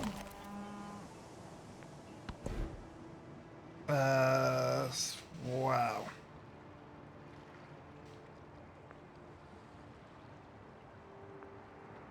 We need this one. Oh, wow. Yes. There we go. Easy choice. We love the Prime Minister Day. Science, please.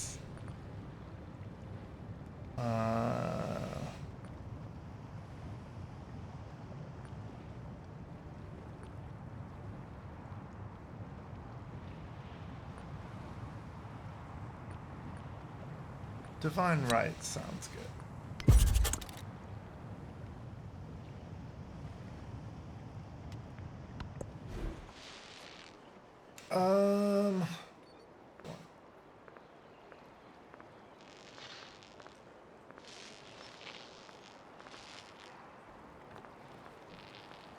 Right. I'm gonna do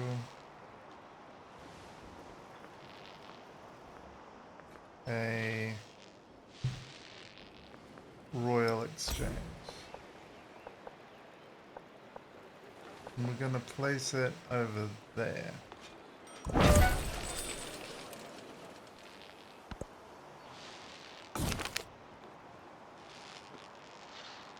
Yeah, that's fine. I looked at them. We'll look at them again in a bit.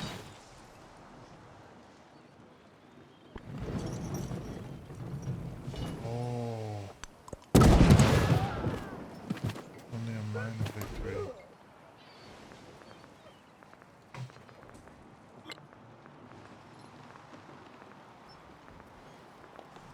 Oh no.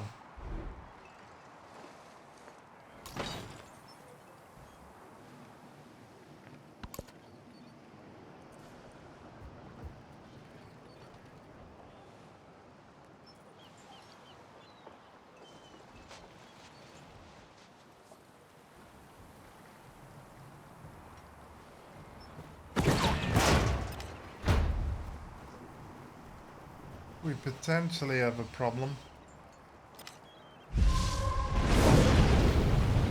Oh my gosh.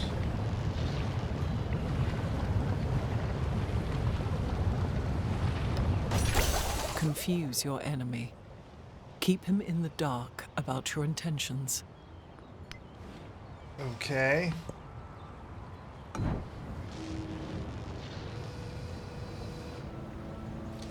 Ambition is the driving force of humankind. Where else is there to go but up? This is an opportunity to build something big. Build a launch pad.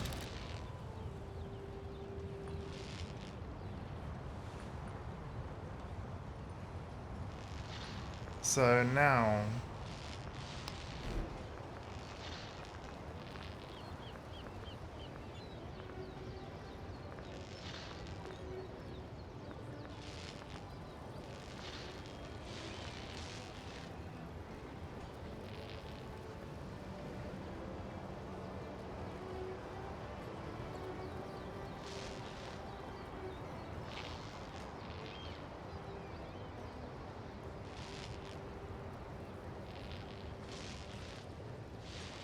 uh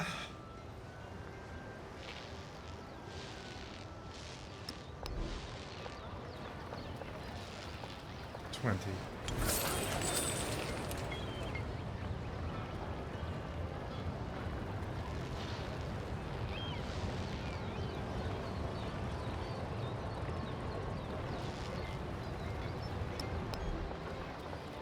And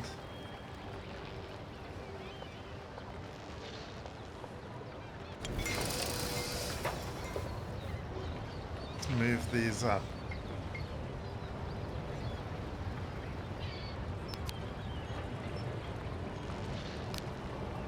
There we go.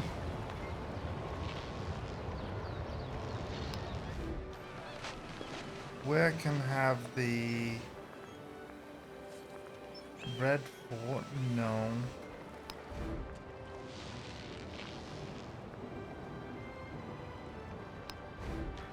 $5,000 now to convert a thing into a city? Wow.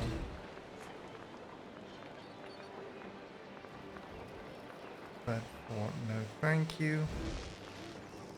Red Fort, no thank you.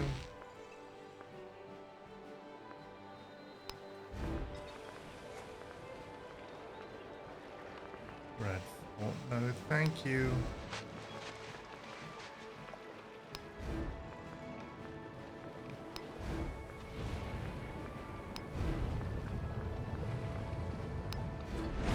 Okay.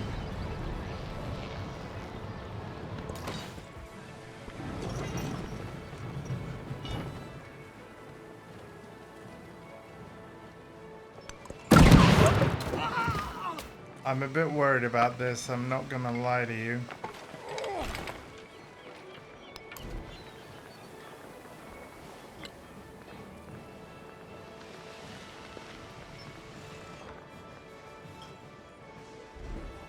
And in fact, because it's been a 4-hour and 20-minute stream, I think I'm actually going to leave it there for today. So, and it will be golf with my mum tomorrow afternoon instead of Civilization 7. So this game is likely to return... Well... See, normally my next stream, I would take a couple of days off and stream on Tuesday, but yeah. The latest another game, a stream of Civ will happen is Tuesday afternoon, but if I get the itch to play it before then, you might see it happen before then. Just letting you all know. We'll delete this quick save, because for the most part I'm happy with how things have gone. But the modern age has got it's off to a little bit of a rocky start.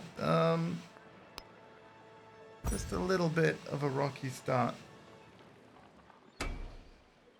But yeah, this game is amazing.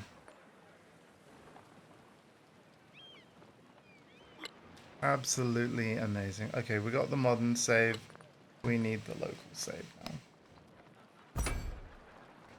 I hope you've all enjoyed this. Thank you, Billy, for the follow. Thank you to everyone that's hung out. I'm going to call it here because otherwise I'd just... yeah. Game is too addictive, man. I'm going to get this VOD starting to go over to YouTube. And again, the latest that you'll see this playthrough continue is Tuesday afternoon, because I'm golfing with Mum tomorrow, but you never know. Yes, please, Mum, I'm wrapping up now. So yeah, the plan is golf with Mum tomorrow, all being well. But if I get the itch to play this on Sunday or Monday instead of Tuesday, well, I guess you'll see me in the afternoon then. But in the meantime, take care of yourselves and each other. I am wrapping this up right now. So have a great evening, whatever your plans are. And yeah, hopefully see you for golf with Mum tomorrow afternoon. The start time will vary because, of course, we can only start when Mum is ready to play as well. But yeah, thanks everybody. Take care. Bye-bye.